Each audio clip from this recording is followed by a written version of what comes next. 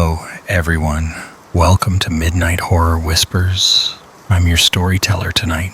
I know many of you listen to these stories to fall asleep. So before you drift off, take a moment to like the video and subscribe to the channel. Do it now, so you won't forget later. And just before we begin, leave a comment. Where in the world are you listening from? What time is it for you? Now, close your eyes, settle in, and let the whispers guide you into the dark. Story 1. I've never been into horror. Not movies, not games, not even Halloween. I don't enjoy being scared. But sometimes, fitting in means pretending. Laughing at jokes you don't find funny, going along with things that make your skin crawl. Just to be part of something. High school's like that. Blend in first, survive later. I guess that's how I got caught up in all of this. I didn't like horror, but my so-called friends loved it. And I think they liked watching me squirm even more. They'd laugh whenever I flinched, tease me when I couldn't finish a scary game. I knew it. I let it go. Because being excluded is worse. That weekend they came over to my apartment. I was supposed to be home alone. They were trying to download a horror game, one of those obscure titles that aren't even on Steam, the kind you have to find through forums. But the link they clicked didn't lead to a game. It took us to a strange website. Looked like a map, dotted with hundreds of red pins scattered across cities and neighborhoods. Each pin was clickable, and each one opened a real photo. Real locations, real people, real deaths. Suicides, the site said. The images were horrifying. Lifeless bodies on rooftops, in bathtubs, beneath bridges. I asked if this was even legal. No one answered. They just kept scrolling, clicking, zooming in. They were fascinated. I kept my mouth shut. I wanted to say something, but I didn't. I didn't want to be the buzzkill. At the top of the site, in small gray letters, there was a line, "Please read the rules before usage." Of course, no one did. Someone figured out you could add your own pins to the map. Not red, like the original ones. These were yellow. They started dropping them randomly, laughing about it. They picked addresses from memory, from Google Maps, from places they'd passed by on the bus. 5 or 6 pins in total. Then one of them had a brilliant idea. "Yo, Alex," he called, grinning. "Check it out." He zoomed in to my street, my building, and he pinned my apartment. Everyone laughed. So did I. Sort of. Even though my gut twisted like I was being tied into knots. Eventually they left. Said they'd stay the night but bailed last minute. I didn't argue.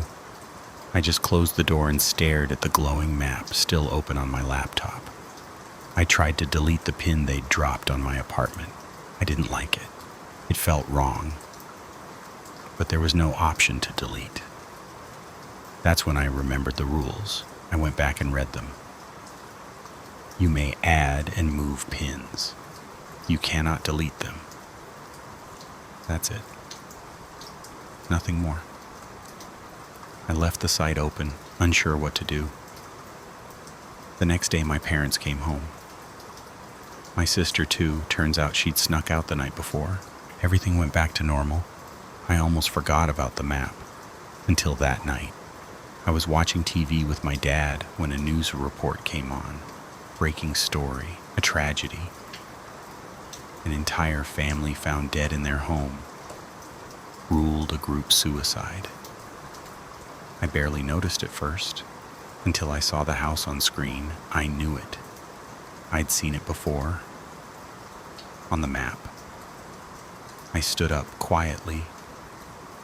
Walked to my room, hands trembling. Opened the site.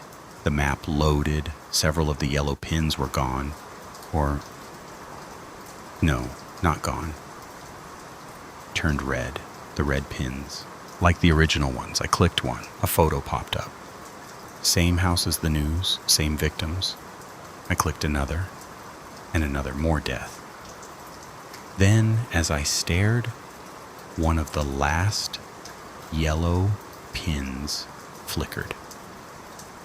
Then turned red. Only one yellow pin remained. Mine. I clicked it. The photo loaded slowly. My breath caught in my throat. It was a photo of me sitting at my desk, right then, right now. I turned slowly toward my window. The curtain moved. Not much, just a soft shift, like someone breathing. I got up, drawn forward by something I couldn't explain. I pulled the curtain open. She was there. A girl, standing just outside the glass, 14 floors up. Her hair clung to her face, wet from fog or sweat or something else. Her smile was soft, gentle. "I'm sorry for peeking," she whispered. "But can you help me? Please, let me in." My voice shook. How did you climb to the 14th floor?" Her face twitched, and she lunged. I slammed the window shut just before her fingers touched the frame. Locked it. She started pounding, screaming through the glass. "You have to die! You pinned the location! You have to die!" Her eyes were wild. Her mouth stretched too wide, like her skin didn't fit her skull. I backed away, heart racing. Then I remembered the rule. You can move pins. I spun to my laptop, opened the map, grabbed the yellow pin on my apartment, and dragged it. Anywhere. Just away from here. The pounding stopped. I turned slowly. She was still there, but smiling, peaceful. Then she turned, crawled down the building like a spider, and vanished. I collapsed into my chair, gasping, sweating. I looked at the screen. The pin now hovered over an unfamiliar street. An orphanage. I stared at it, horrified. Then I moved it again. To the house of the friend who had pinned me in the first place. A few days later, the news reported another family suicide. Same cause. I felt sick. I didn't want this. I didn't want anyone to die, but I didn't want to die either. I started searching for more info on the site. It was mostly junk. But there was one line that stood out. When a specific address is pinned, all current residents will die. It will be ruled as suicide. That's when it hit me. This isn't a game. This is murder, paranormal murder. The worst part is, I'm part of it now. I killed someone. Maybe more than one. I still go back to the site. I check the pins every day. I make sure no one's moved one back to me. Because if they ever do, I don't think I'll survive her a second time. Story 2. I saw her for the first time in math class. She was new, radiant, the kind of person who didn't need to say anything to draw a room's attention. Even at 6 years old, something inside me screamed that she was important, that she would mean something one day. I didn't have the vocabulary then to call her my soulmate, but that's what she was. I stood there in front of her, blushing so hard I could feel the heat from my cheeks to my ears, fumbling over half-formed sentences before giving up and walking away. I didn't speak to her again for 20 years. Through school, I watched her from afar, always just a few steps behind, too cowardly to speak up, too enthralled to look away. And when we graduated, I thought that was the end of it, that I had let the greatest chance of my life slip through my fingers. But then one Thursday in August, everything changed. I was working a regular day at the insurance office, the kind of job that numbs the soul slowly over time. Maybe it's fate. Maybe it's just cruel coincidence. But there she was, walking in like time hadn't dared touch her. Her eyes had the same quiet depth, her smile the same easy grace. She sat across from me, her hands folded tightly in her lap. She explained that her husband had passed away and she needed to collect the life insurance check. My heart ached for her, not just for her loss, but for the years that man had stolen from me. A dark thought slipped into my mind, a whisper I tried to ignore. My turn. I processed her paperwork, acting like any other employee, but before she left, I quietly copied her contact info onto a scrap of paper and slid it into my pocket. I told myself it was in case she needed further assistance. Days passed, then weeks. I'd hover my thumb over her number on my phone, rehearsing what I'd say, but I never pressed call. And then one day in November, my phone rang. It was her. I hadn't saved her number, but I knew it by heart. I answered with a shaking hand and a cracked hello. What followed was the sound of her crying, not just crying, breaking.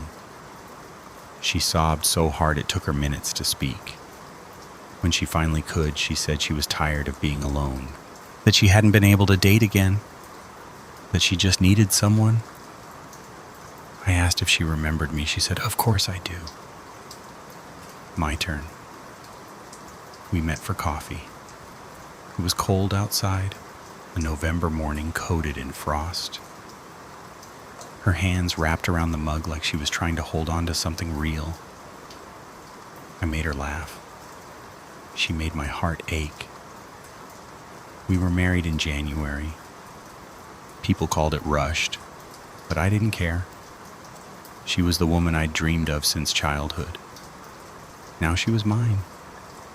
For the first 5 years, it felt like a fairy tale. Our home was warm. Her smile made everything better. But perfect things don't stay perfect. Not for long. It started with a girl, just a girl, maybe 17, maybe 18, who came into the office for car insurance. Toward the end of the meeting, she called me cute. A harmless comment. I laughed it off, thought nothing of it. But that night at dinner, Ella, my Ella, wasn't eating. She stared at her phone. Then, without looking up, she slid it across the table to me. "Who's this?" she asked, her voice cold and flat. On the screen was a CCTV still from the office, the girl smiling at me from across the desk. I blinked, confused. "Just a client," I said. "Car insurance." She tapped the screen. The still image turned into a video. The girl's voice filled the room. "You're kind of cute." The air turned to ice. "It's nothing," I stammered. "She's just a kid." I looked up. Ella's eyes were like twin blades. "Ugly girl," I added quickly. "Dumb, probably desperate." It felt wrong. It tasted like poison in my mouth. But I'd say anything to make Ella smile again. And she did, just a little. "Good," she said, and went back to her meal. I was shaken. I couldn't eat. But I forced down bite after bite until I noticed something that froze me mid-chew. A hair, long, golden.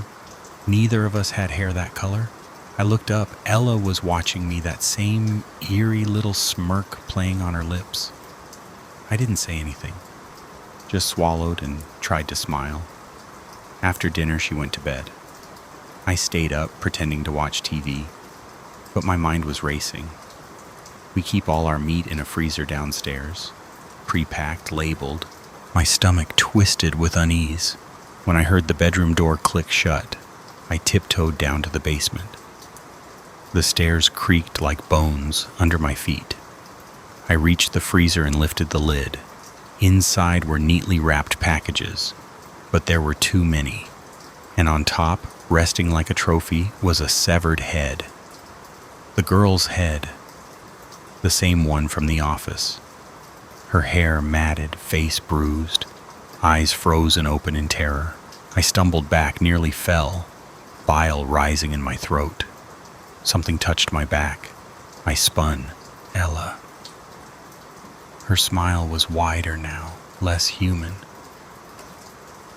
"You're mine," she whispered. "Don't be like Greg." My breath caught. "Greg," I managed. "My husband," she said sweetly. "The one before. He strayed." I felt sick. She stepped closer, touched my cheek. "I don't want to be alone again." The words weren't pleading. They were a warning. I nodded, numb. "Yes, dear." That seemed to satisfy her. Her face softened. She took my hand. "Come to bed," she said. And I did, because I didn't know what else to do. She curled into me like nothing had happened, like we were just a regular married couple, like she hadn't just confessed to murder. I lay there, wide awake, listening to her breathe. I thought about running, about calling the police, but her voice echoed in my head. "Don't be like Greg. I don't want to be alone again." That was months ago. I've said nothing. I've done nothing. I go to work.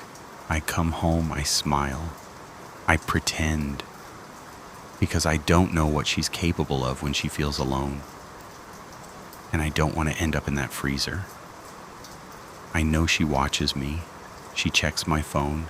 She's always asking questions. Always smiling. That same perfect smile that once made me fall in love, and now makes my blood run cold. I'm recording this just in case something happens. If you find this, please understand, I didn't mean to be part of this. I didn't want any of it, but I was too late to stop it. And now I'm too scared to leave. She's my soulmate after all. My perfect dream. My perfect nightmare. Story 3. I never minded babysitting for Amy. She lived just across the hall in our apartment complex. Single mom, always polite, always grateful. Her daughter Emma was 5 years old. Small for her age, quiet, and for the most part well-behaved. She had her quirks, sure, like most kids, but she was sweet in that way where you kind of forget how eerie silence can be when it comes from a child. I watched her maybe once or twice a week when Amy worked late. Emma would spend most of the time playing with her dolls or carefully setting up her little tea set, arranging tiny cups and plastic pastries with an intensity that almost felt ritualistic. Sometimes she'd pout and flip the plastic table if one of the dolls misbehaved. But it was harmless, or at least I thought it was. It started with a whisper. She'd tug gently at my sleeve and ask, "Can you check the peephole and see if Danny is here?" The first time she asked, I chuckled and figured it was part of a game, some imaginary friend coming to her little tea party like Mr. Teddy or Princess Cupcake. So I humored her. Walked over to the door, peeked through the peephole. Nothing. Just the hallway. Quiet, empty, same brown carpeting, and dim light as always. "Nope," I said. "No Danny." She'd nod solemnly and go back to her tea party. This became a habit. Every time I babysat, she'd eventually stop playing, look up with those wide eyes and ask me to check for Danny. And every time I saw nothing, just an empty hallway. Then Amy would return, thank me with her usual tired smile, and I'd head home. One evening, as she walked me to the door, we chatted a bit, and I casually mentioned the Danny peephole game. Just a passing remark, but her expression changed instantly. Her smile vanished. Her voice lowered. "Alex," she said slowly, carefully. "Please, don't do that anymore." I blinked. "What do you mean?" "The peephole thing," she said. "I'd rather you not encourage it. It's just a phase. Something I want her to grow out of." She didn't elaborate, just rubbed her arm and looked away. I nodded, but something about her tone stayed with me. Something cold, something scared. The next night I was back. Emma was calm at first, playing with her dolls again. I watched from the couch, reading quietly, but her mother's warning echoed in the back of my mind. Then, as expected, Emma looked up at me, her voice soft but serious. "Alex, can you check if Danny is here yet?" I paused. "Emma, you know Danny isn't real, right?" Her expression darkened. "He is real. I invited him." "Sweetheart, he never comes. It's just pretend." But she wouldn't have it. She stood up, her little fists clenched. "Please, Danny is here. I told him to come." And then she exploded, screaming, throwing her tea set, the plastic cups bouncing off the walls. She pulled at my shirt, slapped at my arms with her tiny hands, and for the first time I felt something like fear, real deep fear, not from her strength, but from the intensity of it, from the way her eyes shone with desperation. Okay, I said quickly, kneeling down to her level, holding her wrists gently. "I'll check, just calm down." She stopped instantly, sat down, smiled, as if none of it had happened. I walked to the door slowly, and the closer I got, the more the air seemed to press down on me. Heavy, thick, as if something was waiting on the other side. I swallowed hard and half joked, "Mr. Danny, are you there?" Silence. I turned my head slightly. "See, Emma, no one's..." Knock. One sharp knock from the other side of the door. My heart nearly stopped. I stepped back instinctively. Emma, sitting behind me, calmly said, "Mr. Danny doesn't say anything. You have to peek." I stared at the peephole. My hand hovered near it. Something in me screamed not to move closer. But I did. Slowly. 2 fingers rising to rest against the cool metal ring. And just as I leaned in, A screwdriver shot through. It punched straight through the tiny opening in the door, grazing the skin along my hand, slicing it open. Blood sprayed across the wood. I screamed and stumbled back. Emma clapped her hands, laughed. "Danny's here! Danny's here!" I stared at the door, at the metal point sticking through like a twisted invitation. My hand throbbed. I didn't say another word for the rest of the evening. I just sat close to Emma, silently bandaging my hand with paper towels from the kitchen, watching her, watching the door. When Amy returned, I pulled her aside. My voice trembled as I asked, "Who is Danny?" She froze. Her smile faded. Her shoulders slumped. "Danny," she said finally, avoiding my eyes, "was my husband." A pause. "He died a year ago. Car accident. Emma doesn't know. She kept asking when he'd come home, so I told her maybe someday, just to ease her mind. It was a stupid lie. I didn't think she'd still remember." She laughed nervously, like she was trying to brush it off. But I couldn't. I didn't know how to explain what happened. I just nodded, left, and I never went back. I stopped babysitting altogether. I couldn't bring myself to walk past her door again.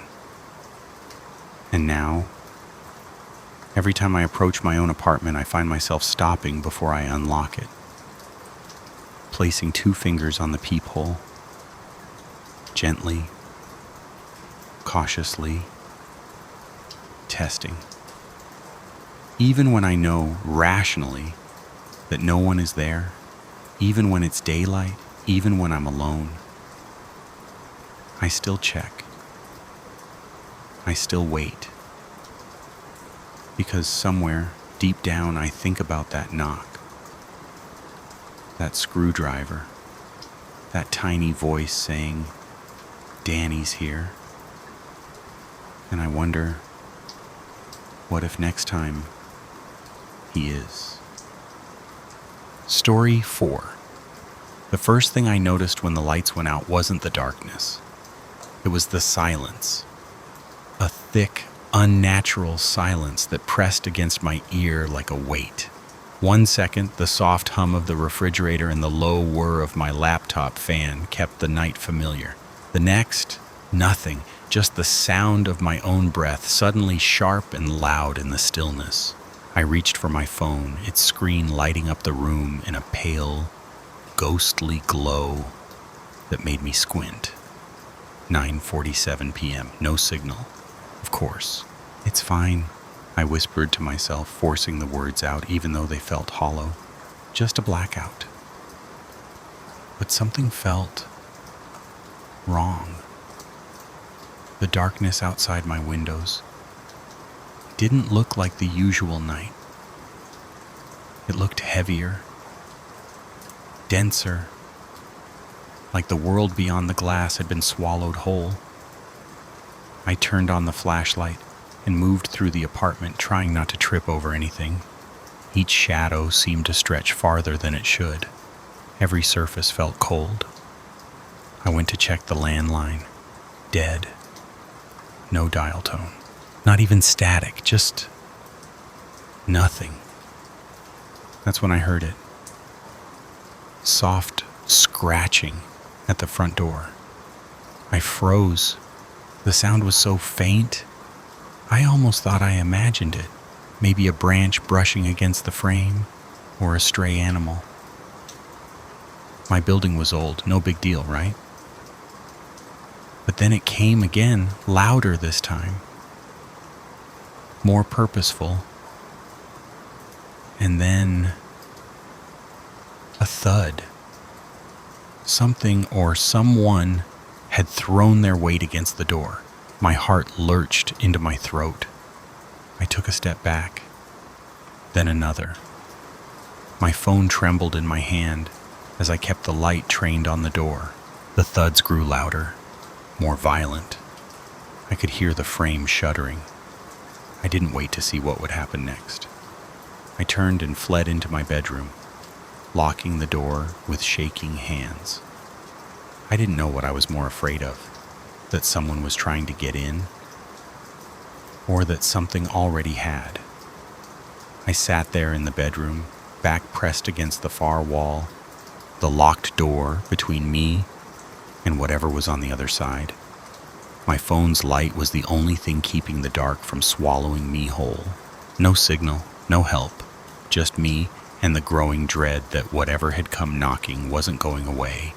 Then silence. The banging stopped, as if the thing had simply lost interest. But silence, I'd learned, wasn't comforting anymore. It was worse. Because in the quiet, I could hear them. Footsteps. Slow, deliberate, creaking across the hardwood floor of my living room. I clamped my hand over my mouth to stop the sound of my breath. Each step brought it closer. It wasn't rushing. It didn't have to. It knew I was cornered. It was savoring the moment. Then came the voice, low, raspy. Too close. "I know you're in there," it said, almost sing-song. "Why don't you come out and play?" I couldn't move. My body had turned to ice. My thoughts scattered in panic. But somewhere inside me, the instinct to survive kicked in. I turned toward the window. It was old, jammed, barely used, but it was my only way out. The doorknob began to rattle behind me, metal scraping metal. Now, the voice cooed. "Don't be rude. I've come all this way to see you." I grabbed the window latch, my fingers clumsy and slick with sweat. I pushed. Nothing. I pushed harder, teeth clenched, panic flooding every nerve. Behind me, the door shuddered with a blow, then another. My phone clattered to the floor, light spinning wildly across the walls. Finally, the window groaned open. A gust of night air rushed in, carrying the sharp scent of rain and something else. Something foul and rotten. I didn't look back. I couldn't. I threw one leg over the sill, then the other, scrambling out onto the fire escape just as the bedroom door burst open. Splinters flew. From the corner of my eye, I saw it. Tall, impossibly thin, its limbs too long, its eyes burning like embers in the dark. And that grin. That twisted, hungry grin stretched across its face like a wound. I ran. The fire escape groaned beneath my feet as I bounded down the steps, every metal clang echoing like a scream. Behind me, I could hear it moving, its breathing ragged, eager. The rain made everything slick. I slipped on the last flight, barely catching myself. Something cold grazed my back, fingers maybe. I didn't look.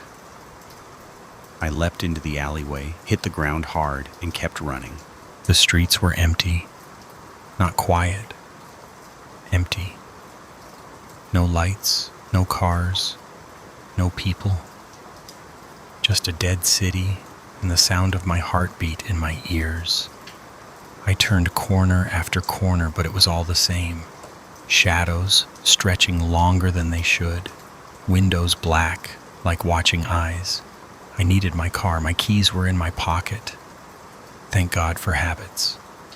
If I could just reach it, I could escape. I ran like I'd never run before. I didn't even know where I was going, only that my legs had to keep moving. Then, somehow, like a miracle, I saw it. My old sedan parked crooked at the curb, headlights catching drops of rain, a lifeline. I fumbled with the keys, hands trembling.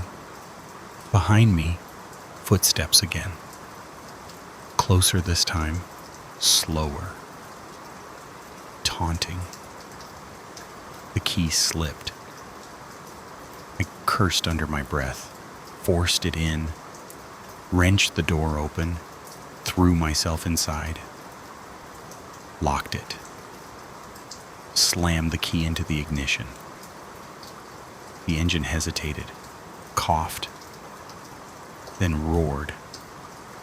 I didn't wait. I hit the gas. In the rear view mirror, I saw it. Standing in the middle of the road, watching. Its head tilted just slightly like it was amused. That grin still plastered on its face. Even through the rain, through the blur, I could see it clearly. It wasn't done. I drove for what felt like hours. No destination, just away. The farther I got from the city, the more the tension in my chest eased.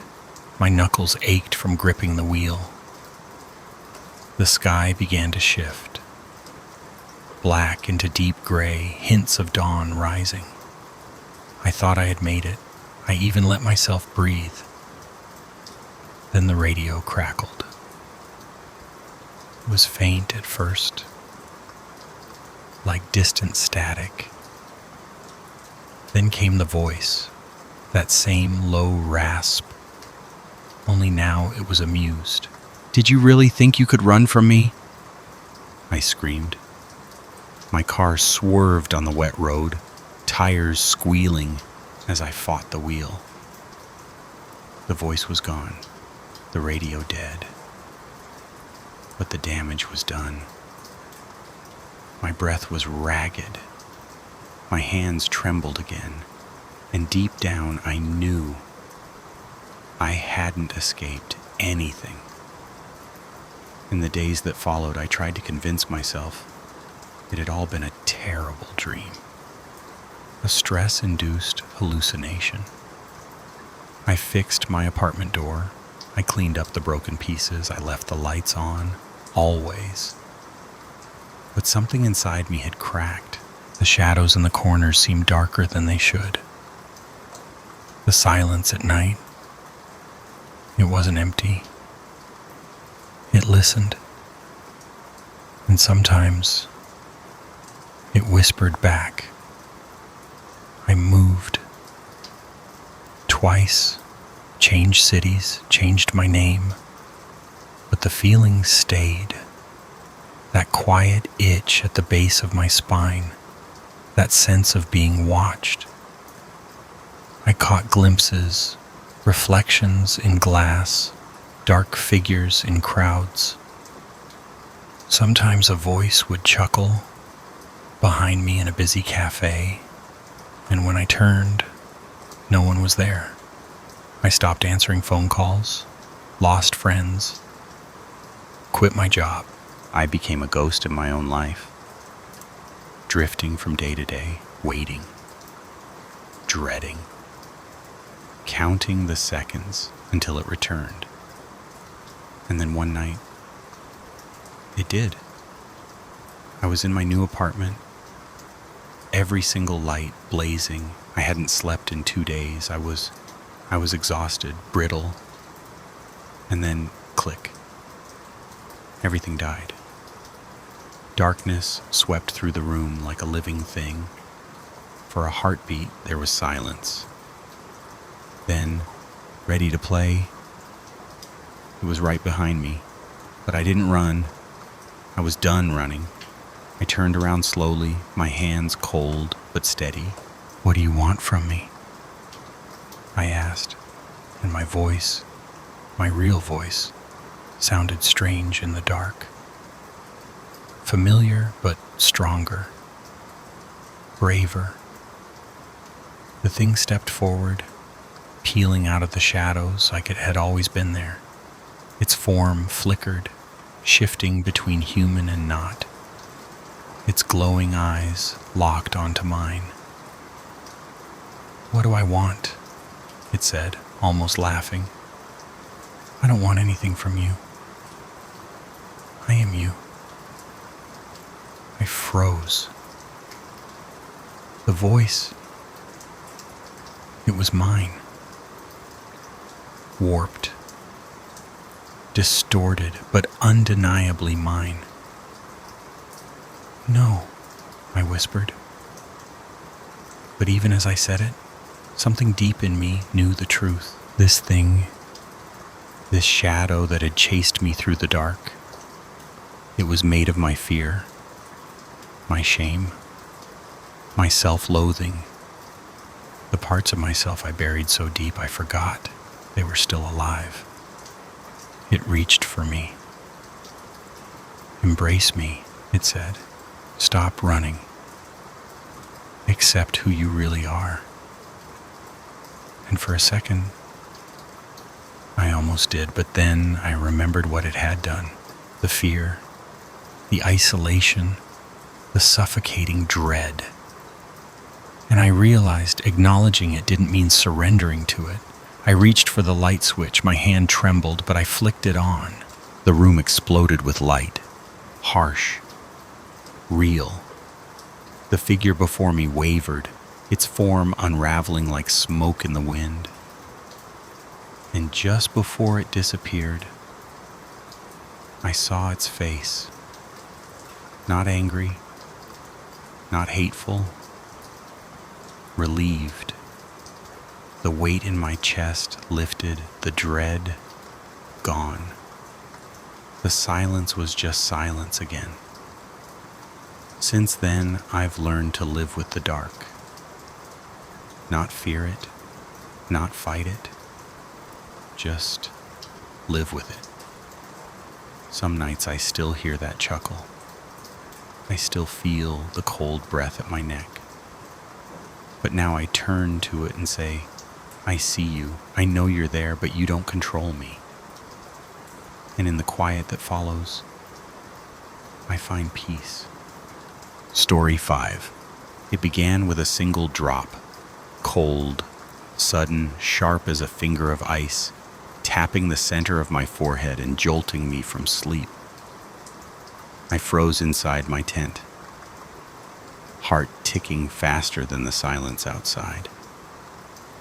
The Iowa wilderness was still, too still. No wind, no rain, just the hushed rustle of distant leaves and the occasional call of a night bird, like a breath held too long by the forest itself. Then came another drop, heavier. It slapped the fabric of my tent with a wet sound that made no sense. The sky had been cloudless when I went to bed, stars so clear you could count the gaps between them. I unzipped the flap and peered out, half expecting to find a summer storm rolling in from the hills. But the canopy above stretched black and endless, untouched by clouds. And yet, something was falling. Droplets shimmered as they descended through the branches, tiny silver glints in the moonlight. I stepped outside, barefoot, and felt the forest floor damp beneath me, not with dew, not with rain, but with something else, something wrong. Then the smell hit me, not the clean scent of fresh rain on soil, no, this was chemical, artificial, sweet and earthy in a way that clung to the throat and curled in the stomach. It was shampoo. Yes, shampoo, falling from the trees like tears shed by the forest itself. I stood there in disbelief as one of the drops landed on my shoulder, then another on my bare arm, and still another on the tent behind me, all with that same uncanny floral meets mud scent. There was no storm, no prank, no easy logic to reach for, just this, a soft rain of impossibility in the middle of nowhere. And that's when I made the first mistake. I followed it. Each drop seemed to lead deeper into the woods. A trail marked not by footsteps or broken branches, but by the rhythm of falling shampoo from an unseen source. One drop every few steps, like breadcrumbs in a fairy tale. Only this trail didn't lead to candy houses or witches. It led somewhere else. And even then, some part of me knew I shouldn't have followed it. But curiosity has teeth. And that night it bit hard. The trail didn't just continue, it thickened. The further I walked, the more frequent the drops became, until it wasn't just scattered patters on my skin, but a steady, fragrant drizzle. By now, the forest no longer felt like forest. It felt like something watching, breathing, guiding. That's when I saw it. Tucked between two rising mounds of earth, the entrance appeared. Not like something carved by nature, but as if the ground had torn itself open. A sandstone cave, wide-mouthed and yawning, like an old wound in the hillside. The strange rain of shampoo had pooled at its threshold, dark and glistening, flowing inward like a stream being fed by the trees above. And then came the sound. Laughter. At first it was distant, almost innocent. A muffled giggle like a child playing hide and seek just out of sight. But as it echoed through the cavern, it twisted, warped. It gained an edge. Half joy, half hysteria. It wasn't welcoming. It was aware. And it was amused. I should have turned around. I should have walked away right then. But you know how curiosity works. It doesn't ask for permission. It pulls you forward. Inside, the air was thick, damp, and clung to the skin like wet cloth. My fingers traced the walls, smooth curves of ancient sandstone, cold and oddly soft, like something that had been touched too many times. The laughter bounced between the stone, never seeming to get closer, but never truly fading. Then I stepped on something. A crunch? Plastic, maybe? I reached down, fingers brushing against a familiar shape. I held it up, confused. A hairbrush? A drugstore paddle brush? Except the bristles were caked in moss. Twigs, something else. It stank of the same unnatural mix of earth and chemicals that still lingered on my skin. I dropped it, instinctively wiping my hand on my pants. But the floor wasn't empty. More brushes, dozens, scattered like breadcrumbs or relics from some ritual I couldn't begin to understand. All shapes, all sizes, their handles worn, their heads stained. It felt like I'd stumbled into the aftermath of something sacred or forbidden, a place not meant to be entered by anyone who still belonged to the waking world. The laughter grew louder, closer, too close. Panic surged. I ran. My shoulder slammed against the wall. I reached for the cave mouth, but the path I had entered seemed longer now, twisted, stretching like the dream you can't wake from. I stumbled through the dark, chased by laughter that didn't want me gone, but wanted me changed. And in that moment, I understood. This cave wasn't just hiding something, it was growing something, preparing something, and I was already part of it. When I finally burst out of that cave, lungs screaming for air, I expected relief.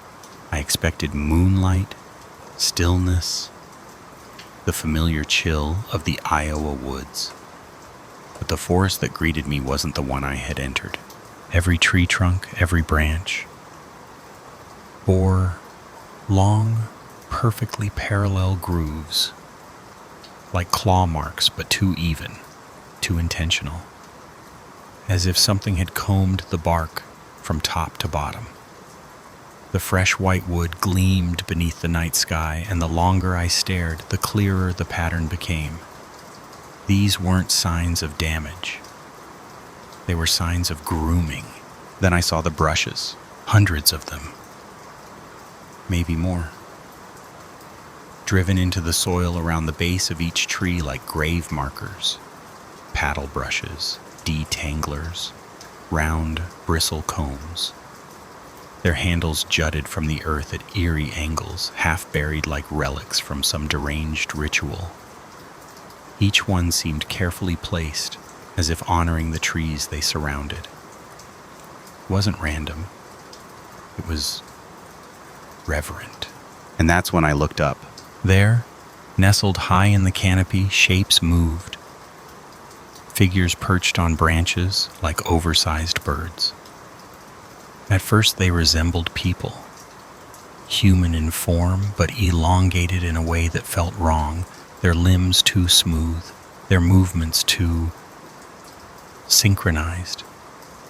Each of them held a brush, and with slow, practiced motions, they combed the trees. Yes, combed the trees. Bark, branches, leaves. Each stroke deliberate, methodical, almost loving. They were styling the forest. A soft giggle floated down, then another. They were laughing. Not cruelly, not maniacally, but gently. Like they were enjoying themselves. Like this was the most peaceful work in the world. Watching them, it felt like I was intruding on something sacred, something I was never supposed to see. One of them paused. It turned its head, slowly, smoothly, and looked directly at me. Even in the shadows, I saw the gleam of teeth in what could only be described as a smile. And then, like a neighbor catching your eye over the fence, it waved. Just waved. My blood turned to ice. I didn't wait to see what came next. I ran. Again. But this time, I didn't feel like I was escaping. I felt like I was being released. And behind me, the brushes kept moving.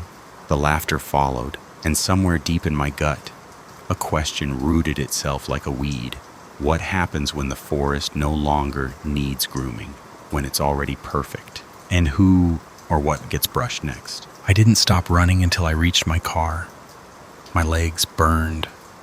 My chest felt like it might split open, but the real pain, the deeper ache, wasn't in my body. It was in the sense of being watched. Like eyes were peeling back my thoughts as I moved, following every panicked footstep through the trees. The laughter still echoed faintly in my ears. Even when the night had gone silent again, I turned the key. The engine roared to life, like a miracle. Headlights cut through the dark. I threw the car into gear and peeled out, gravel spitting under the tires. But even as I fled, I couldn't stop myself from looking back. That's when I saw it. The forest wasn't just touched, it was transformed. Acres upon acres of trees, all combed in those same deliberate lines. The brush marks glinted in my headlights like furrows in sacred ground. Around the roots, hundreds, thousands of hairbrushes gleamed like tiny gravestones. And in the trees, they were still there.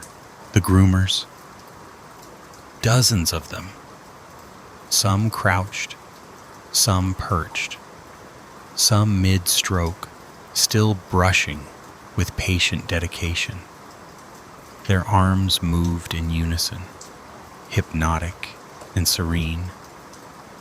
As I drove past, they paused, not to attack, not to chase, but to wave. All of them, just waving. I didn't sleep that night, or the night after, but on the third day something changed.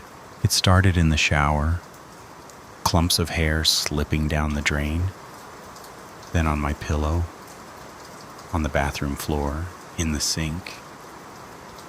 By that evening, I could see the patches on my scalp, circular, spreading, like something inside me was giving way. The doctors found nothing, no illness, no imbalance, no answer. Just their eyes, full of concern they couldn't name. But I already knew. Because that night, the dreams began. I wasn't on the ground anymore. I was above, in the canopy, my fingers wrapped tight around a glistening brush, moving through branches that sighed under my touch. The scent of that strange shampoo filled the air, rich, chemical, earthy. My companions were beside me, their laughter soft and satisfied as we worked. It felt good, purposeful. Each stroke of the brush brought calm, brought clarity, brought beauty to chaos. I didn't question why I was there. I only wondered why it had taken so long to return. And now so. Sometimes, in the quiet hours of the night, I still catch myself humming, the rhythm of brushing echoing in my chest. Sometimes I wonder if my place is still waiting for me, high above the ground, in a forest that never sleeps, among the ones who never stop. It's been weeks now. My hair, it's nearly gone. Not from age or sickness, but in slow, deliberate surrender. Each strand that falls feels less like loss and more like an offering, a trade, a shedding of something human. The doctors have given up. They say it's stress, genetics, maybe even autoimmune. But none of their words matter anymore. Because I know the truth. The scent never left me. That strange, earthy sweetness. The smell of loam mixed with chemicals. Forest floor soaked in synthetic dew. It follows me. I wake with it on my pillow. I catch it in my clothes. Sometimes I smell it in places I know it shouldn't be, like my office chair or the passenger seat of my car. And the song, it came without words, a slow rhythmic melody, like brushing. Forward and back, forward and back. I hum it without realizing, sometimes while I'm eating, sometimes in the shower, always in the shower. It's not a song I learned, it's one I remembered. And sometimes late at night, I catch myself looking out the window. Not at anything in particular, just at the trees, wondering, are they grooming the woods again tonight? Are they waiting for me? There's a longing now, something that goes deeper than curiosity, deeper than fear, a need to climb, to perch, to take the brush, to join them where the air smells like wild things and ritual, where every branch whispers secrets and every stroke brings peace. I've started dreaming again. In those dreams, I'm not human. I'm part of something greater, older. I'm high above the earth, brushing bark and untangling leaves, smoothing chaos into symmetry. And it feels right. It feels like purpose. My companions laugh softly as they work, and I laugh with them, though I no longer know what's funny. I think the forest changed me, or maybe it revealed something that was always there. And now when the wind moves through the trees outside my bedroom, I swear I hear them calling, not loudly, not with urgency, just a gentle reminder, an invitation. One day soon I might accept it. After all, my hair could use a good brushing. Story 6. The GPS blinked out the moment I turned onto the unmarked dirt road, 1 second confidently guiding me through the winding back roads of Pennsylvania. The next, static and silence. I tapped the screen, muttering in frustration, but it remained dark, lifeless. Great. I glanced around, surrounded on all sides by dense forest, the late afternoon sun barely penetrating the thick canopy above. Shadows stretched long and unnatural across the narrow path, as if the trees themselves were reaching for the car. I was already late for my cousin's wedding, and the thought of backtracking through an hour of winding, unmarked turns filled me with dread. So I pressed forward, telling myself this road had to lead somewhere, even as a cold knot began to form in my stomach. The further I drove, the more suffocating the woods became, their silence unnerving. No birdsong, no rustle of life, just a heavy stillness that made the hair on my arms rise. Then, just as I began to consider turning back, the trees parted.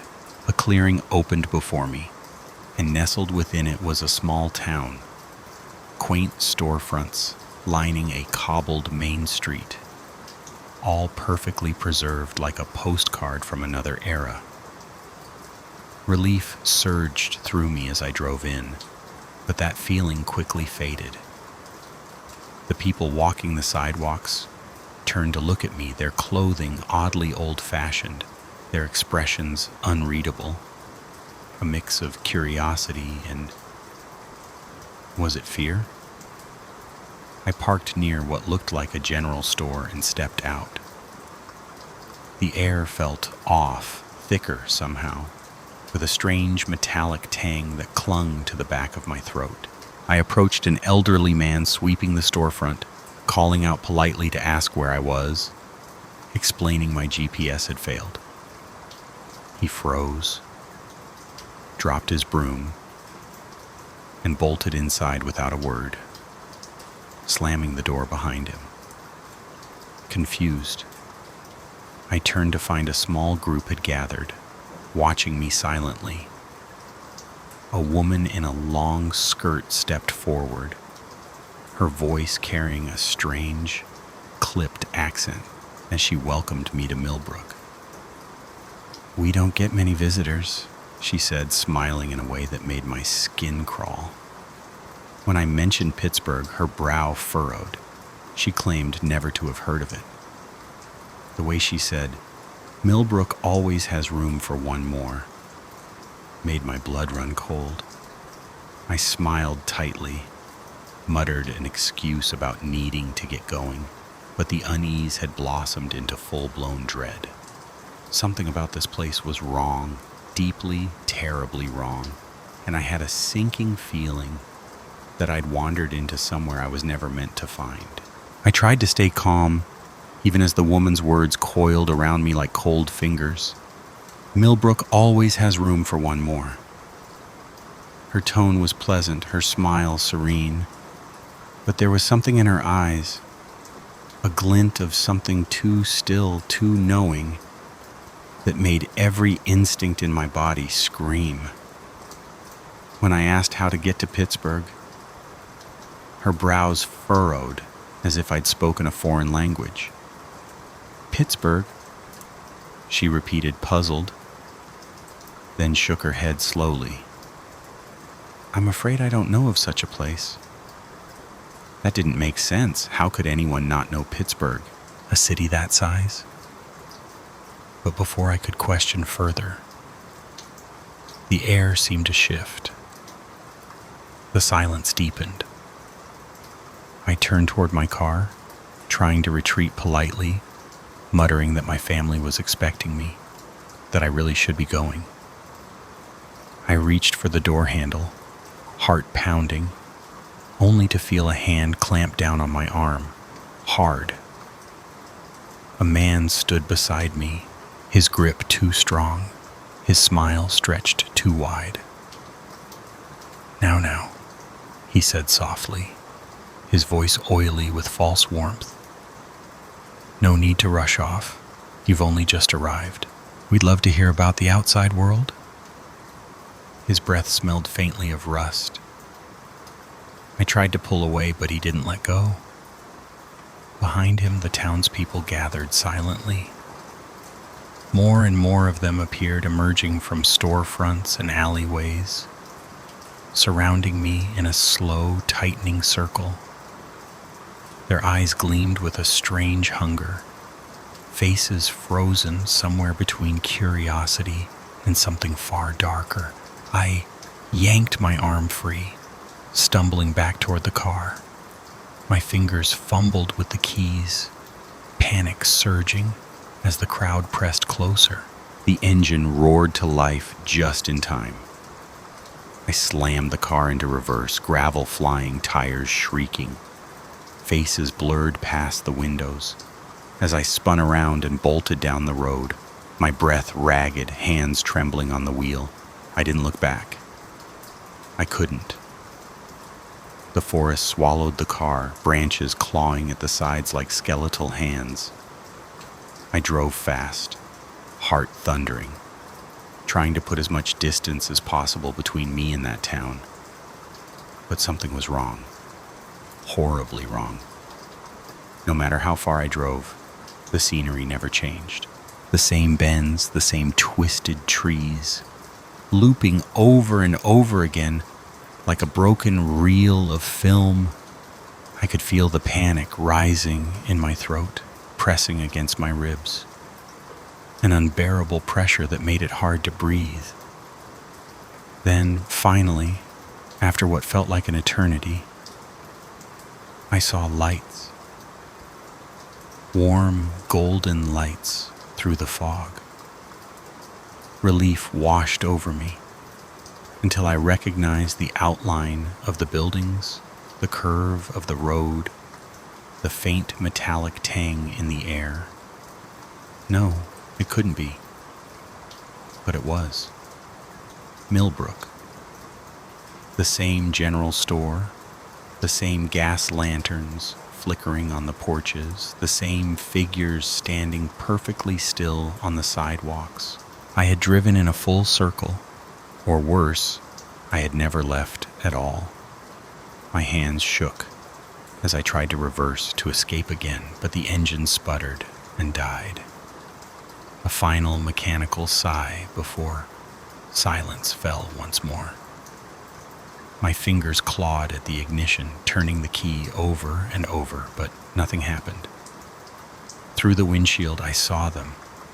Every face I had passed earlier, now bathed in shadow, their eyes reflecting the headlights like the eyes of animals.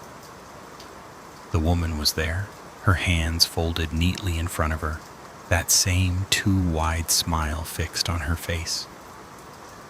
"You see," she said, her voice somehow carrying through the closed windows. "Millbrook always has room for one more, and once you're here, you can never leave." I slammed my hand on the lock button, though I knew it was useless. This wasn't just a town. It was something else, something ancient and patient, something that had been waiting. And now it had me. I don't know how long I sat there, gripping the wheel with white-knuckled desperation as the engine coughed its last breath and died. But the moment I looked up and saw them approaching again, I knew I had to act.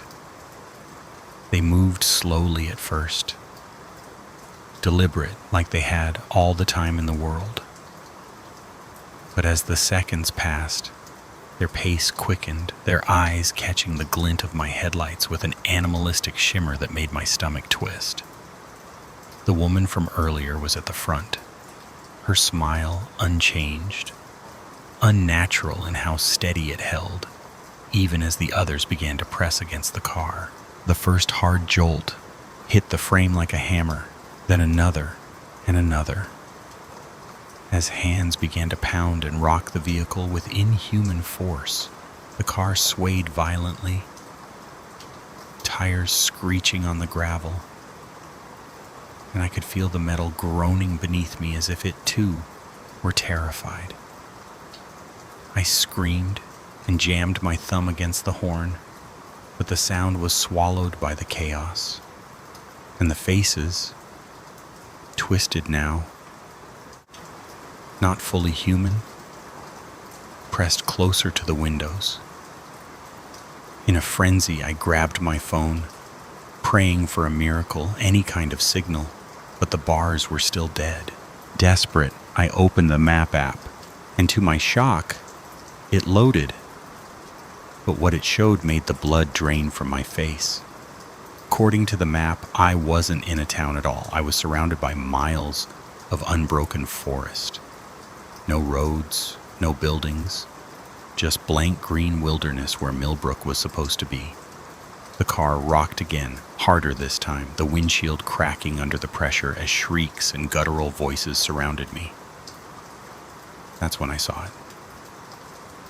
Out of the corner of my eye, at the far edge of the town, just beyond the last line of houses, a shimmer, faint and pulsing, like heat rising from asphalt on a summer day, except the air was cool and still.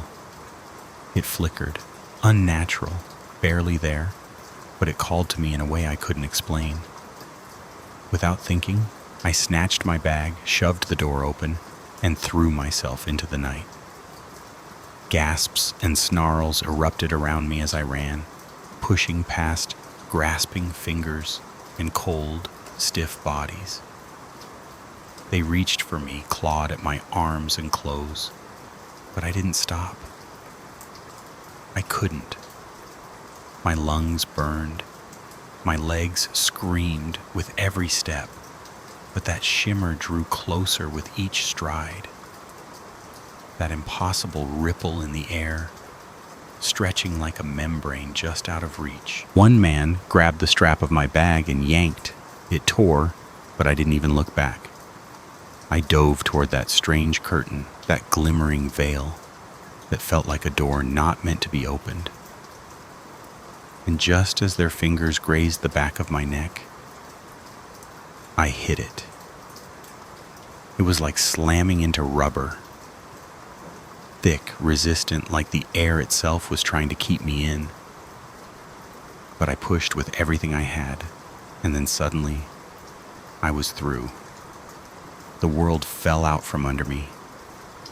I tumbled down a steep embankment, twisting, rolling, the night spinning in a blur of earth and sky. When I finally hit the bottom, I lay there gasping, bruised and breathless, staring up at a sky that suddenly felt real again. Far above, headlights swept past, and I heard it.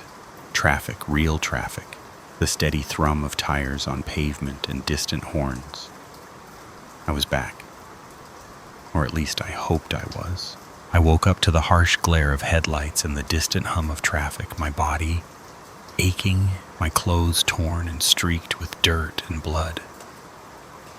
The cool night air stung my skin as I pulled myself upright, realizing I was lying on the side of a highway. The forest I'd come from, looming behind me like a black wall. A car had stopped, and an older man leaned out the window, his face lined with concern, asking if I was all right, if I needed help. I could barely nod, too overwhelmed to speak, but I climbed in, grateful just to be anywhere else. He offered me water, warmth, and patience as I tried to explain what had happened. Though I left out the parts that couldn't be real, the town that didn't exist, the eyes that glowed in the dark, the voices that echoed from mouths that didn't move. He nodded kindly, probably thinking I'd gotten lost in the woods and panicked, maybe hallucinated from exhaustion. I didn't correct him. I didn't want to see the way his expression might shift if I told him the truth, or at least the truth as I remembered it. As we drove, the lights of the real world grew closer, and with them came a strange blend of relief and unease, as if I'd stepped out of a nightmare only to carry a piece of it with me. Even now, years later, I can still feel the cold grip of that place clinging to me in quiet moments. I avoid back roads whenever I can. I keep my GPS updated religiously. I tell someone where I'm going, and I never, ever take unfamiliar turns, no matter how short the detour. Because I know what I saw. I know I wasn't meant to come back. And somewhere, out there in the dark spaces between the highways and the maps, hidden beneath the trees and time, Millbrook is still waiting, watching, always ready to welcome one more story. The map crumpled in my trembling hands, useless now under the weight of panic clawing at my chest. The trail was supposed to loop, an easy hike, in and out before sunset. But the sun was sinking low and nothing looked familiar anymore. Shadows stretched long across the underbrush, and the dense forest around me pressed in like a living thing, suffocating and watchful. I had always trusted my instincts, prided myself on a solid sense of direction. But that confidence had dissolved into a sickening knot of fear. I turned in slow circles, hoping some landmark would anchor me, some hint of the path back to the campsite. But every tree looked the same, tall, gnarled, indifferent. The silence was unnatural, as if the forest were holding its breath, waiting. Then came the sound. A twig snapping somewhere just beyond my sight line, followed by the faint rustle of leaves. My breath hitched, shallow and sharp, my heart hammering against my ribs like a frantic signal. I called out stupidly, my voice cracking in the still air. "Hello?" Silence. Then another snap. Closer this time. I froze, willing my legs not to bolt. It could be a deer, I told myself, or a raccoon. But even as I whispered the lie, I didn't believe it. Whatever was out there moved with deliberation, not the skittish scamper of wildlife. It was coming toward me, slowly, deliberately, and too heavy-footed to be anything I wanted to meet. I took a step back, then another, each movement feeling loud and clumsy. The forest didn't feel empty anymore. It felt like it was watching me, hunting me. The air had changed. Colder now, thicker, humming with something ancient and unspoken. I wanted to run, but couldn't remember where. The fear was growing roots inside me, curling around my thoughts, whispering that I'd never find my way out, that I wasn't alone anymore, and that whatever had broken the twig was still coming. And it knew exactly where I was. Just when I thought the forest would swallow me whole, I saw it. A faint, amber flicker through the trees, too steady to be moonlight and too warm to be imagined. I pushed through the underbrush, branches clawing at my arms, heart thudding with a strange mix of hope and dread. The light grew brighter until it revealed a cabin, weathered and lopsided like it had been there long before anyone remembered building it. Smoke curled lazily from the chimney, and behind a dusty window, a soft glow danced like candlelight. It felt out of place, too welcoming, too perfect. But I was cold, exhausted, and desperate for anything resembling safety. I approached, hesitated only a moment, then raised my hand to knock. But before I could, the door creaked open on its own. He stood there, tall, wiry, his face carved with years of wind and silence. but it was his eyes that held me in place. Pale, unnaturally so, as if they reflected more than just light. "You look lost," he said in a voice like dry leaves rustling in the dark. I nodded, trying to keep my voice steady as I explained what little I could. He smiled, but it didn't touch his eyes. "You're lucky," he murmured. I was just about to eat. Against every instinct screaming inside me, I stepped into the warmth. The cabin was cluttered but cozy, lit by oil lamps and the crackle of a fire. The man, he said his name was John, moved with a kind of practiced stillness, ladling stew into mismatched bowls. It smelled good, rich, and savory, though I couldn't quite place the scent. As I ate, he asked questions, too many of them. Where was I from? Was anyone expecting me? Did I tell anyone where I was going? His gaze lingered, sharp and searching, and every answer I gave seemed to dig me deeper into something I didn't understand. I told myself he was just being kind, just curious, but the way his mouth smiled, while his eyes did not make my skin crawl. After dinner, he offered me a bed for the night. "Woods aren't safe after dark," he said, almost wistfully. "All sorts of things come out once the sun goes down." The way he said "things" chilled me more than the wind outside. But when I looked out the window and saw nothing but the black, suffocating trees, I realized I had no other choice. I thanked him and followed him down a narrow hall, telling myself over and over that I'd be gone by morning, if morning ever came. The bedroom was small, the walls slanted and warped with age, and the only light came from a flickering oil lamp on a crooked shelf, its flame throwing long, jittery shadows that made the room feel like it was breathing. John left me there with a casual "sleep well" and a faint click behind the door that chilled me more than the night air ever could. Something about the sound was too deliberate, final. As I set my bag down and turned toward the bed, my eyes caught on the door again. That's when I saw them.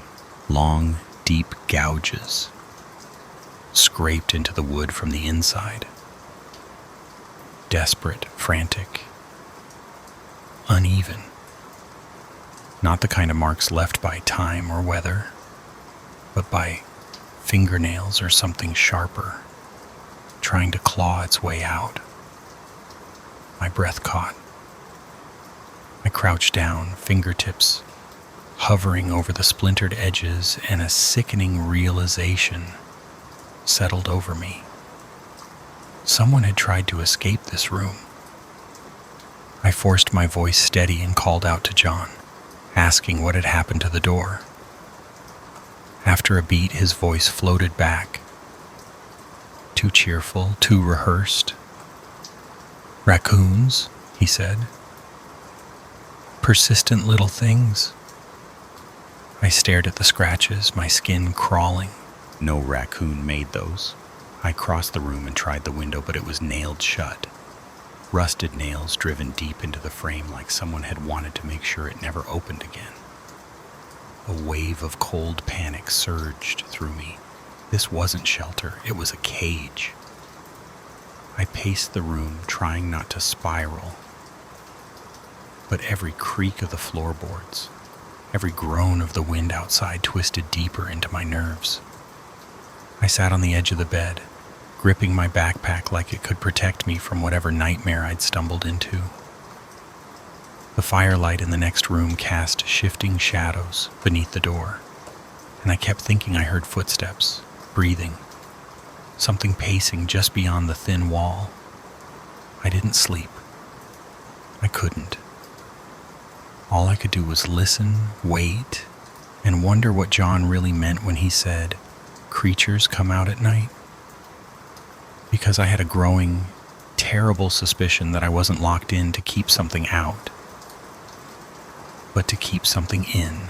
Morning came, though I hadn't slept a second, and when the lock turned and the door creaked open, John stood there with that same smile stretched across his face, like nothing had happened, as if locking me in was just part of the hospitality. He asked if I'd slept well, and I forced a nod, my throat too tight for words. Over breakfast, I tried to steer the conversation toward leaving. Thanked him for his kindness, said I needed to get back, that my friends would be worried. His expression shifted, subtle but unmistakable, the edges of his mouth twitching downward before curling into something colder. Friends? He asked, too calmly. I thought you said you were alone. The pit in my stomach dropped. I stumbled over my response, trying to backpedal, but it was too late. His eyes locked onto mine, pale and unblinking, and his voice dropped low. No one's looking for you, he said. We both know that. I stood abruptly, my chair scraping loudly against the wooden floor, but he moved faster, stepping between me and the door, his lean frame suddenly imposing. I can't let you leave, he said, the smile returning, emptier than ever. It gets awfully lonely out here, and it's not often I have guests. The way he said that word, guests, made my blood turn to ice. I knew then that I wasn't the first to stumble into his world, and if I didn't act fast, I wouldn't be the last. Desperation surged. My fingers found the warm bowl in front of me, and before I could second-guess myself, I hurled its contents at his face. He screamed, reeling back, stew searing his skin, and I bolted. I tore out the door, lungs burning, heart pounding, feet barely feeling the earth as I crashed through the trees. Behind me, his voice thundered, rage and pursuit, and I ran harder, branches whipping my arms, shadows closing in. Just when I thought my body would give out, I broke through the tree line and saw it. A narrow strip of asphalt, a road, real and solid. A car crested the hill and I stumbled into its path, flailing wildly. It slowed, an older couple inside, eyes wide with confusion and concern. I didn't wait. I flung the door open, dove in, shouted for them to drive. As we pulled away, I looked back, and there he was, standing at the edge of the forest, silent, motionless, that terrible smile still etched into his face, like a brand. The police combed the area for days, retracing what little of my path I could remember, but they found nothing. No cabin, no fire pit, no footprints in the dirt, not even a trace of John. It was as if the forest had swallowed it all, erasing every sign of what happened, like it had never existed. But I know it did. I remember the scratches on the inside of that door, the sound of the lock turning, the taste of that strange, rich stew. I haven't gone hiking since. Not alone, not with friends, not at all. Even when the sun is shining and the trails are clearly marked, something in me can't trust the woods anymore. At night, sleep doesn't come easy. I wake drenched in sweat, heart hammering, convinced I've heard his voice again, low, rasping, impossibly close, whispering my name from some shadowed corner of the room that shouldn't exist. I lie there, too afraid to move, until the first light of dawn seeps through the curtains like a lifeline. I keep the doors locked now, double-check the windows, and avoid anything that smells like pine or burns too quietly. Sometimes I wonder if I ever really escaped, or if a part of me is still there, trapped in that cabin, caught in John's watchful gaze. Because deep down, I know I wasn't the first to walk into that clearing, and I won't be the last. Somewhere, out in the thick, dark wilderness, past the places marked on any map, John is still waiting, smiling, patient, and listening for the sound of footsteps.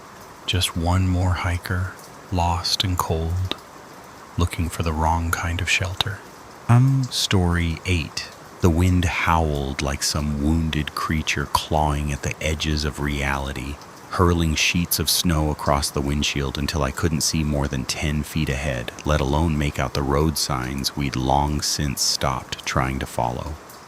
Our GPS had given up hours ago, blinking uselessly as if surrendering to the storm. Mark sat rigid in the passenger seat, his voice strained with worry when he muttered that we needed to find shelter soon. He was right, and the car sputtering like a dying breath only confirmed it. I clenched the steering wheel tighter, squinting into the storm's blinding white veil, heart pounding as I prayed for something, anything, to appear in the chaos. That's when I saw it, faint at first, barely a flicker in the swirling snow, a glow that pulsed like a distant heartbeat. "Look," I whispered, pointing, my chest tightening with a fragile kind of hope. Lights. There were lights out there. A building, maybe. A chance. I turned toward it, gripping the wheel like it was the only thing anchoring us to sanity, willing it not to disappear. As we drew closer, the shape emerged, massive, hulking, a ski lodge that looked like it had been plucked out of another decade and left to rot in the mountains. Its windows were dark, all but one, just a single light burning in what appeared to be a lobby. Thank God. Mark exhaled as I pulled into the snow-choked lot. We didn't hesitate, with our overnight bags in hand and the cold biting at every exposed inch of skin. We made a desperate dash to the front door, which creaked open under our touch like it had been waiting. Inside, the lobby was cloaked in shadows, lit only by a lone lamp on the dusty reception desk. The air was thick with neglect, heavy with something else I couldn't name. Something old, something watching. No one answered when I called out. No footsteps. No voices. Just the distant groan of the wind pressing against the windows like a warning. I knew even then that we shouldn't be there, that we'd crossed some invisible threshold. But the storm outside wasn't just cold. It was cruel. And whatever this place was, it was shelter. Whispering Pines Lodge, the faded name carved into the wood above the desk, felt like a name you weren't meant to say out loud, like saying it would summon something listening just beneath the silence. I looked over at Mark and he looked back at me. Neither of us spoke it, but we both felt it. That strange, sinking sensation that maybe we hadn't found safety at all. Maybe we'd been found. The lodge swallowed us whole the moment we stepped through the creaking front door, its breath stale and heavy with dust and something else. Something ancient, sour and strangely metallic, like the air in a forgotten tomb. The silence was thick, unbroken except for the echo of our boots scraping across the wooden floorboards, and the occasional moan of the wind rattling against the frost-bitten windows. A single lamp glowed dimly from the reception desk, casting elongated shadows that twitched and curled across the room like they had a life of their own.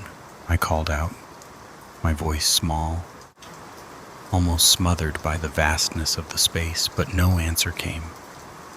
Only the unsettling realization that this place had been left behind a long time ago. Everything was coated in a fine layer of dust, undisturbed, like no one had breathed the air in years. Mark moved beside me, quiet but alert, his eyes darting to every corner like he expected someone or something to emerge. We didn't say much. There was a kind of unspoken agreement between us, a reluctant acceptance that the car wouldn't start again and the storm outside would kill us if we tried to wait it out on the road. This place, as unsettling as it was our only choice. At the desk, I found the guest book. Open, brittle, its last entry dated over 5 years ago. The pen next to it hadn't moved since. I dragged a finger through the dust and felt a chill that had nothing to do with the snow outside. I don't think anyone's been here for a long time, I whispered. Mark didn't answer. He was staring at a bulletin board nearby, its cork warped and yellowed with age. I joined him and scanned the tattered remnants of old notices, trail maps, weather warnings, lost gloves and scarves. But one thing, tucked almost like it was trying not to be noticed, caught my eye. A newspaper clipping, faded and brittle. The headline sent a slow, creeping dread down my spine. Local legend or deadly truth? The Curse of Whispering Pines Lodge. The article described guests who checked in and were never seen again. Locals blamed an ancient curse tied to the land, maybe something older than the lodge itself. Authorities found no evidence, but the disappearances remained. It's probably just a gimmick, Mark said, trying to sound casual. Spooky stories to give the place character. But his voice betrayed him. He didn't believe that, not really. Neither did I. Still, what choice did we have? We pulled a room key from the rack, any room, it didn't matter, and climbed the grand staircase that groaned under our weight like it hadn't borne footsteps in years. The room we entered was eerily pristine. Twin beds made with military precision, a tiny bathroom still stocked with crumbling toiletries, frozen in time as if someone had intended to come back and never did. It felt like stepping into a photograph, too still, too perfect. Mark tried to lighten the mood, joking that it wasn't the Ritz, but I could see the tension in his eyes. We each took a bed, too tired to talk, and lay beneath the scratchy covers, while the wind outside howled like something alive, scraping against the walls, looking for a way in. I must have drifted off, but it wasn't the wind that woke me. It was something else. A sound. Subtle at first, then clearer. Footsteps. Slow, deliberate, just outside our door. I bolted upright, my breath caught in my throat. "Mark," I whispered. He was already awake, staring at the door.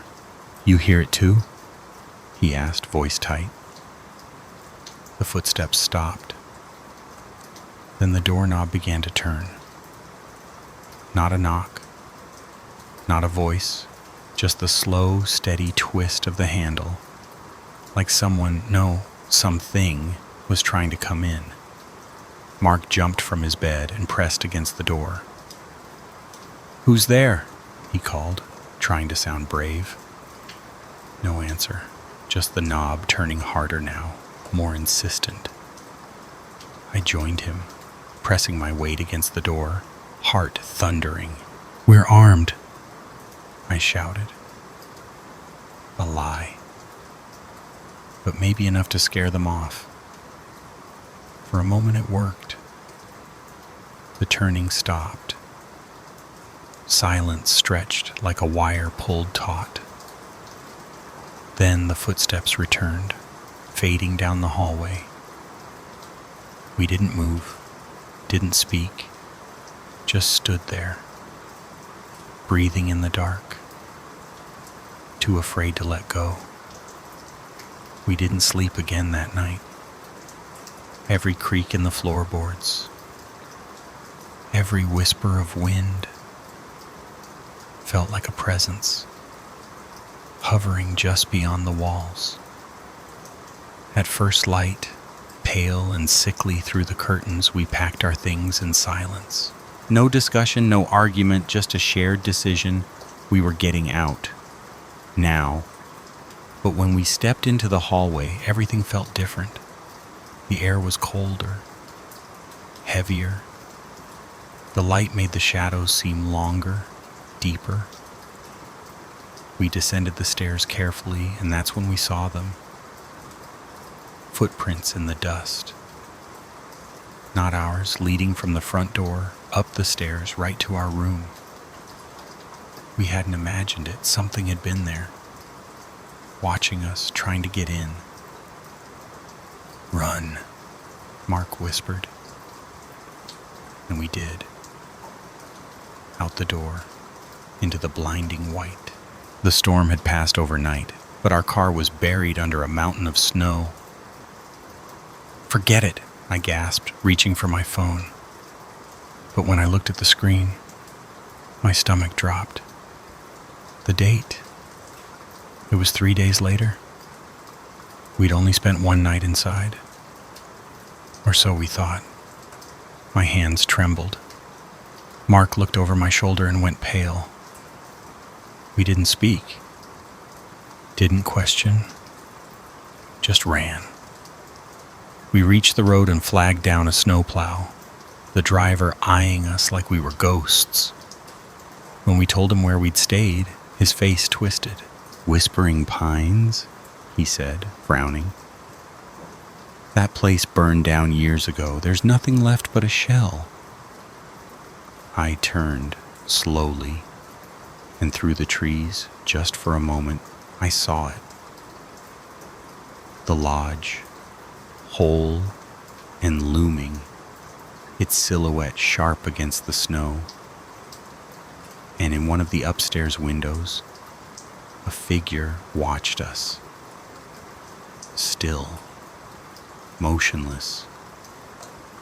A blink later, the vision was gone. Only a scorched ruin remained. Blackened beams jutting from the snow like bones. I didn't say anything, neither did Mark. But something inside me shifted that day, like a thread had been pulled loose. Even now, when the wind cries through the trees outside my window, I sometimes think I hear footsteps, whispers, a door handle turning softly in the night. And I wonder, with a bone-deep certainty I cannot explain, if we ever really left that place, or if part of us never did. The snowplow came like a ghost through the white haze, its growling engine tearing through the silence that had clung to us since we fled the lodge. And when the driver opened the door and stared at us like we were something he'd scraped off the road, I didn't blame him. We looked like people who'd come back from the dead. I could barely form the words when he asked where we'd been, my voice cracking as I said it. Whispering Pines Lodge. I'll never forget the look that crossed his face. Disbelief, giving way to something colder, deeper. "That place burned down years ago," he said, shaking his head. "There's nothing left up there but ashes." I turned in my seat, heart hammering in my chest, and through the trees I saw it again, standing tall and whole, dark against the pale snow, just as we'd left it. The roof was intact. The windows gleamed with frost. It was real. I swear it was real. But then, as if the truth couldn't bear to remain hidden a moment longer, the illusion cracked. The lodge shimmered, twisted, and in its place stood a blackened ruin, timbers scorched, windows shattered, hollowed out by fire and time. Mark and I didn't speak. We couldn't. Something inside us had shifted, something we didn't have words for. The ride down the mountain was quiet, but in my mind, I kept replaying every second. How we'd entered that place thinking it was shelter, and how, somehow, it had taken more than just a few hours of our lives. It had taken something deeper, something it still held. Days passed, then weeks. But the memory of that place clung to me like smoke in my lungs. And on cold nights, when the wind slams against my windows just right, I hear it. The faint creak of old floorboards, the slow turn of a doorknob, the whisper of my name carried through the dark. Mark says it's just our minds playing tricks, that we were exhausted, half frozen, traumatized. But he doesn't look me in the eyes when he says it, because deep down he knows it too. What happened in that lodge wasn't meant to be understood.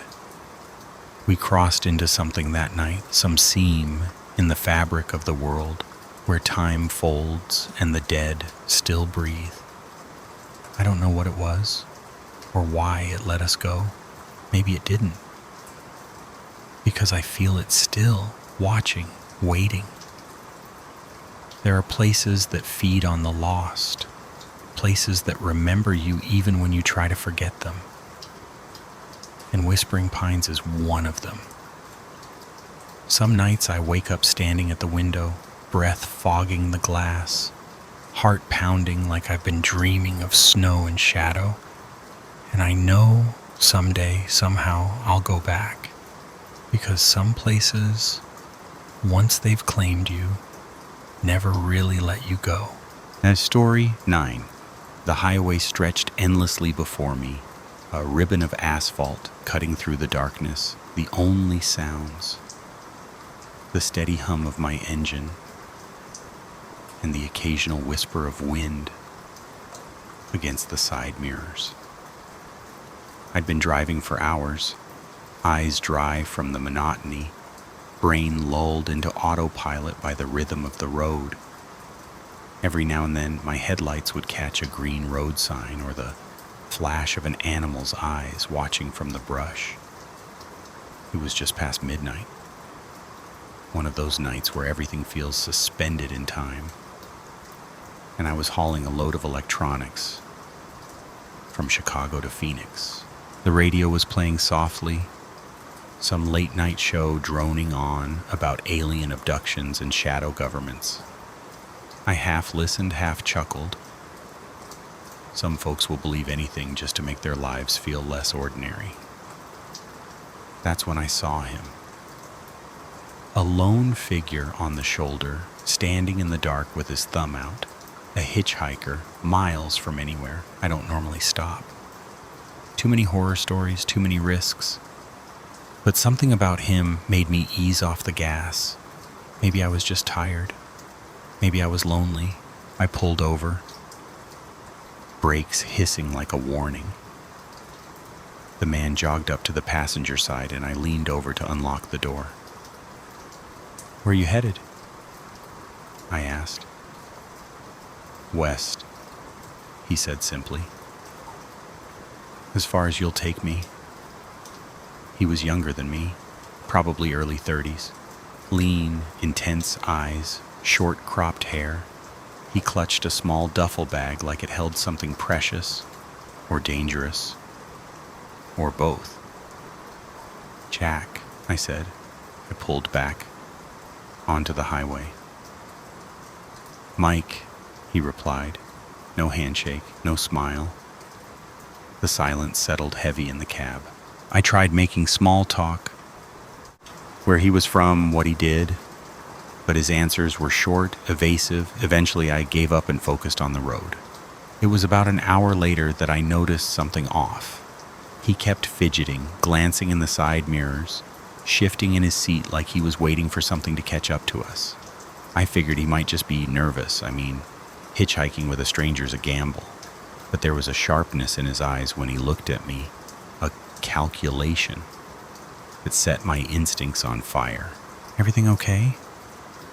I asked, trying to sound casual.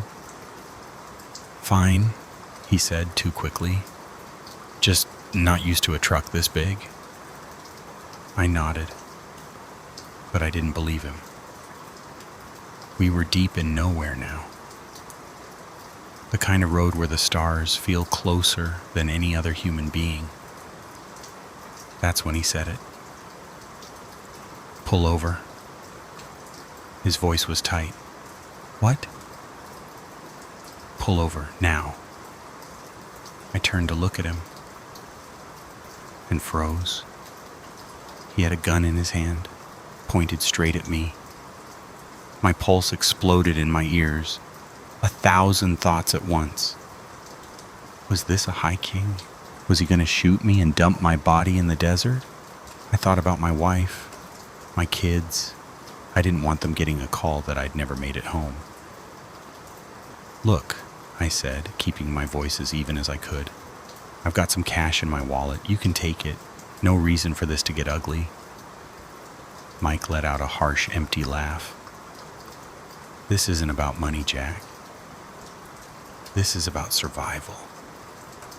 Now pull over before I redecorate this cab with your brains." I pulled over. The truck hissed and groaned as it rolled to a stop on the gravel shoulder. As soon as we stopped, Mike snatched the keys from the ignition and barked, "Out!" I climbed out, legs shaking. He followed, gun never wavering. "What do you want?" I asked, voice trembling. "I need your truck," he said, "and I need you to drive it." "Drive it where?" "You'll know when we get there. Now get back in. You're driving." Back behind the wheel, my mind raced. Could I overpower him? Wreck the truck to draw attention? As if reading my thoughts, Mike said, "You don't get clever, Jack. I've got nothing to lose." "That means you've got everything to lose." So I drove. The sun stayed gone, the night dragging on like it was stuck in repeat. Mike never put the gun down. He kept scanning the mirrors like hell itself was on our tail. After a while, I couldn't take the silence. "Who are you running from?" I asked. He was quiet for a long time. Then finally he said, "Bad people. People who want me dead." "Why?" "Because I know things," he said, almost like a whisper. "Things they'd kill to keep quiet." That shut me up. My mind flooded with theories. Was he a whistleblower, a rogue agent, a marked man? Whatever he was, I was now part of it, like it or not. Just before dawn, the sky went from pitch to bruised purple. That's when Mike tensed. "They're here," he muttered, staring into the mirror. I followed his gaze. A black SUV was behind us, closing fast. "Drive faster," he ordered. I did. The engine roared as we surged forward, but the SUV was built for speed. It pulled up beside us. The passenger window rolled down. "Get down!" Mike shouted just before the first bullet shattered the glass. I ducked. Gunfire exploded inside the cab. Mike returned fire, leaning halfway out the window as bullets whizzed through the air. The truck shook with every shot. Then a bang. We lurched violently. One of our tires had blown out. I wrestled with the wheel, trying to keep the truck from jackknifing. "Rest stop, up ahead," Mike yelled, pointing. I saw the sign and aimed for it. The truck wobbled, metal groaning, but I got us into the lot. We skidded to a stop in a cloud of dust. "Run!" Mike yelled, already out of the cab. I didn't need convincing. I jumped and followed. I could hear the SUV screeching to a stop, doors flying open, angry voices shouting. We sprinted toward the rest stop's main building, empty except for a half-asleep attendant. "Call the police," I gasped. "There are—" The door crashed open. 3 men, all armed. The attendant screamed and ducked. Mike shoved me behind a rack of chips and opened fire. The building became a war zone. Gunshots shattered windows. Bags of snacks exploded in a storm of crumbs and firecracker pops. The smell of smoke and gunpowder filled the air. I crouched behind the rack, heart hammering. Mike was outnumbered. I was unarmed. And it felt like we weren't going to make it. But then, silence. I peeked out. The 3 men were down. Mike stood, guns still raised, chest heaving. I was about to speak when he turned to me. "I'm sorry," he said quietly. "I never meant for you to be part of this." Then he was gone, through the back door before I could stop him. I didn't follow. My legs were done. I sat there, waiting for the sirens I knew were coming.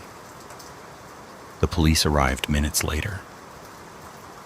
Questions, statements, disbelief.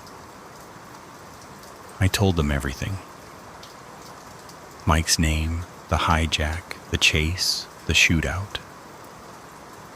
At first they seemed skeptical, but the bullet holes and dead bodies told the story better than I ever could. Turns out Mike was exactly what he said. A whistleblower. He was set to testify against one of the biggest crime syndicates in the country. The men chasing us were hired to make sure he never did. Mike was never found. It was like he vanished into the desert. As for me, I was cleared of any wrongdoing, but I was changed. Still drive, still haul my loads, but I keep the doors locked now. And I never pick up hitchhikers. Not anymore. Not after Mike. Story 10. The flickering fluorescent lights cast an eerie glow over the empty corridors as I made my rounds. Another quiet night at Westfield Mall. Or so I thought. My name's Mike, and I've been working the night shift here for the past 3 years. Most nights are predictable, dull even. I walk the same paths, check the same locks, make sure nobody's hiding out in the food court trying to catch free shelter. But that night was different. I clocked in around 10 just as the last of the cleaning crew was heading out. Janice, the sweet old lady who always took her time polishing the floors, gave me her usual smile and said, "All quiet tonight, Mike. See you tomorrow." If only she knew. I settled into the security office, a cramped little room lined with dusty monitors and the constant hum of outdated electronics. Did my usual scan, just empty corridors, dark storefronts, mannequins, frozen mid-pose. Perfect. By midnight, it was time for my first round. I grabbed my flashlight and stepped out into the dimly lit mall. It was quiet. Too quiet. My footsteps echoed off the tiled floors, sharp and rhythmic, the only sound in a place designed for thousands of voices. I'll admit it. Those walks always gave me the creeps. Something about walking past store windows lined with faceless mannequins, made my skin crawl. They just stood there, like silent sentries, watching. I had just passed the fountain in the central atrium when I heard it. A sound, metallic, a scraping, distant but deliberate. I stopped, held my breath. There it was again. Metal on metal. Faint, but definitely real. "Hello?" I called out, my voice too loud in the vast stillness. Nothing. I swept my flashlight across the storefronts. Everything looked in place. Maybe it was just the pipes, I told myself. Old building. Things creak. Still, the chill crawling up my spine didn't care much for logic. I forced myself to keep walking, but now every shadow looked deeper, every faint creak sharper. I couldn't shake the feeling that I wasn't alone anymore. When I got back to the security office, I shut the door a little harder than usual. My nerves were frayed. I sank into the old chair and stared at the screens in front of me, rows of grainy black and white feeds from all over the mall. Everything looked normal. Nothing moved. But that feeling of being watched, it hadn't left. I leaned in closer, eyes scanning each monitor, willing something, anything, to prove I wasn't going crazy. And then I saw it. A shadow. Just a blur, darting across the lower left corner of camera 4. I froze, heart skipping. I rewound the footage. Slower, there it was again, a figure. Quick, too fast to identify, but unmistakably human. Someone was in the mall. My mouth went dry. I reached for the radio, hesitated. What if it was nothing? A glitch? A moth fluttering too close to the lens? I didn't want to be that guy, the one who called the cops over bad footage. I told myself I'd check it out. Just a quick sweep, better safe than sorry. I grabbed the wrench from under the desk, heavier than a flashlight just in case, and stepped back into the corridor. This time, everything looked different. Same walls, same stores, but the atmosphere had shifted. Heavier, like the building itself was holding its breath. I moved quietly, eyes darting from shadow to shadow, every storefront suddenly a potential hiding place. I was nearing the electronics store when I heard it again, the scrape. Louder now. Close. I approached slowly, heart pounding against my ribs, flashlight beam trembling ever so slightly. The store gate was mostly down, but not all the way. There was a small gap near the bottom, maybe a foot high, big enough for someone to crawl through. I crouched, peered inside. Blackness. Nothing but shapes and shadows. My instincts screamed at me to call for backup, but my feet betrayed me.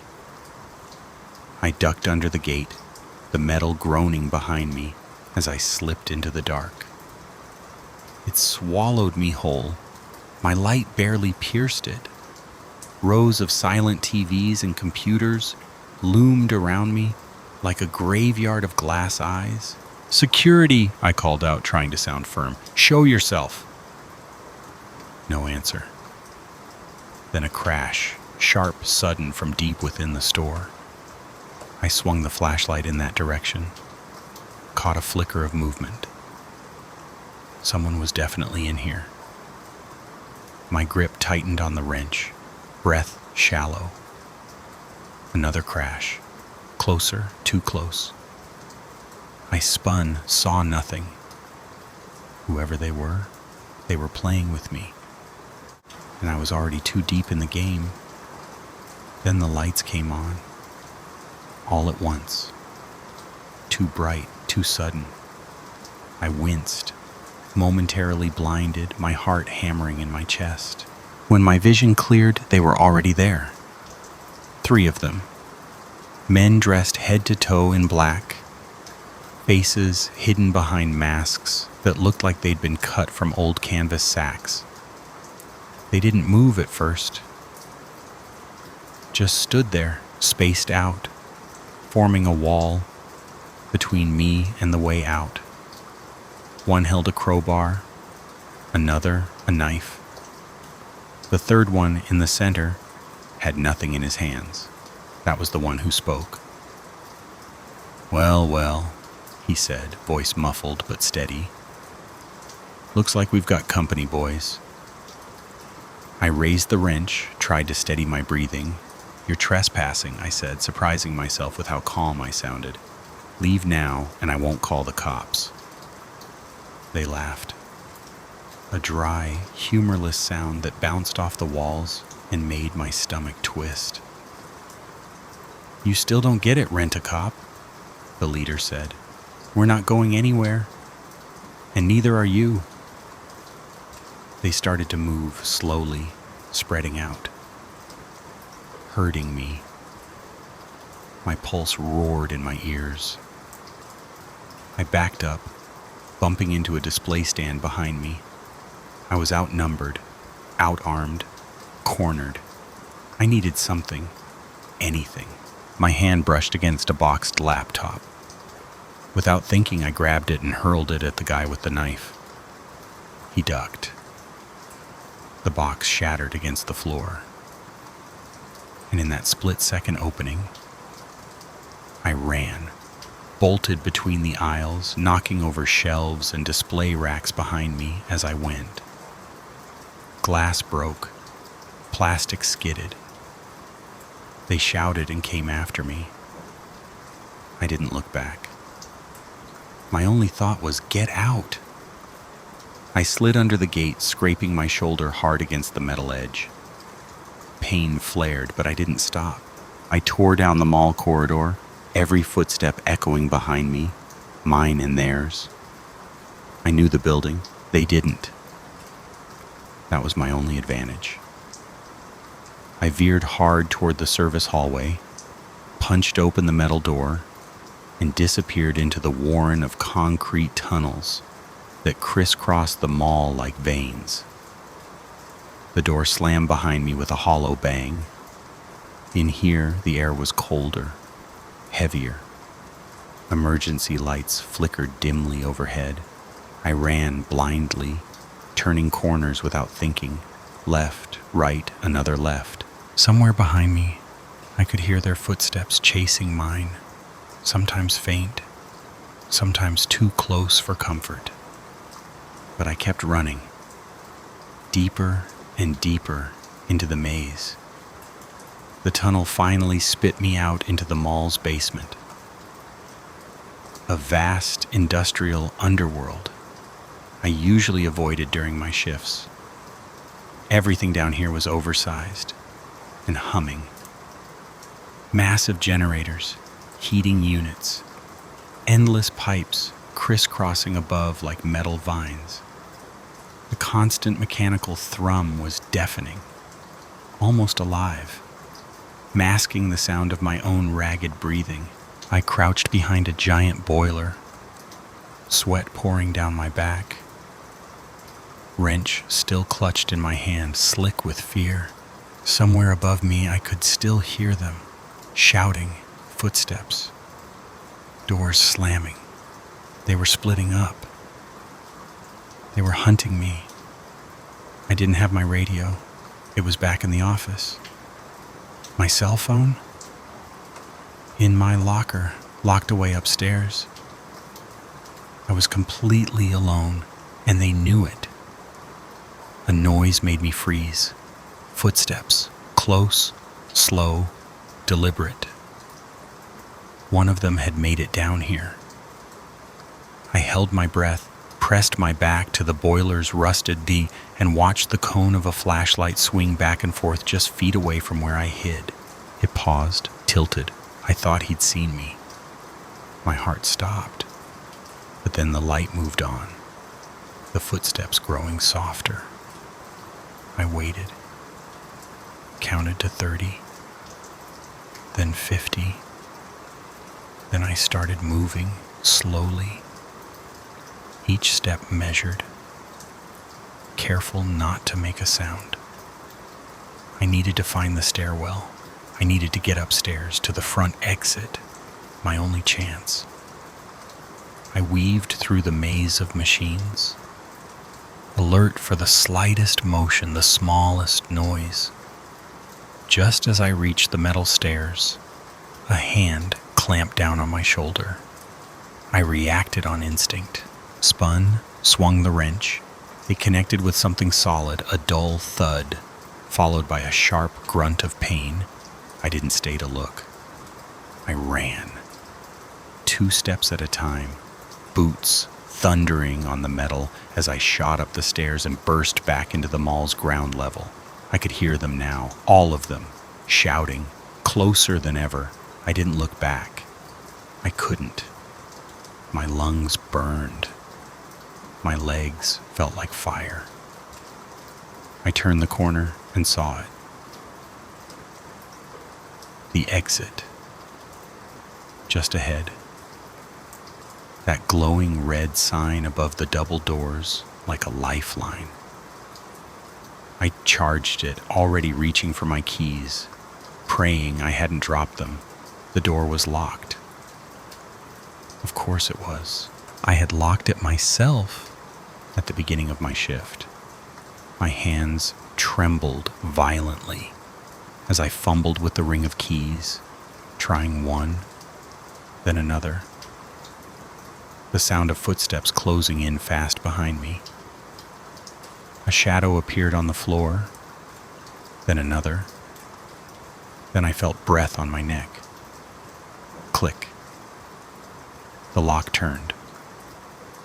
I flung the door open and threw myself outside into the freezing night. I didn't stop running until I reached the 24-hour diner across the street, lungs burning, chest heaving, legs about to give out. I burst through the door like a man possessed. The lone waitress behind the counter dropped her coffee pot. "Call the police," I gasped, barely able to get the words out. "Please." The next few hours blurred into a fog of sirens, flashing lights, and endless questions. The officers searched the mall top to bottom but found nothing. No masked men, no signs of forced entry, just the mess I'd left behind. The wrecked displays in the electronics store, a discarded crowbar, and my own footprints, tracked in sweat and panic. They said it might have been a prank, a hallucination, maybe even stress-induced paranoia. But I knew better. I saw them. I heard them. I felt their breath on my neck. I quit the very next day, walked into the manager's office, handed in my badge, and didn't even wait to hear his response. I haven't stepped foot in that mall since. Can't even drive past it without feeling like someone's watching me from behind those dark glass doors. At night, I still wake up in cold sweats, the echo of footsteps in an empty hallway, the scrape of metal on tile. I lie in bed and stare at the ceiling, heart racing, ears straining for sounds that shouldn't be there. Sometimes, in the stillness between seconds, I wonder what would have happened if the key hadn't turned in time. If the lock had jammed, if they had caught me. And that's what haunts me most. Not the chase, not even the masks, but the thought that maybe they weren't there to rob anything. Maybe they weren't there for the electronics. Maybe They were waiting for me. Just me. And next time, I might not be so lucky.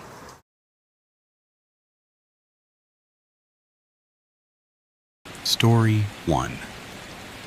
I brought a new game. 4 of us sat around that rickety old folding table in the basement. Same basement every Tuesday night for the past who knows how many years.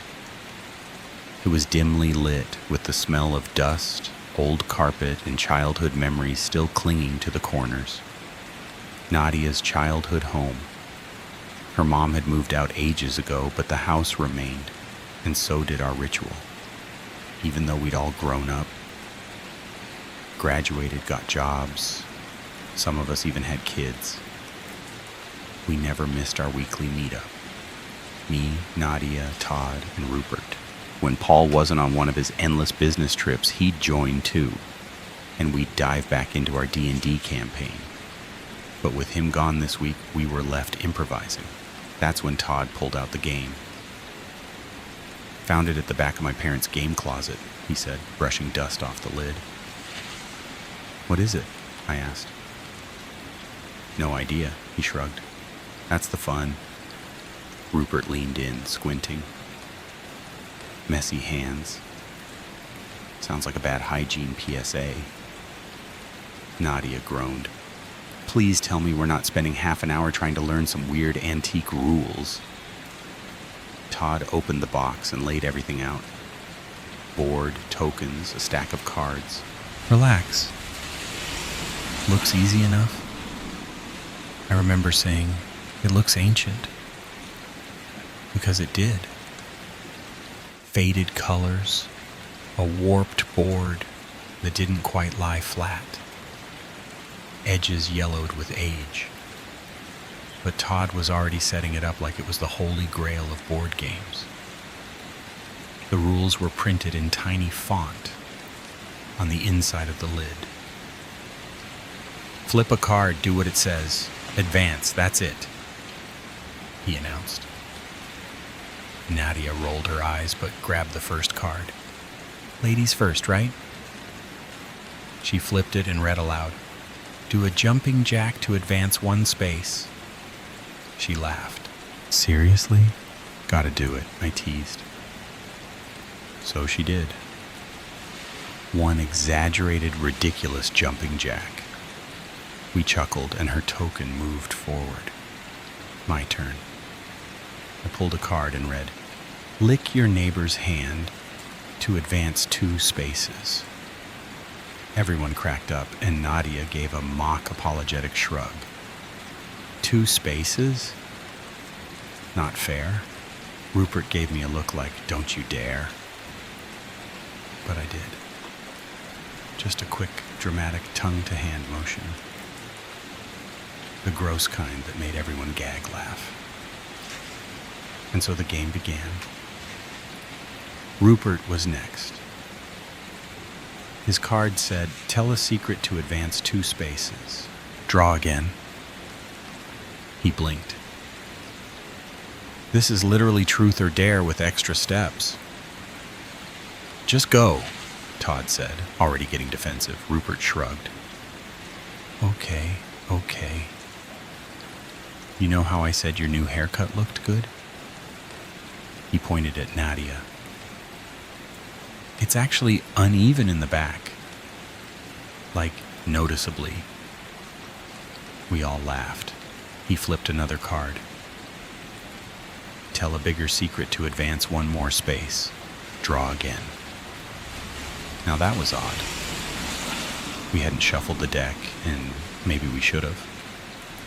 But hey, weird card combos happen, right? Rupert continued. "All right, high school. I reused all of my older brother's essays for lit class. Changed the names, nothing else. Got an A." Another flip.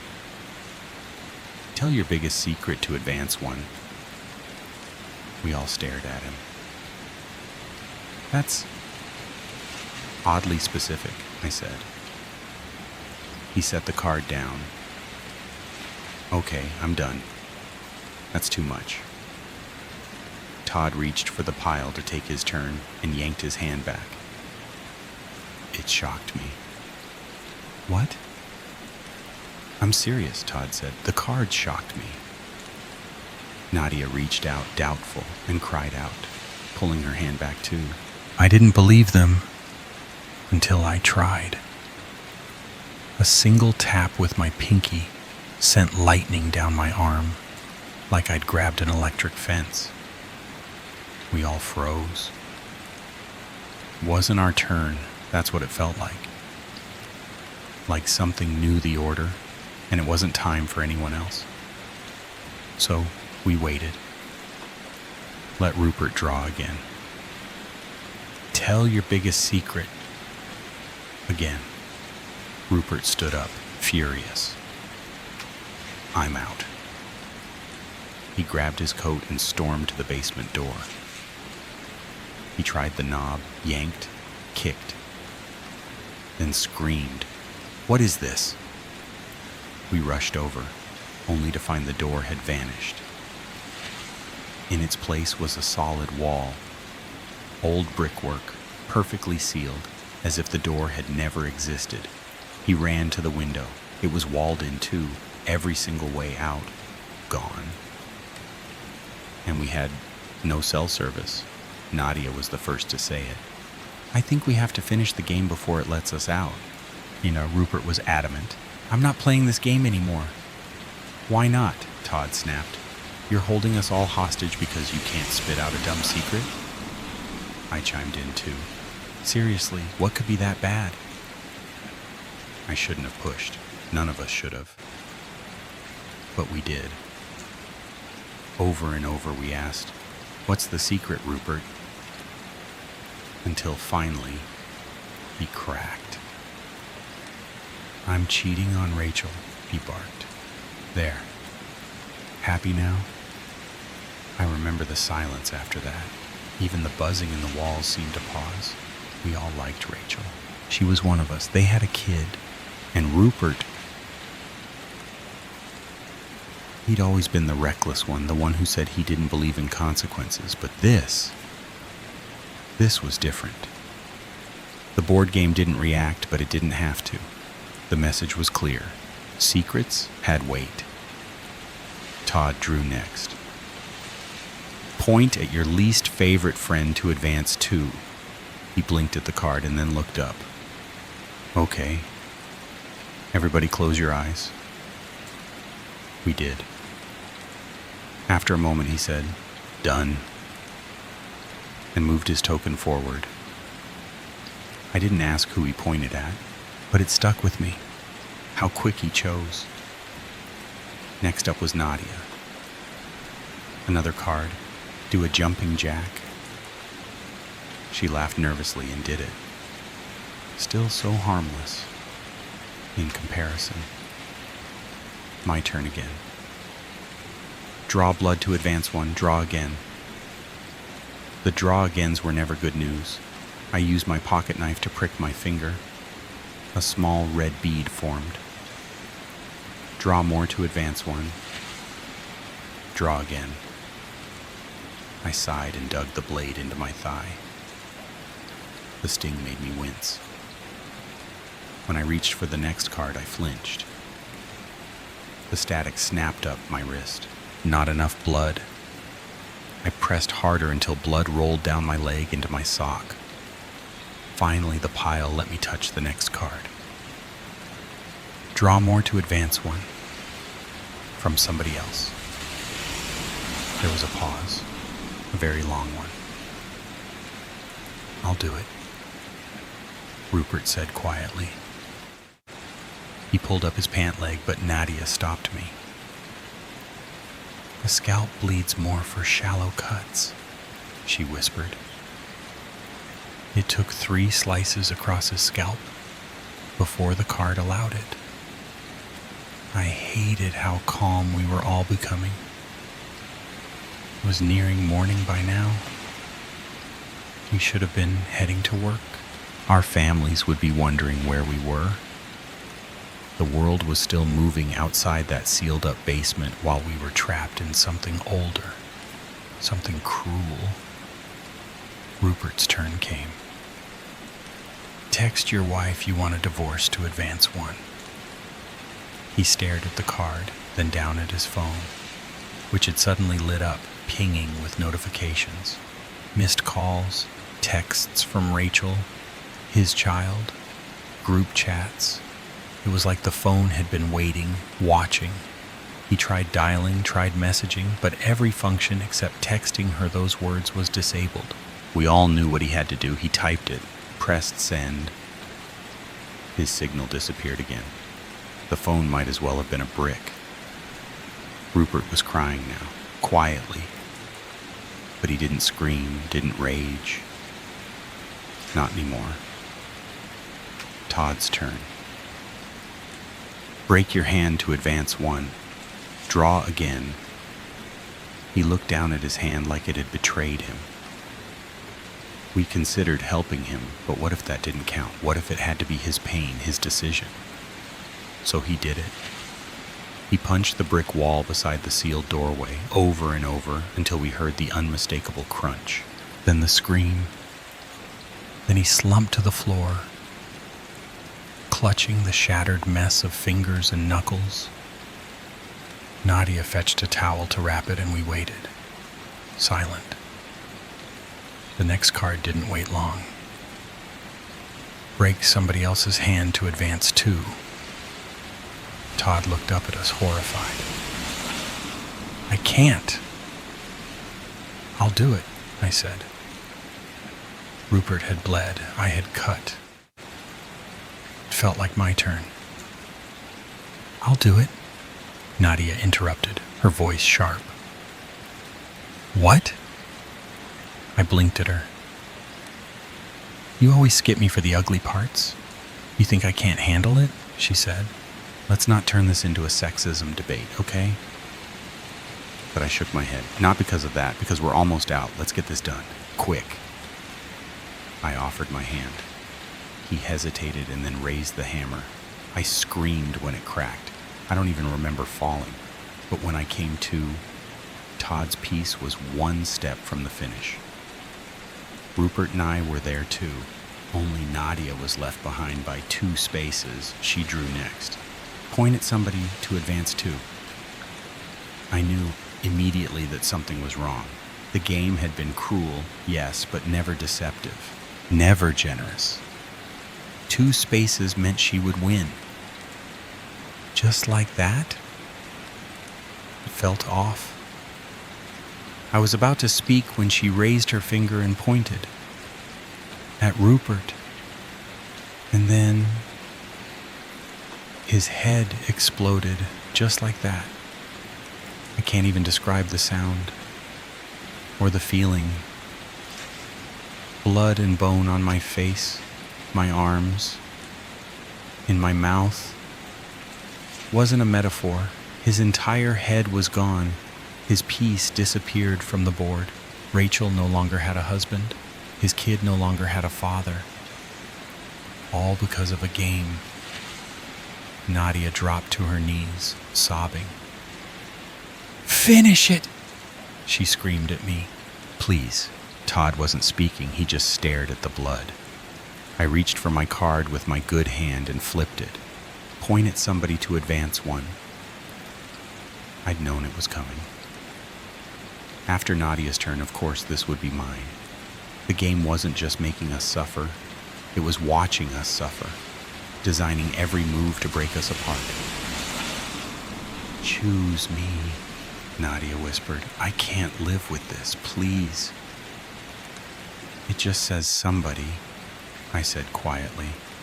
I'm somebody. I could choose myself. She shook her head. Please. I stared at her, at Todd. I remembered his grin when he opened the game, his insistence that we try it, his refusal to give up, even when things got strange. It's my fault, Todd whispered. He was right. I pointed at Todd. I thought that would be the end of it. I really did. When I pointed at Todd, when his body tensed and the color drained, from his face and his lips parted in one last silent why. I thought that would be the last card. I thought the room would open up, the door would reappear, and we'd stumble out into morning light, bloody and broken and changed, but still alive. I thought the game would be satisfied. But Todd didn't die like Rupert. There was no explosion, no gore. He just slumped forward and didn't move. No sound, no breath, no life. The game didn't need to make a show of it this time. I looked down at the board. His piece had vanished. Mine was the only one left, sitting perfectly on the final square. The finish box. A simple black circle. The moment I pointed at Todd, it had glowed faintly, as if it knew. I didn't cry. Not then. There was no time. Because the second his piece disappeared, I felt a pressure release, like the air in the room had been held in a clenched fist and was suddenly let go. My phone buzzed. I pulled it out slowly, not even daring to hope. Full signal. Dozens of notifications, missed calls, texts, some from my boss, some from my wife. It was past noon. We had been in that basement for more than 15 hours. I looked up and the door, our door, the real one, was back. Wooden, chipped, slightly open, like it had always been there. Nadia was still on the floor. Her cheeks were streaked with dried tears, and her hands trembled. She didn't look at me. I walked over and helped her up. She flinched at first. I couldn't blame her. I had just killed our friend. But after a moment, she accepted my arm. We walked out together. We didn't say anything. What was there to say? I don't remember driving home. I don't remember what I did first when I got inside. Maybe I showered. Maybe I just stood under the water until my skin burned. Maybe I collapsed onto the floor and stared at the ceiling.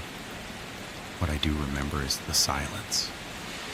The heavy, punishing silence that followed me everywhere. I called Rachel the next day. I didn't tell her what happened. I just told her I was sorry. I don't know if she believed me. She hung up after a few seconds. I haven't tried again. I heard Nadia shaved the rest of her hair. Said if she was going to lose it, she might as well own it. She moved out of the city. Said she wanted to be near water. Todd's family had questions, of course. He was found in the basement, head resting on the table like he just dozed off and never woke up.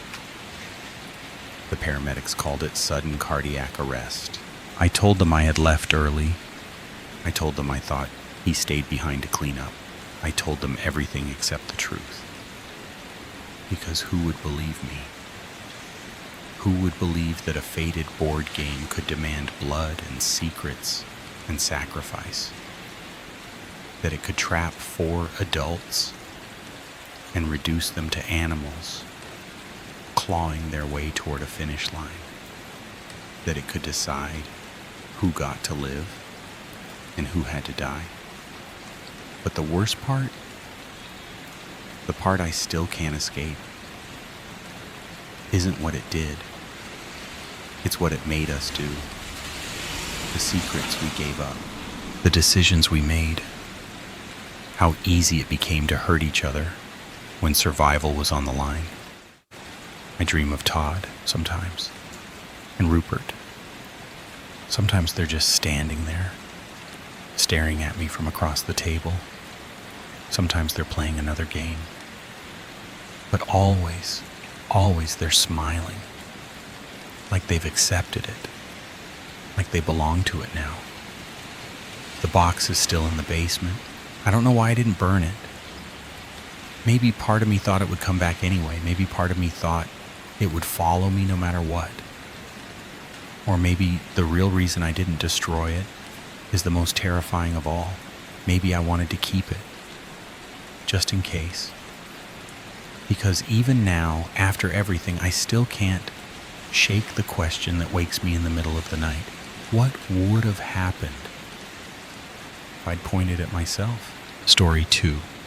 It started with a banana. My brother Liam and I were fighting over the last one in the kitchen. He stormed in like it was his birthright, his voice cutting through the air. "That's mine." I snatched it back with a glare. "Get your own banana." "I did," he hissed, his face flushed. "Mom says I'm a growing boy." I laughed. "You're shrinking. I'm the youngest. Take vitamins or something." Then he popped. Not like a balloon, not like a word. He just exploded. At first I thought he'd thrown something at me.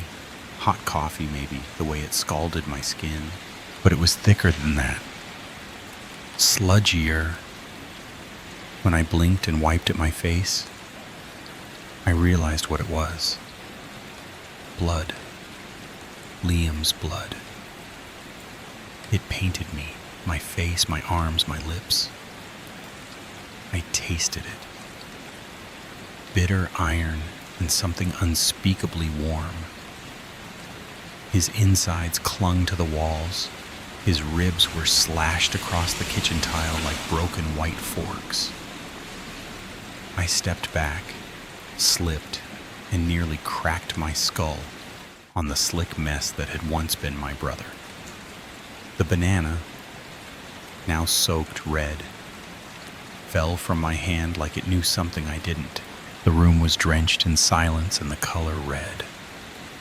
Red in every direction. Too much red to be real. I screamed. I ran up the stairs calling for Mom. My voice cracked and bled as it echoed. But the red had beaten me there. My sister's room was already painted in gore. There wasn't enough of Maya left to recognize. But the shape of the blast against the wall told me all I needed to know. The police came and they stared with faces pale and useless. "Spontaneous human combustion," they muttered. As if that explained anything. Liam, Maya, Grandma too, 4 hours earlier, all gone. And me, left behind. Aunt May took me in, reluctantly. She didn't speak much, didn't look at me. She kept me in a separate room like a biohazard. I didn't blame her. I started to believe I was the reason they died. Some cursed node in our family tree. I stayed away from my cousins Noah and Sammy. I didn't want to risk it. But curiosity spreads like infection. One night they snuck in anyway. Noah carried his eye light, the newest model with retina scan. I was still stuck with an outdated chip in my wrist. "I think I know why you're cursed," Noah whispered. Sammy peeked from behind him, eyes wide, curls bouncing. Noah swiped across the screen, tapping and scrolling like it was a ritual. So, apparently, Great-Grandpa leaked something. A code, a big one. And that's why Grammy, Aunt B, Liam, and Maya all, His eyes locked with mine. Whatever this thing is, it's killing off our bloodline. Like vengeance. I didn't know what to say. The silence between us felt like it might burst. "Wait," Sammy said, voice soft. "But we're part of the bloodline too." Pop. The sound barely reached my ears.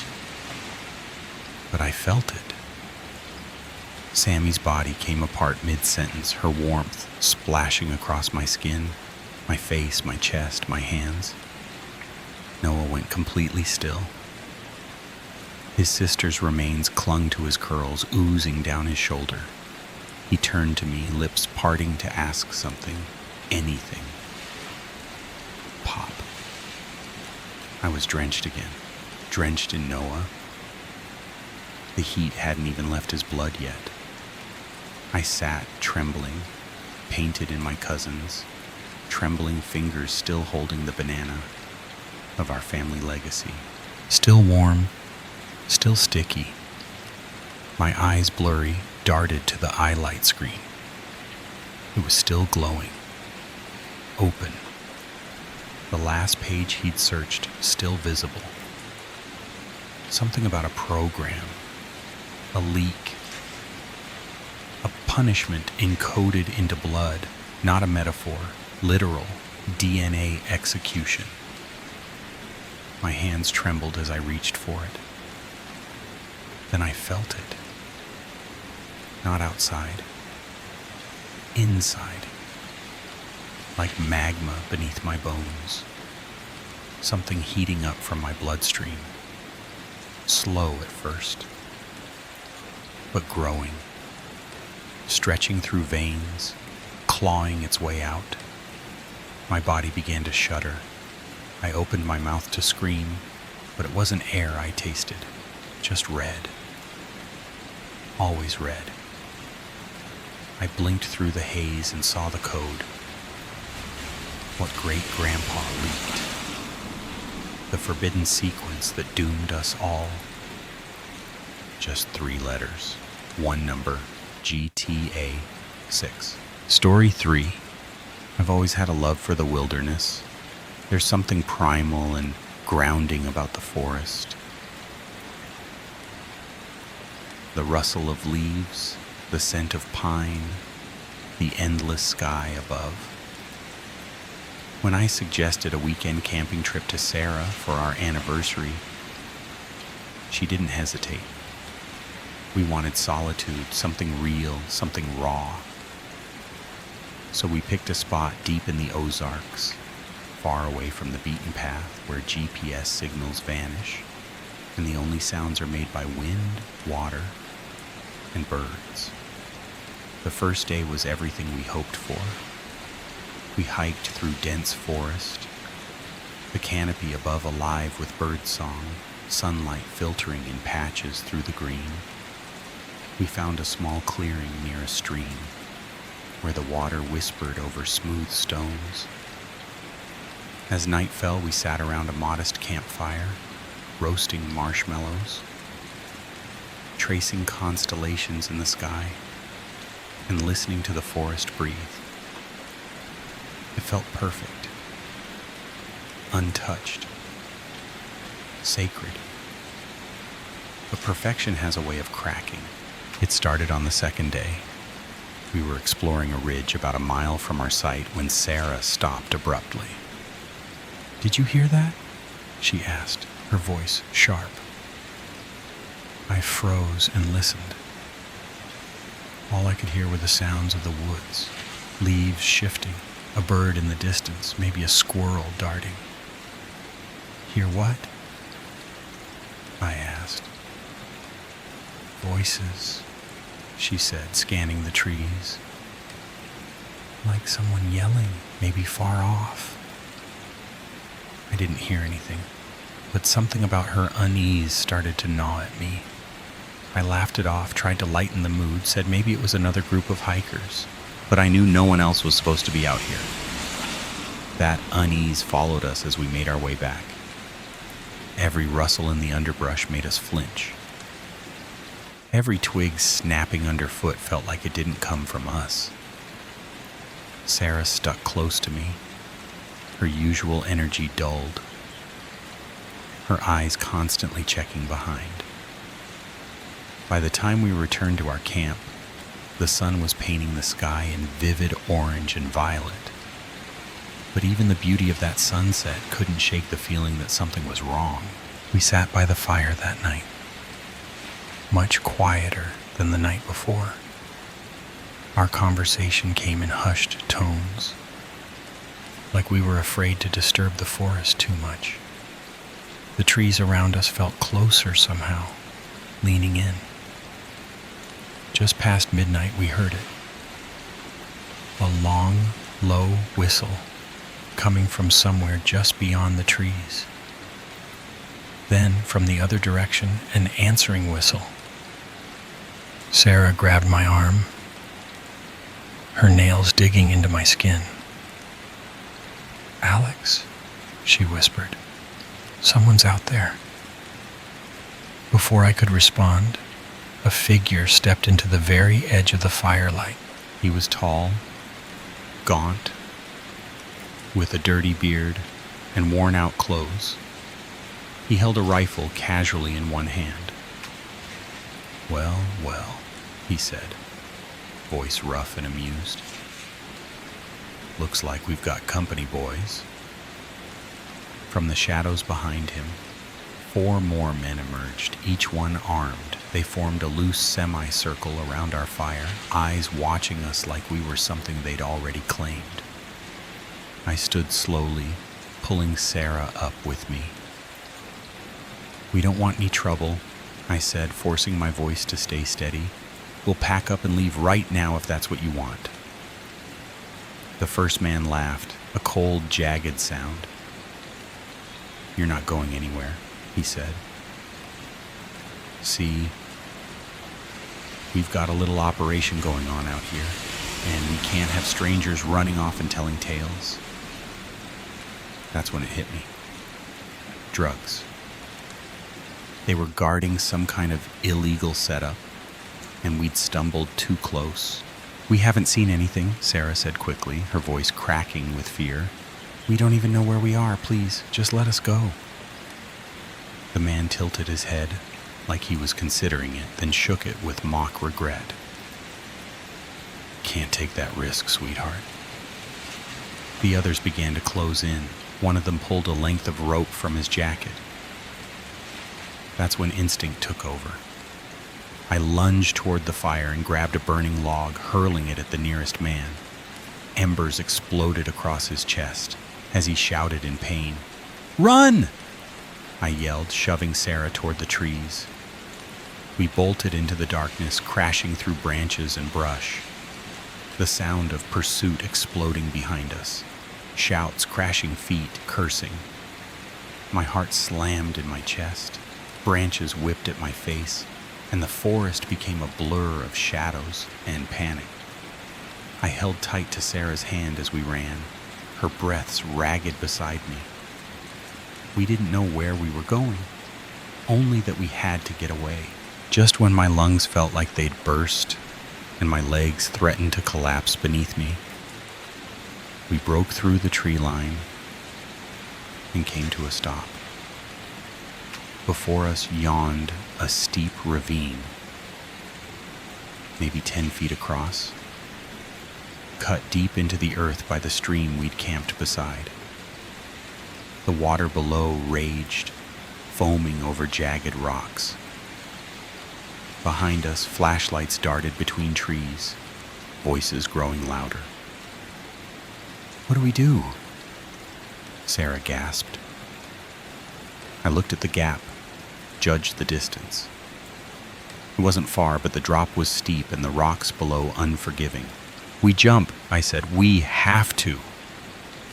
She looked at me like I'd lost my mind. But then the voices behind us shouted louder, closer. She nodded. We backed up, gripped each other's hands. "On 3, I said. 1, 2, 3. We ran, leapt. For a moment, everything vanished. The forest, the fear, even the sound of the water. Then we hit the other side, hard. I felt something snap in my ankle but ignored it. I pulled Sarah up, and we stumbled forward into the trees once more. Behind us, I heard the men arrive at the ravine. They were shouting, cursing. They hadn't followed. We'd bought ourselves time. We didn't stop. We couldn't. Every shadow was a threat, every rustle a footstep. The woods became a nightmare maze of darkness and noise. My ankle throbbed with every step, but adrenaline kept me moving. Hours passed. Time lost all meaning.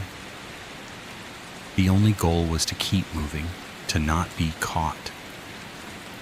The sounds of our pursuers faded, then returned, then faded again. Once we heard a whistle echo through the trees, far off, but unmistakable. It chilled the blood in my veins. We didn't speak.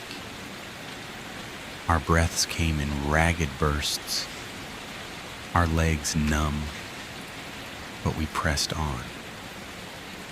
At some point, I began to hallucinate shapes between the trees, pale faces, flickers of light, but I couldn't tell what was real anymore. At last, as the sky began to lighten, we heard it, the distant hum of tires on pavement. The trees began to thin, and then we stumbled out of the woods and onto a 2-lane road. We must have looked like ghosts. Filthy, bleeding, eyes wide with terror. The first car that appeared was an old pickup truck driven by an elderly man with a weathered face. When he saw us, he slammed the brakes and jumped out. We babbled, begged, pointed toward the woods. He helped us into the truck and drove straight to the nearest police station. We told them everything about the men, the rifles, the threats, the chase. They listened, took notes, and sent out search teams. But they found nothing. No camp, no men, no signs of any operation. It was like they'd never been there. We survived. That's what matters. Sarah and I are still together. Stronger, maybe. But we don't go camping anymore. Some fears go deeper than instinct. Some sounds never leave you. Even now, years later, I'll wake up in the middle of the night with the feeling that something is watching me from the shadows of our room. I'll lie there in the dark, heart pounding, holding my breath. And sometimes, just sometimes, I swear I still hear it. That whistle, low, long, echoing through trees that are no longer there, calling, waiting, watching. Story 4. I used to be the perfect child. Not in the way people brag, not in a lighthearted way, but in the obsessive, exhausting kind of way that makes your spine ache just thinking about your schedule. I never complained. Not because I was strong, but because I didn't know any better. My life was just a list of things to check off, and every day began with a cold shower, a piano etude, and silent nods from parents who called this love. My mother smiled when I played the guzheng, smiled like the sun cracked through our apartment walls just to hear me pluck those strings. And my father, he'd nod with a rare warmth when he found me buried in a book, memorizing formulas, mapping philosophies in the margins. They were proud, and in some twisted, overachieving way, I was happy they were. But things get messier when you're 16. You start to want things. Not awards or praise, but time, space, laughter, a sense that you're more than the product of someone else's plan. By then, I had friends. I had thoughts of life outside Yanjiao, beyond the ghostly commuter trains that carried my father to work every morning like a soldier marching to silence. They were content here, I think, but I wasn't sure that meant I had to be. The schedule was brutal. Guzheng practice, calligraphy classes, advanced mathematics tutoring in Beijing 3 nights a week. Wake up before 6 without an alarm, cold showers, no sugar, no screens, no silliness. And the worst part? I could do it. I could survive all of it, but survival started to feel more like suffocation. At school, I wasn't bullied exactly, but I wasn't loved either. I was the measuring stick, the boy across the street, the one their parents mentioned when they wanted to remind them how far they'd fallen behind. "Why can't you be more like him?" they'd say, and I would sit there pretending not to hear, while my classmates looked at me like I was some sort of prison guard. I hated it. And I started to crack. It was something small at first. Just a few late night texts with a girl named Lexia. She was chaos in a school uniform. Lazy, loud, disarming. And somehow she made me laugh. She had this way of talking to people that made them say yes without realizing they'd agreed to anything. She was the worst student in class, maybe even the school, but she seemed to float above it all, like none of it ever stuck to her. And yet when she texted me, I came alive. We'd joke, send memes, talk about anything that wasn't exams, and I realized this was what people meant by living. Of course, my mother would never approve. She had an uncanny ability to barge into my room at the worst moments. "I need you to finish your milk. Have you reviewed your schedule?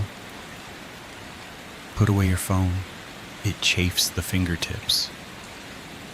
I would smile, nod, obey. But inside, I was somewhere else. Laughing with Lexia. That's when the comparisons started again. My mother's favorite weapon? Yueming. Ah yes, Yueming. The boy across the street. The golden child. 2 years older, already finishing national qualifiers. Fluent in 3 languages, impeccable posture, handsome enough that even grown-ups whispered about his future wife like she'd already won a lottery. When Yueming was your age, he was already studying abroad. Yueming doesn't waste time texting girls. You think Yueming has games on his phone? I didn't just hear his name. I inhaled it. Every sentence from my parents carried his shadow. He was the ghost that haunted every achievement of mine, reminding me it would never be enough. And the more they said his name, the more my classmates hated mine. To them, I was Yueming, and I hated him for it. But even with all that pressure, my heart slipped through the cracks sometimes. I started carving out more moments with Lexia, just 5 minutes between classes, just to look across the hallway. She found my life hilarious, like I was some museum exhibit she'd stumbled into. "You're my project," she'd laugh. "If I keep working on you, one day you might be someone I'd have a beer with." God, how I wanted that. More than a scholarship, more than a perfect resume, more than anything my parents could name.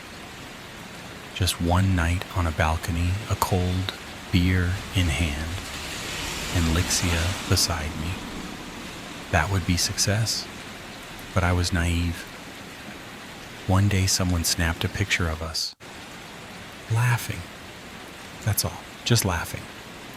But she was leaning close, and for anyone who wanted to twist the story, it was enough.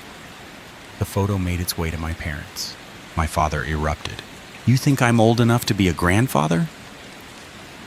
This is how you use your time? You think Yueming chased girls around at your age?" It didn't matter what I said. I was guilty. They had their narrative. My schedule became even tighter. Phone gone. Teachers alerted. Lexia's parents informed. I don't know what my parents told them, but after that, she stopped replying. One night, while my parents were arguing with Lexia's family in the kitchen, I stepped out to take the trash, just to breathe. I looked across the street.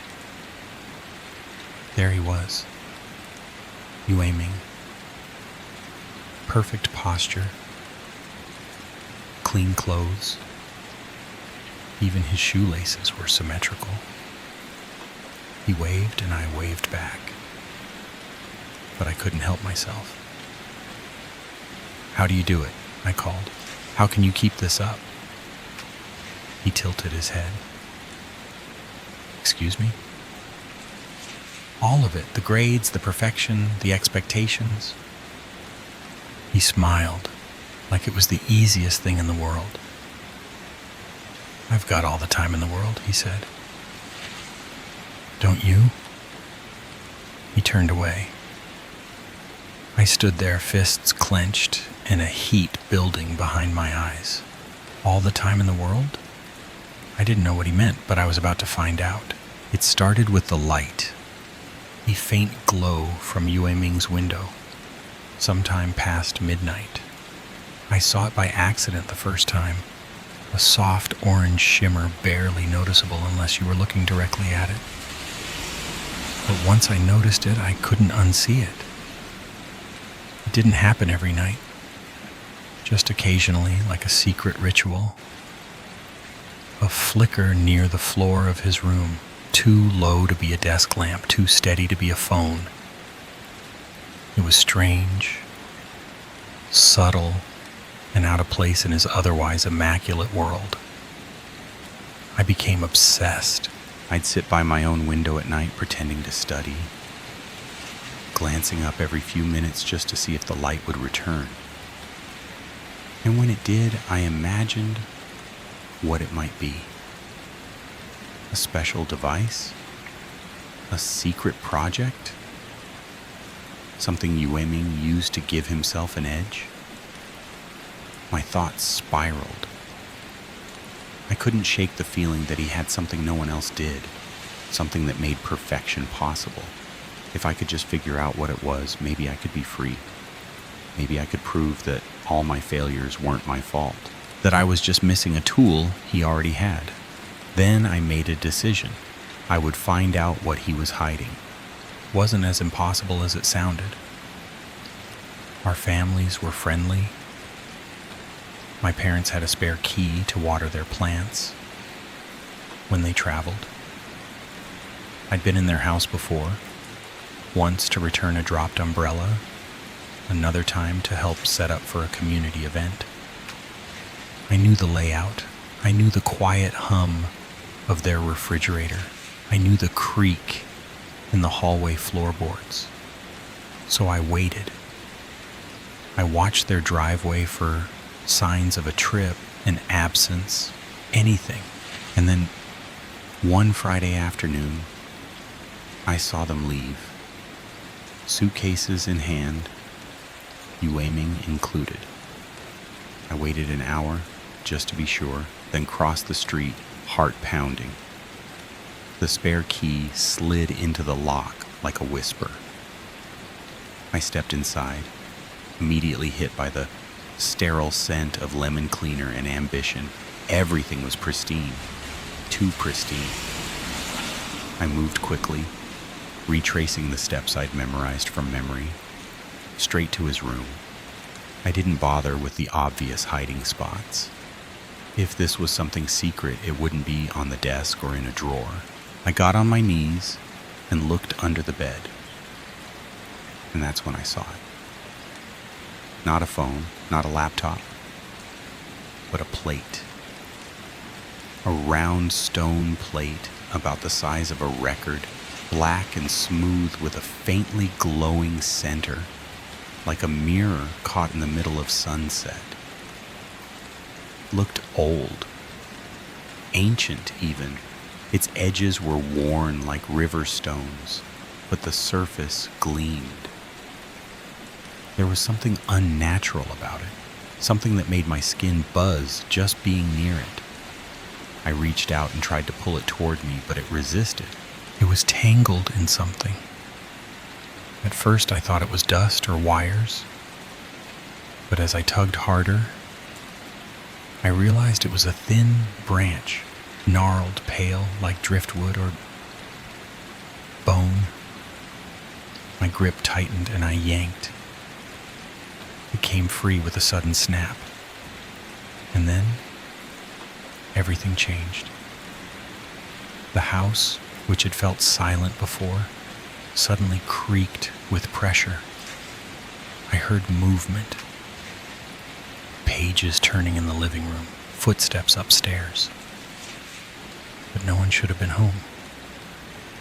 My heart kicked into overdrive.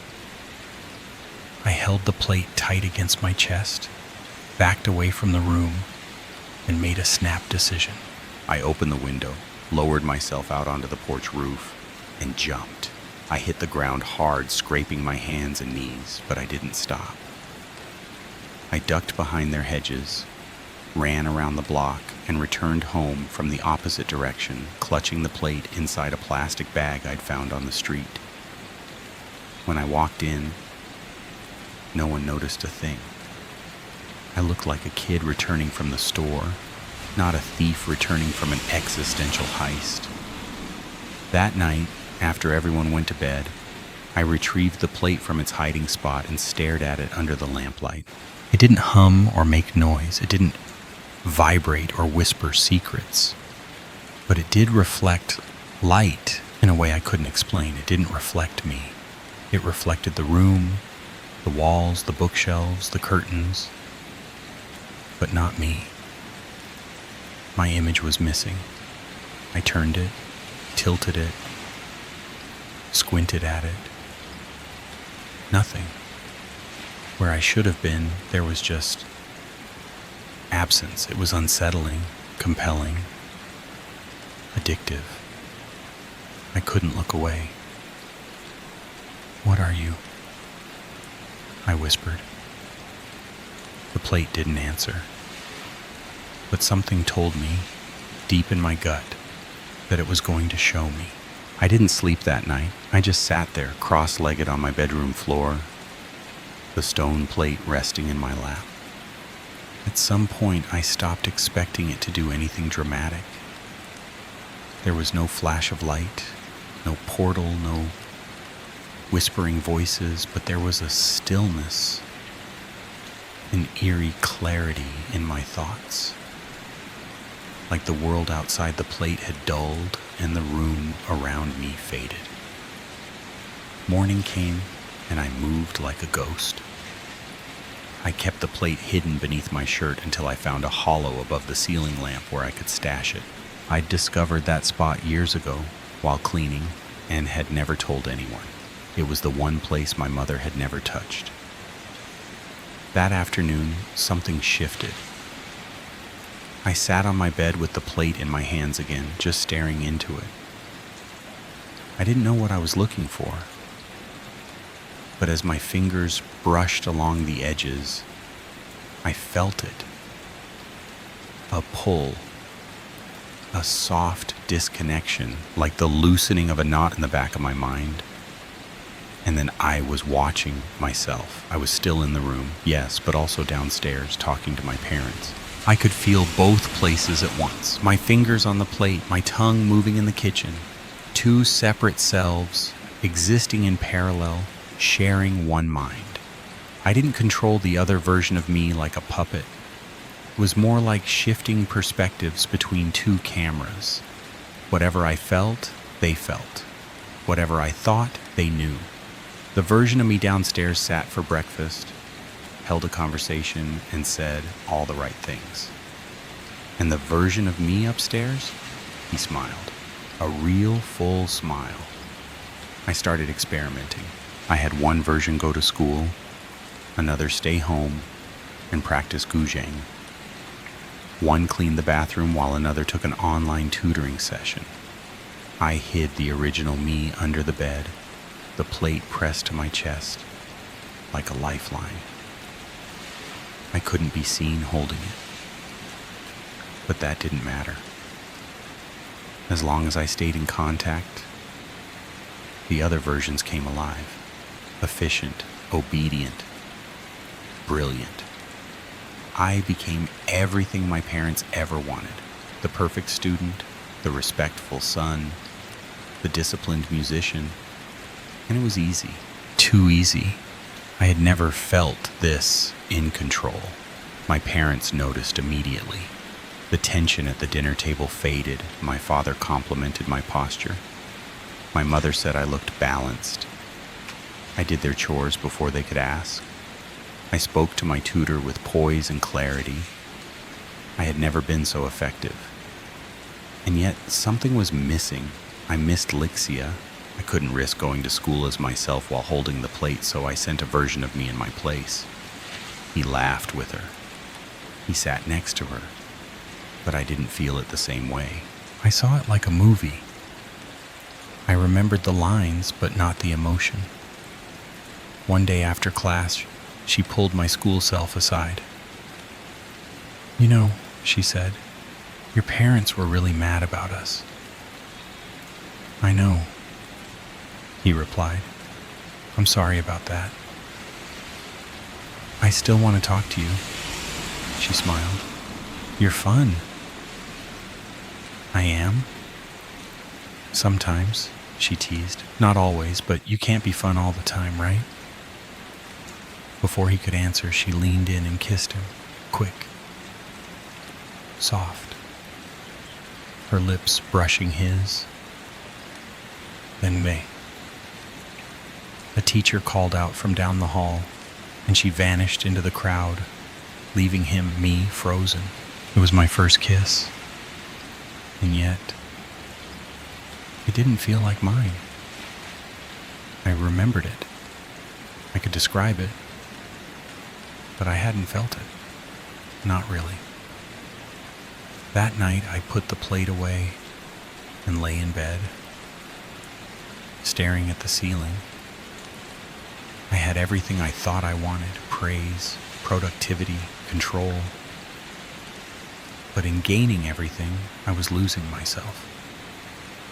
I couldn't tell if the version under the bed was still the original, or just another copy, holding onto the plate like a desperate ghost. I needed to feel something again, something real, but I didn't know how to let go, so I made a new version of myself. One that would stay under the bed, hold the plate, and keep the cycle going. Meanwhile, the real me, I told myself, would rejoin the world, eat, talk, pretend. It worked. At first. But even then, the lines began to blur. One day I felt a hunger I couldn't place. Another day, my vision doubled for a split second, like two selves fighting for focus. I started forgetting which version I was. And still, I kept going. Because for the first time in my life, everything was working. I was succeeding. I was living the dream. Until slowly, that dream began to fray. And the perfect harmony I'd built began to tremble under its own weight. It started small, a twitch in my fingers during science class. My hand began mimicking the guzheng motions, even though I was sitting in a desk, nowhere near the instrument. The teacher paused mid-sentence and stared at me. I laughed it off, saying I was just fidgeting. But the truth was more disturbing. The version of me at home was practicing at that very moment. The motions bled through, actions from one version crossing into another. It was the first real crack. Then it escalated. Words began spilling out of my mouth in places they didn't belong. I answered a question my Beijing tutor asked, but I was in the school library. I knocked over a teacup at home while someone else was trying to open a door at school. The minds were slipping, the boundaries dissolving. I figured I needed a reset, a clean break. One good night of sleep, no plate, no versions, just me.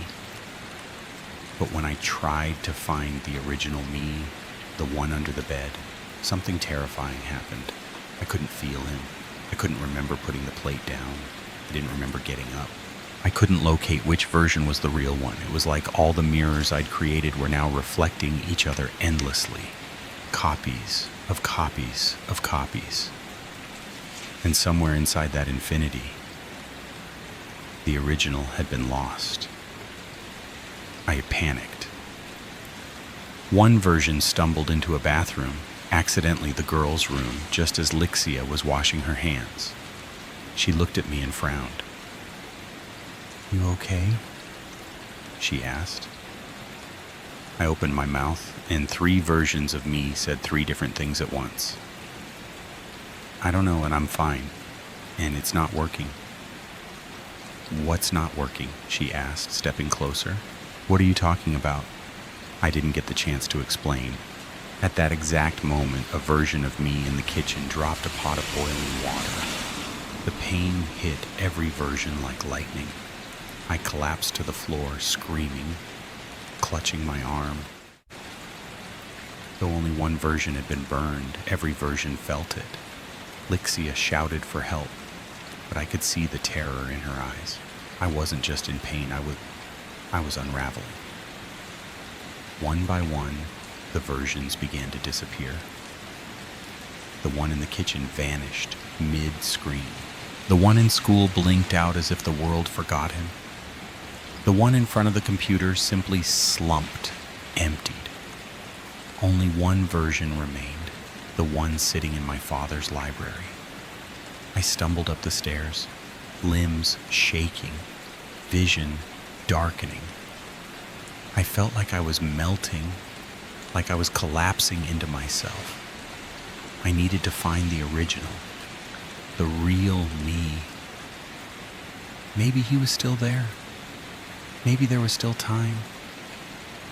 I crawled under the bed, clawing at the floor, until I saw him. My body, my original body, skin and bones, eyes half closed, holding the plate like it was oxygen. I must have been there for days. No food, no water. Forgotten. Dead. Or almost. I pulled me out and dragged the body onto the bed. My own face looked like paper. My lips were cracked. My hair was matted with sweat and dust and spider webs. My fingers curled like dried roots. I stared. Then it hit me. Those weren't roots I'd seen tangled with the plate under Yua Ming's bed. That had been him. I hadn't realized it at the time. I thought it was just some strange decoration, some branch or cable, but it was him. He had died holding that plate, died trying to be perfect, and I had taken it. I had yanked it from his corpse like it was nothing, like he wasn't even human anymore. I stumbled back, breath shallow. I didn't know what to do. I couldn't tell if I was still alive or if I was just another echo. I was cold, so cold, and my limbs weren't working right. But I knew I had to act. I had one final thought. If I died here with no one holding the plate, all of me would vanish. Forever. I grabbed the house phone and called emergency services. I told them my address. I told them I couldn't breathe. I said it over and over. "I don't think I'm breathing. I don't think I'm breathing." My voice shook. My eyes went dark. I couldn't tell what was memory and what was now. My knees gave out. I dropped the phone. I crawled back to the ceiling, pulled down the lamp cover, and stuffed the plate back into the hollow. I didn't want anyone to find it. Then I collapsed on the floor, heart fluttering, like it was trying to escape my chest. The world flickered. My mind dimmed. And just like that, everything stopped. There's no real way to describe what it felt like after that, because There was nothing to feel, no thoughts, no pain, no passage of time. It was like being erased, not dead, not alive, just not. But then something shifted. A breath pushed into my lungs. A beat thudded against my chest. A voice pierced the void, urgent and far away. I hear something, keep pushing. I didn't open my eyes. I couldn't move.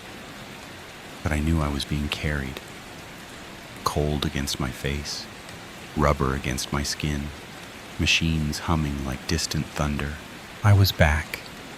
Not fully, not sharply, but back enough to feel, back enough to be. Later in the dead of night, one eye cracked open. I was in a hospital bed, tubes in my arms, monitors beeping with stubborn persistence. My mother had gone to get tea. My father was asleep outside. The room was quiet, except for the soft rattle of leaves outside the window. A breeze danced through the curtains, casting shadows on the wall like a dozen reaching hands. Then something darker blocked the light.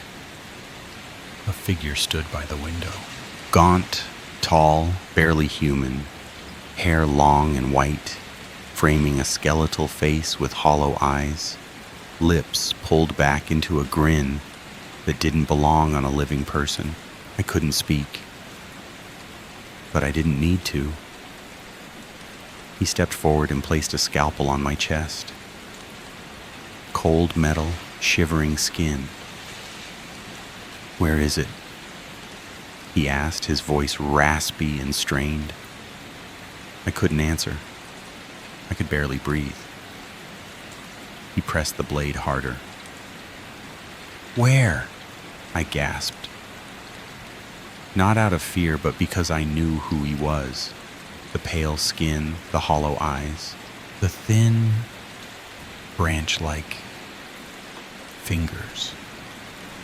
This was Yueming, or what was left of him. The cost of perfection, the price of holding the plate too long, of letting too many selves die while chasing everything. I coughed, the air thick in my throat. "Ceiling lamp," I whispered. His eyes flickered. He tapped my chest gently, a silent thank you. Then he turned and vanished into the dark. When my mother returned, the room was empty again. She sat beside me and took my hand, never asking what had changed. But I think she knew. A few days later, I returned home. The doctor said it was a miracle I survived. They didn't know how I'd lost so much weight. They didn't understand the dehydration or the neurological symptoms. Stress-induced trauma, they guessed. A breakdown. But whatever it was, it changed everything. My parents backed off. The pressure stopped. They said they were proud of me just for getting through it. I wasn't sure if I believed them, but it was a start. And Lixia, she stayed. We talked again. She never asked for an explanation. Maybe she didn't need one. Maybe she understood in her own way. We went to the same university later. We kissed again, this time for real. Not through another me. Not as a story told from memory. It was just us. One world. One moment. And that kiss? It was better than perfect. It was mine. Years passed. But sometimes, late at night, I'd still look across the street. Yueming had moved away. I never saw him again. Not really. But I remember the day he left. The whole neighborhood came out to wave him off. He loaded a large wooden box into the back of the moving van and looked up at my window. We locked eyes. He waved, and I waved back. There was something cold and distant in his gaze, a shine behind the eyes, the shine of something not quite real. I think he had the plate with him. I think he was still using it, still splitting himself into echoes, still trying to be everything at once. I never told anyone, never tried to find it. I left it all behind. But sometimes, when I'm tired, when I feel like I'm not living up to my potential, I feel it. That hunger, that echo, the ache of all the other lives I could be living. I wonder what it would be like to eat dinner with my parents and also finish a book and also take a walk with Lixia and also practice Guzheng all at the same time. To do it all. To be it all. But those thoughts pass, and I remember what it means to live one life. To feel every heartbeat, every moment, every kiss, every choice. When you give yourself fully to just one thing, just one, you give it meaning. You give it weight. I'm not the smartest kid on the block. I'm not the fastest or the best. But I'm here. I'm whole. And for the first time in my life, that's enough. Story 5. I didn't think twice when Eric asked me to house sit for him. 2 quiet weeks in a comfortable place sounded like a break I didn't know I needed. He handed me the keys, walked me through the basics of his security system, showed me how to arm and disarm it, and gave me full permission to make myself at home. The house itself was simple. 2 stories, tucked on a quiet street, with neighbors spaced just far enough to forget they existed. There was a sparse yard, a couple of trees that barely moved in the breeze, and a stillness that felt almost too perfect. Eric didn't seem concerned about anything. He just smiled and told me to enjoy myself, thanked me for the favor like it was no big deal.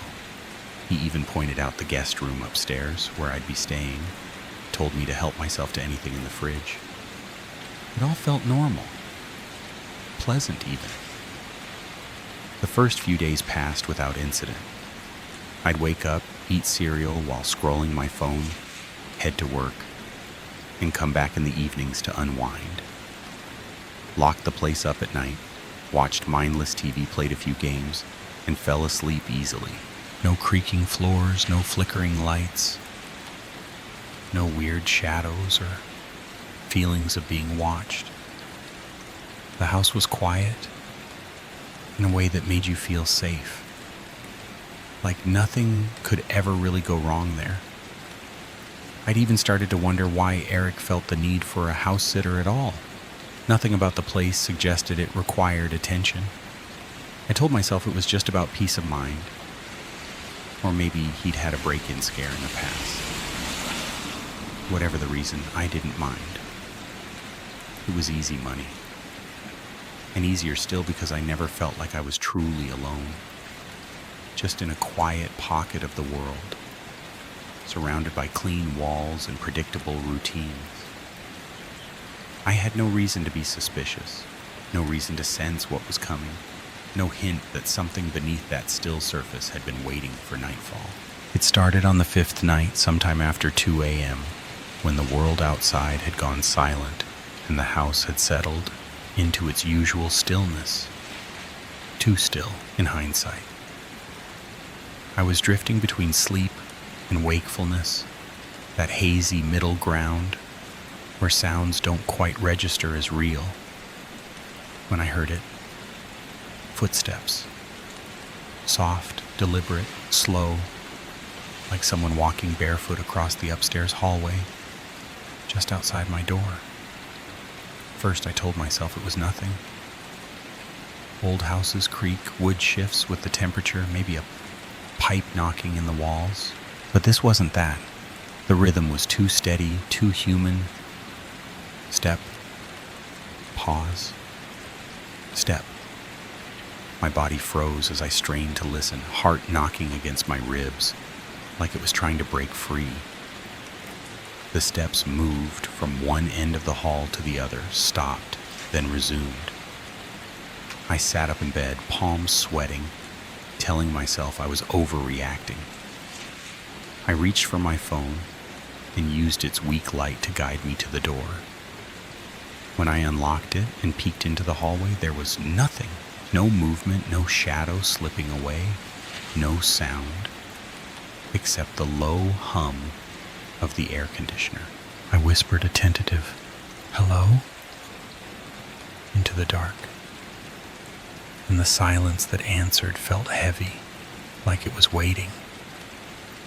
I stood there too long, watching the hallway as if it might change shape before my eyes, then retreated back to the guest room and locked the door behind me, trying to convince myself I'd imagined it. But I didn't sleep well.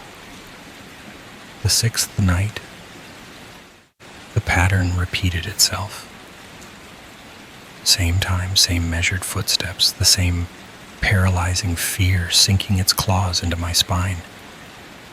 Only this time, I didn't move. I stayed in bed, eyes open in the dark, listening as the steps went back and forth like someone pacing, as if waiting for something or someone to open the door. My skin prickled under the blanket, and every muscle in my body begged me not to move.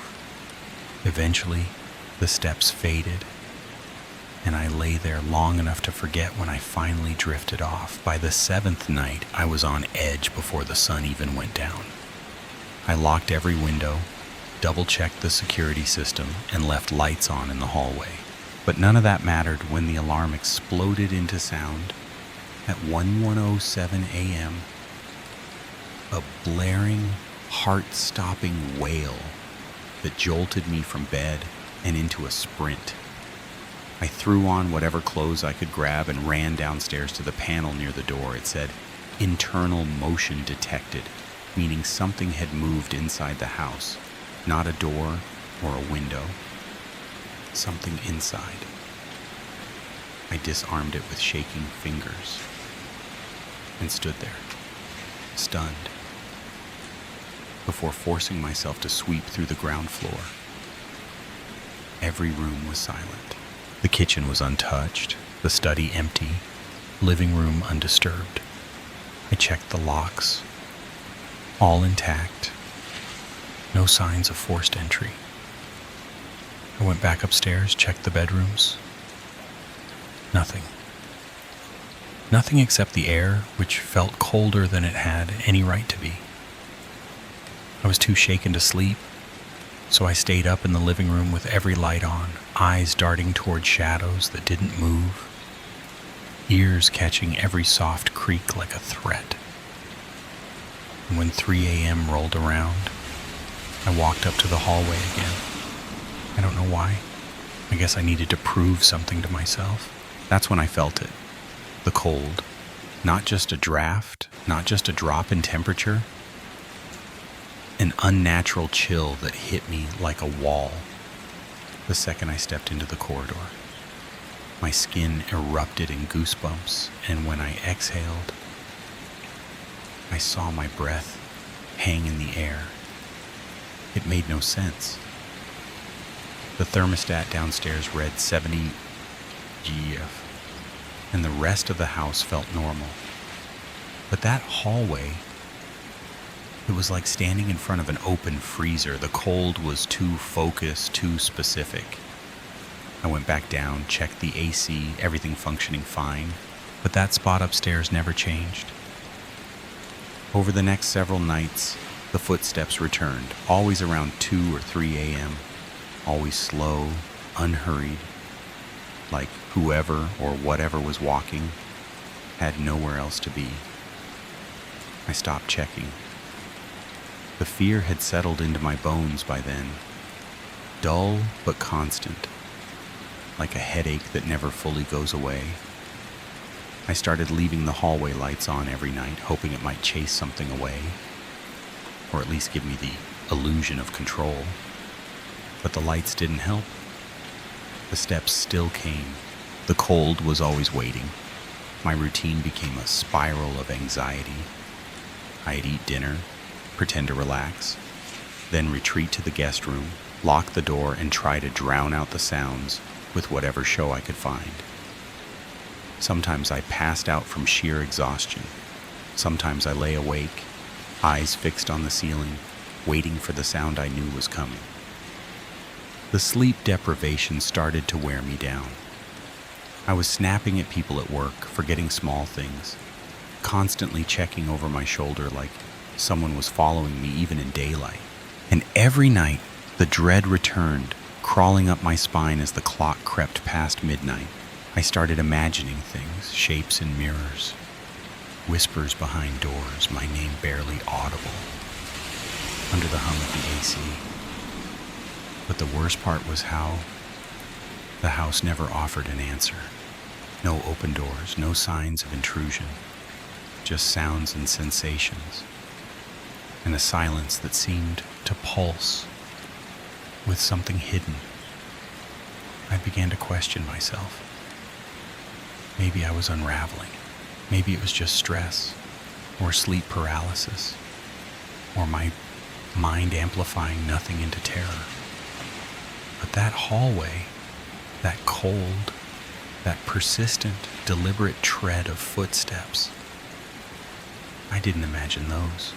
And I still had nights left before Eric came home.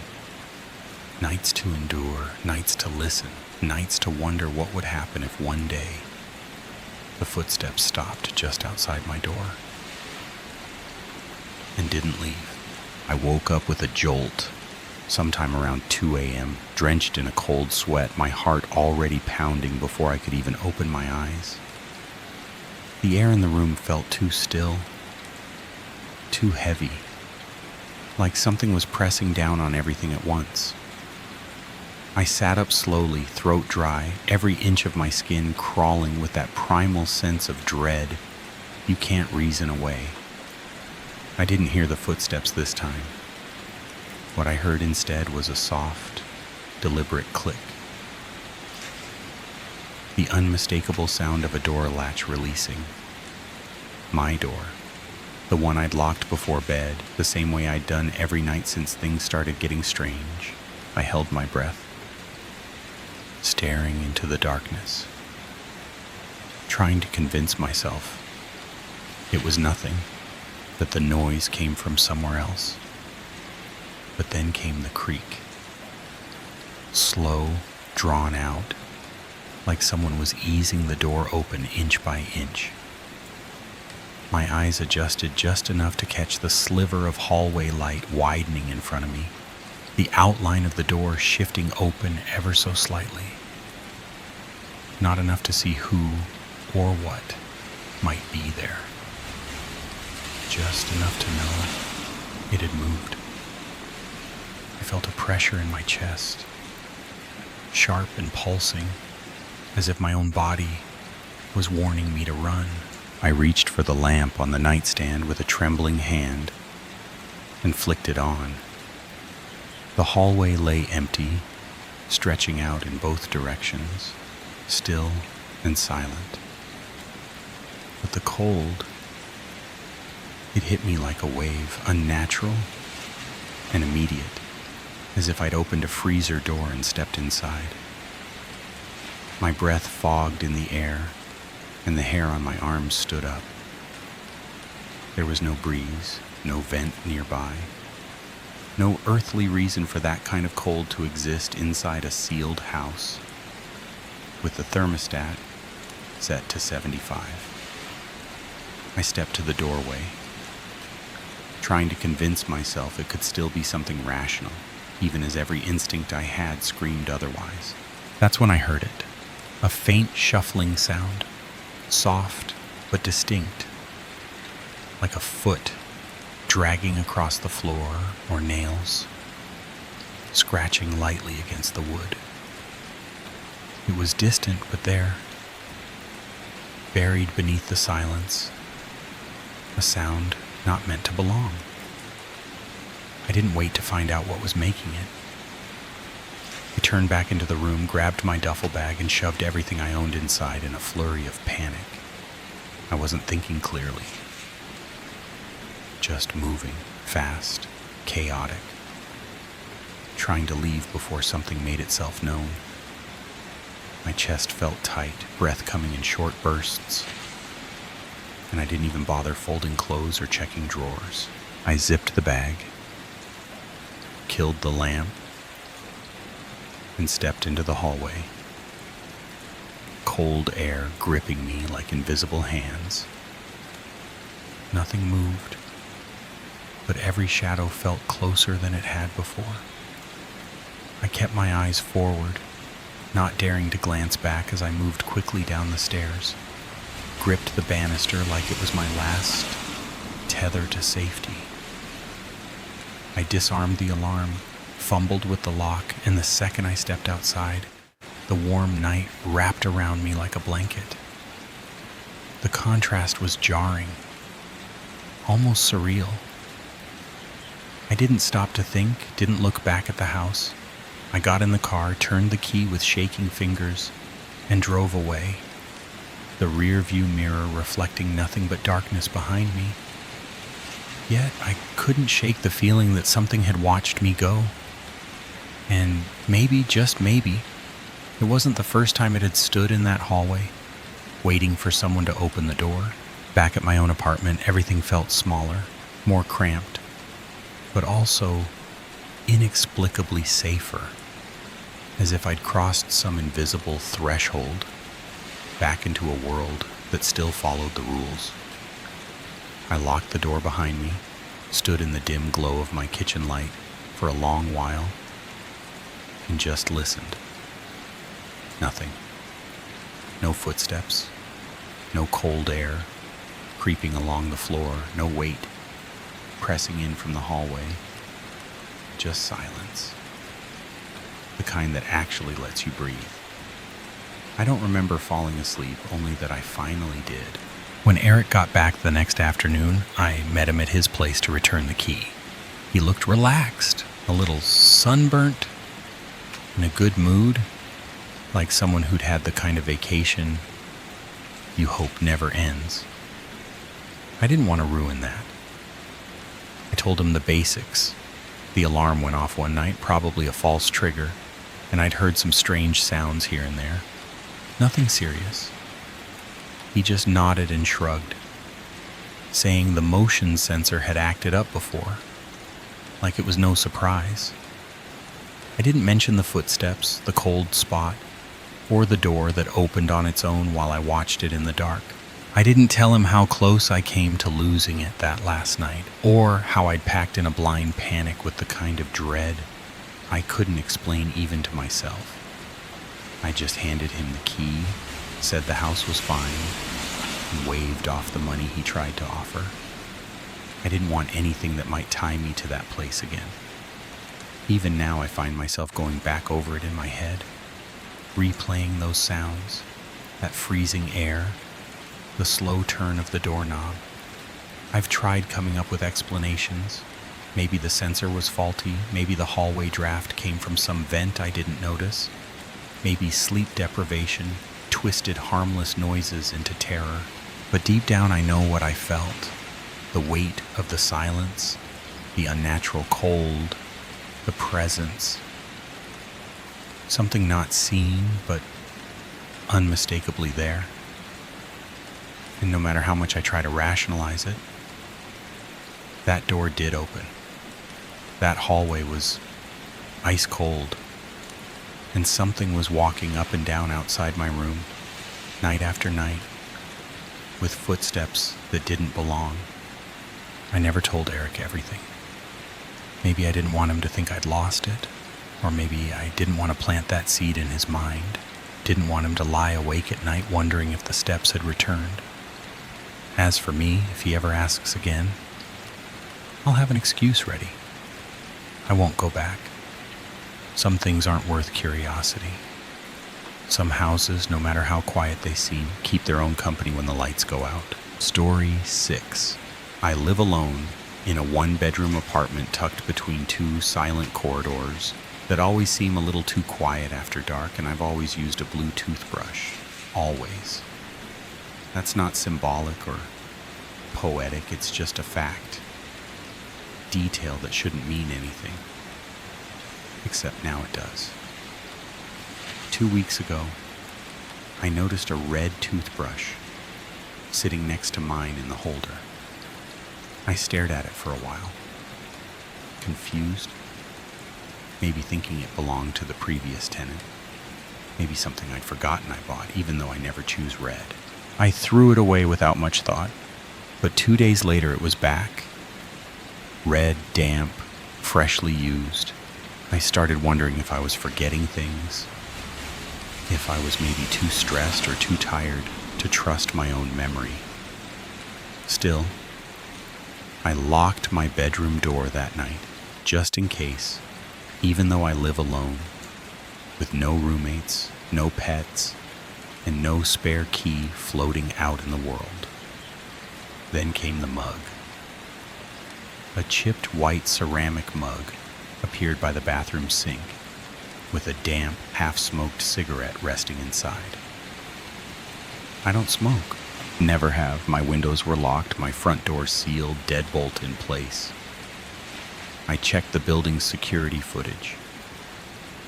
No one had entered or left my unit in over 48 hours. And yet, the mug was there. Real. Heavy in my hand. Then things escalated.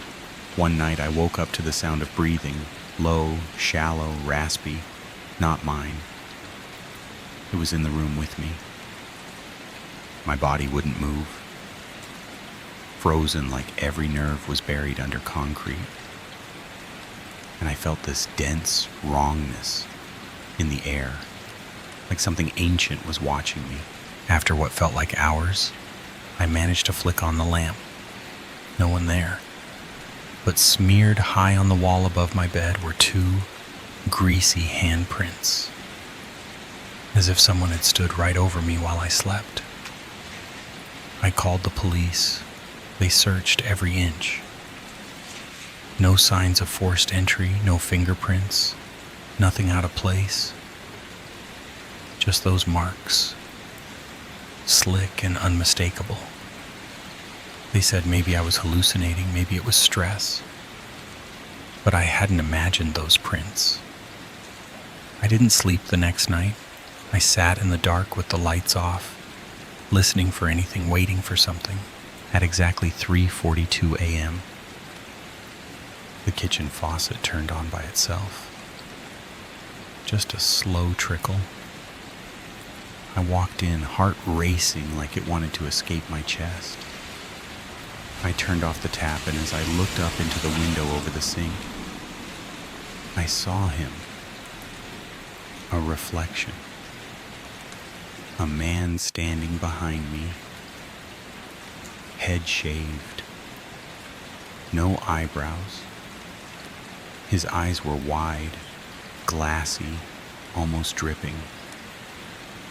When I spun around, the room was empty, but the floor was wet. I think that was the first time I truly believed I wasn't alone anymore. So I set up my phone to record myself sleeping, needing proof that I wasn't losing my mind. I watched the footage the next morning with trembling hands. At 2:17 a.m., the door opened. Slowly. A man walked in, calm, certain, as if he'd done it 100 times before. He stood at the edge of the bed and just stared. For 11 minutes, not moving, just breathing. And then he looked directly at the camera, right into the lens. I swear my skin went cold. He knew. He knew I was watching. In the very last frame, before the footage cut out, he leaned down to my sleeping body and whispered something into my ear. I had to rewind, listen carefully. And I swear to you, I swear, he said, "You're the third one. I left that apartment before the sun came up. I didn't tell anyone where I was going. Didn't post, didn't text. I paid for a cheap motel in cash, checked in under a fake name, left my phone turned off. No one should have known where I was. No one. And this morning, when I went into the bathroom to splash cold water on my face and convince myself I was still real, I saw it. Sitting there by the sink, the red toothbrush, and next to it was a fourth one. Story 7. The first thing I noticed when I stepped into my new apartment wasn't the space or the city view I had been so excited about. It was the silence, and not the peaceful kind. It was thick, unnatural, like the air itself was holding its breath. My footsteps, which should have echoed on the hardwood floors, were muffled, absorbed by something unseen. Even the sound of my suitcase thudding against the ground felt wrong, like it was happening underwater. I stood there in the entryway, sweat from the summer heat still clinging to my skin, yet a chill slithered down my spine. Something about the atmosphere felt watching. I tried to brush it off. Too many horror movies and too little sleep, I told myself. But even my voice, a quiet mutter of, "Get a grip, Sarah," sounded foreign in the stale stillness. The apartment came semi-furnished, which had seemed like a perk when I signed the lease in haste. An old couch, a crooked dining table, and dominating one wall of the living room, a tall antique mirror in a heavy wood frame, the kind that seemed to belong in a crumbling Victorian hallway, not a modern city apartment. As I unpacked, I caught glimpses of myself in it. Nothing unusual. Until just once, I thought I saw movement. Not me, not a reflection, but something just behind me, flitting past at the edge of my vision. When I spun around, the room was empty. That night I lay in bed, sleep stubbornly refusing to come. The silence was unbearable, stretching and pressing down, broken only by the occasional creak of the floorboards, which sounded far too loud and deliberate. At around 3 a.m. I heard it, soft, rhythmic, tapping like fingernails against glass. My blood ran cold. It came from the living room. I sat up, heart thudding in my ears, and crept slowly toward the sound, every step hesitant, every breath caught in my throat. In the dim light, I saw the mirror. Its surface seemed to shimmer slightly, as if disturbed by something on the other side. Then I saw it. A face. Not mine. Not human. Pale, gaunt, and watching me with eyes that glowed faintly in the dark. A hand pressed against the glass from the inside, long fingers spread unnaturally wide. My breath caught as the face twisted into a grotesque, knowing smile.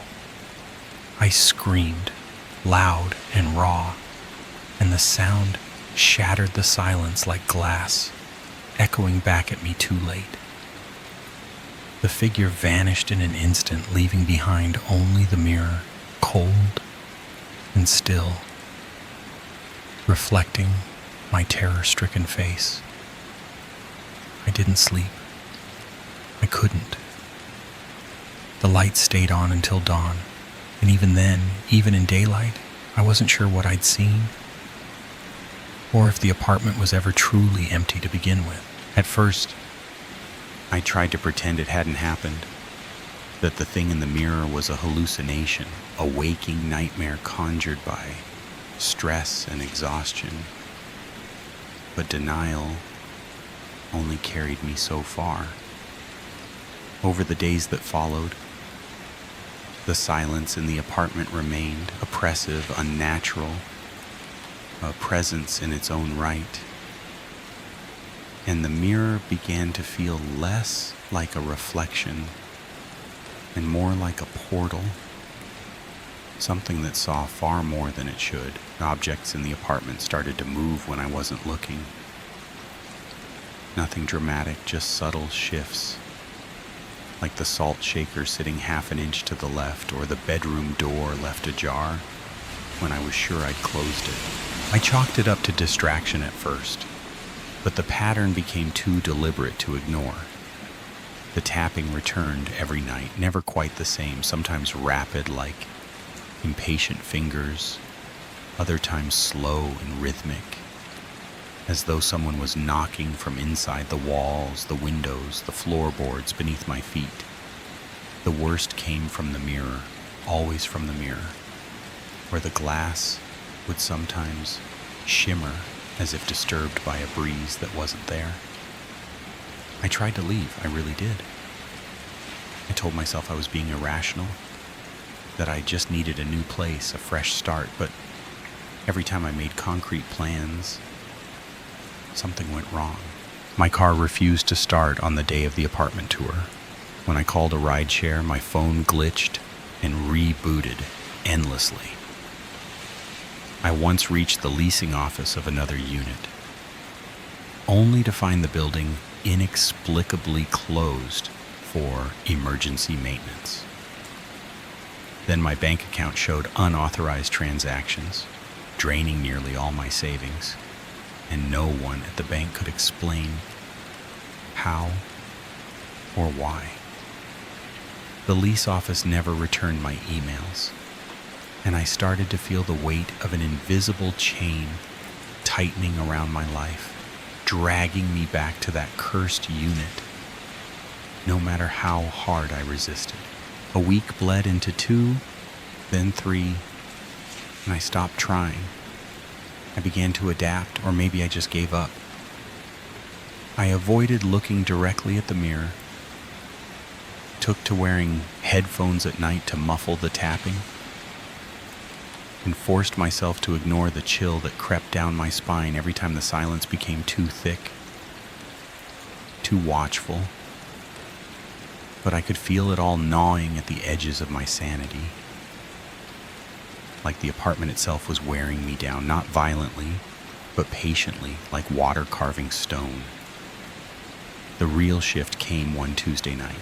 I was chopping vegetables, trying to lose myself in the normalcy of cooking, when the knife slipped. It wasn't deep, just a thin, sharp line across my palm. But the moment that drop of blood hit the kitchen floor, the entire apartment seemed to react. The silence cracked open, not with sound exactly, but with a change in the air, dense, vibrating, humming like the moment before a storm hits. The lights flickered wildly, shadows stretching into impossible shapes across the walls, and from every corner of the room I heard them, whispers, not words at first, just rustling breaths, layered over one another, 100 different voices murmuring at once. I stumbled into the living room, drawn forward by something primal, some inner compulsion I couldn't deny.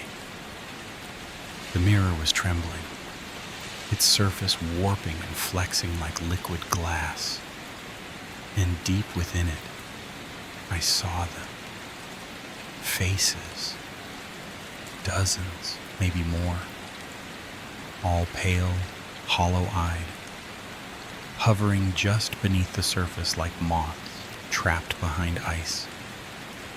Their mouths moved in unison, silent at first, then rising in a chorus of fragile, desperate voices. "Help us! Please help us!" My knees buckled. I gripped the doorway, trying to keep myself upright, unable to look away as one of the faces surged forward. A woman, gaunt and translucent, with sorrow carved into every line of her face. Her lips parted, and she spoke, and this time I could hear her clearly. we are the ones who came before. Trapped, fed to the hunger of this place. It devours us, feeds on our fear, our hopelessness. But you can end it. My throat closed with panic. I shook my head. How? I managed to whisper, barely audible over the swell of voices. What do you want from me? Her face pressed closer to the glass. Blood, willingly given, under moonlight. It's the only way, please, before it takes you too. And then, as suddenly as it began, the mirror stilled, the faces receding into the depths like smoke pulled into a vacuum. The whispers stopped, the light steadied, the air went quiet again, but not in the usual way. Now it felt expectant, as if the walls themselves were waiting to see what I would do next.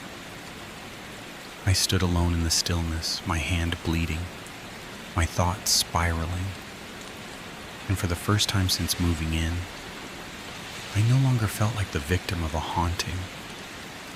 I felt like I was part of something far older, something bound in blood, silence, and time. And the worst part was, some deep hidden part of me believed her. I spent the next few days drifting in and out of disbelief, staring at the mirror like it might blink or breathe, torn between the memory of those pleading faces and the quiet hum of my now familiar paranoia. I dug into the building's past, clawing through archives, faded news clippings, and online forums filled with whispers and half-truths. The deeper I looked, the darker it became. Tenant names that appeared on missing persons lists, sudden vacancies where no one ever moved out, rumors of strange sounds, erratic behavior, and notes scrawled in margins about the mirror, always the mirror. It all spiraled back decades, generations even, as if this place had been feeding for longer than anyone could remember. By the time the next full moon was just a day away, I'd stopped questioning whether it was real. I knew it was. And I knew what had to be done. On the night itself, the air was thick with anticipation, like the apartment was holding its breath again, only this time it was waiting for me. The moonlight slanted through the window, cold and bright, painting silver across the hardwood floors. I stood before the mirror, with a kitchen knife in my trembling hand, its edge catching the pale light. My heart pounded as I raised the blade to my palm, the moment stretching thin and electric. Then, with a sharp breath, I pressed down and drew a shallow line across my skin. Blood welled up instantly, warm and vivid, and I reached toward the mirror, whispering, "I give this freely to break the spell and set you free." The second my blood touched the glass, the apartment erupted with sound and movement. The mirror didn't crack, but it rippled as though it had become water, and the room around me blurred at the edges. A blinding white light burst outward, filling every shadow, every corner, and with it came a rush of wind and the unmistakable chorus of voices, thankful, relieved, rising in a harmony of release.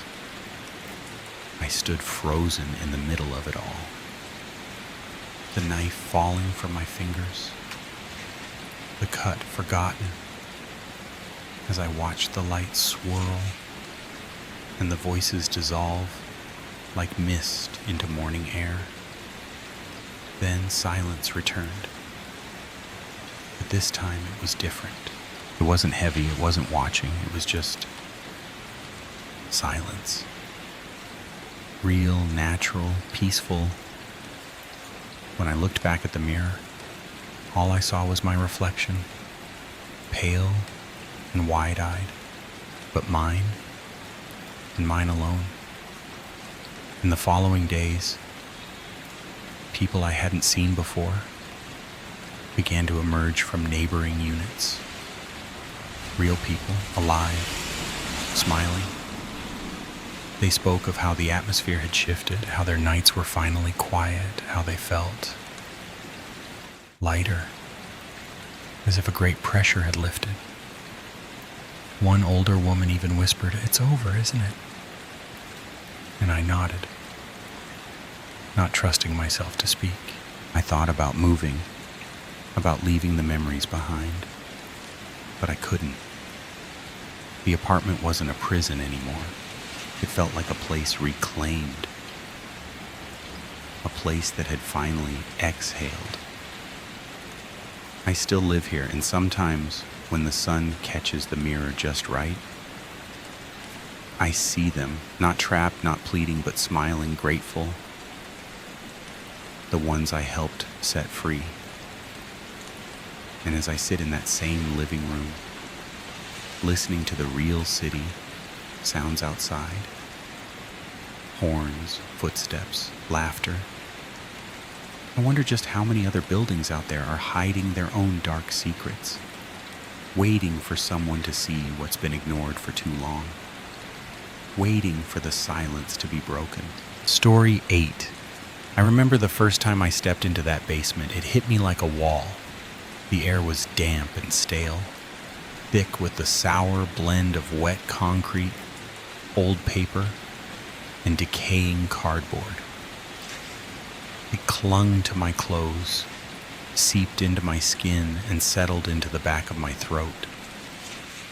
The fluorescent lights overhead flickered in a slow, sick rhythm, casting long, shaky shadows along the rows of archive shelves that rose like tombstones from the concrete floor.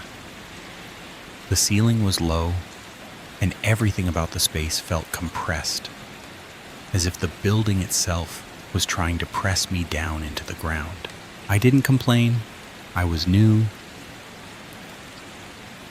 Just a few weeks into my job at the publishing house, and they needed someone for the night shift. I needed the money. No questions asked. The instructions were simple. Monitor incoming deliveries, update inventory logs, check the shelves. It sounded easy, almost too easy. At first, the silence unnerved me. The isolation scraped against something deep inside, something that doesn't like to be left alone with itself. I'd hear the sudden sharp clank of expanding pipes echo off the concrete, or the distant rattle of the ventilation system, and my heart would jolt before I could remind myself that basements make noise, that this was normal. And over time I adapted. I got used to the rhythmic creaks and groans of the building settling, to the unpredictable knocks and dull thuds that came from nowhere and went nowhere. I learned how to ignore the sensation of being watched, of something unseen just beyond the range of my flashlight, waiting behind the shelves. I told myself it was just nerves, just fatigue from the long hours and stale air. But something about that place never felt right. Even in the middle of summer, the basement stayed frigid, as if the sun had long since given up trying to touch it. Each step echoed too long. Each shadow lingered too heavy. And though I kept my eyes on the checklist and my ears tuned to the expected sounds of a working building, I couldn't shake the feeling that the silence down there wasn't empty. It was listening, watching, holding its breath, waiting. And somewhere in the back of my mind, a quiet voice began to whisper that I hadn't stepped into a quiet workspace at all. I had stepped into something else, something waiting, something that had been there long before me and would still be there long after. It happened on a Tuesday night, sometime after 2 in the morning. when I was assigned to inventory the old boxes in the far corridor, the section of the basement nobody ever bothered with unless they had to. That part of the archive felt different, even on normal nights. Narrower, darker, with shelves that seemed to lean just slightly inward like they were listening. The flickering overhead bulb buzzed louder than usual, almost agitated. I was scribbling down box numbers when I heard it, a soft, breathy hiss just behind me. I froze, my pen halting mid-stroke, heart lurching into my throat. It wasn't the usual groan of the building or a trick of the pipes. It was too intentional. I turned, flashlight in hand, and swept the beam across the dusty shelves. Nothing. Just rows of sealed boxes and the faint echo of my own breath. I stood still, listening. The whisper came again, barely audible, like a voice.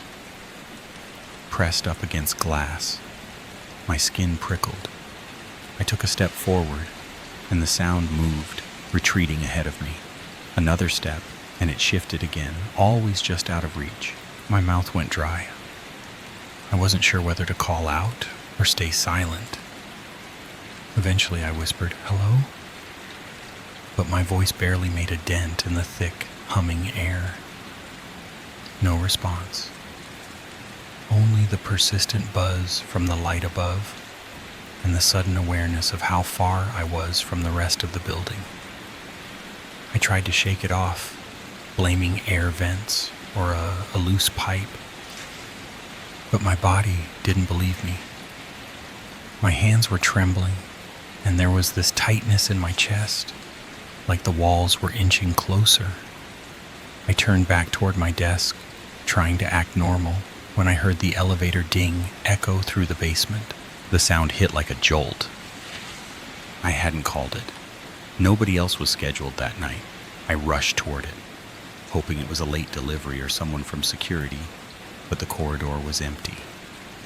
The elevator doors stood open, unmoving, waiting. Its interior light glowed faintly, and there were no footprints on the floor. No sound of retreating steps. Just that same cold hum and the unmistakable feeling that someone had just left before I got there. The nights that followed only got worse, quieter in the wrong way, like the basement was holding its breath.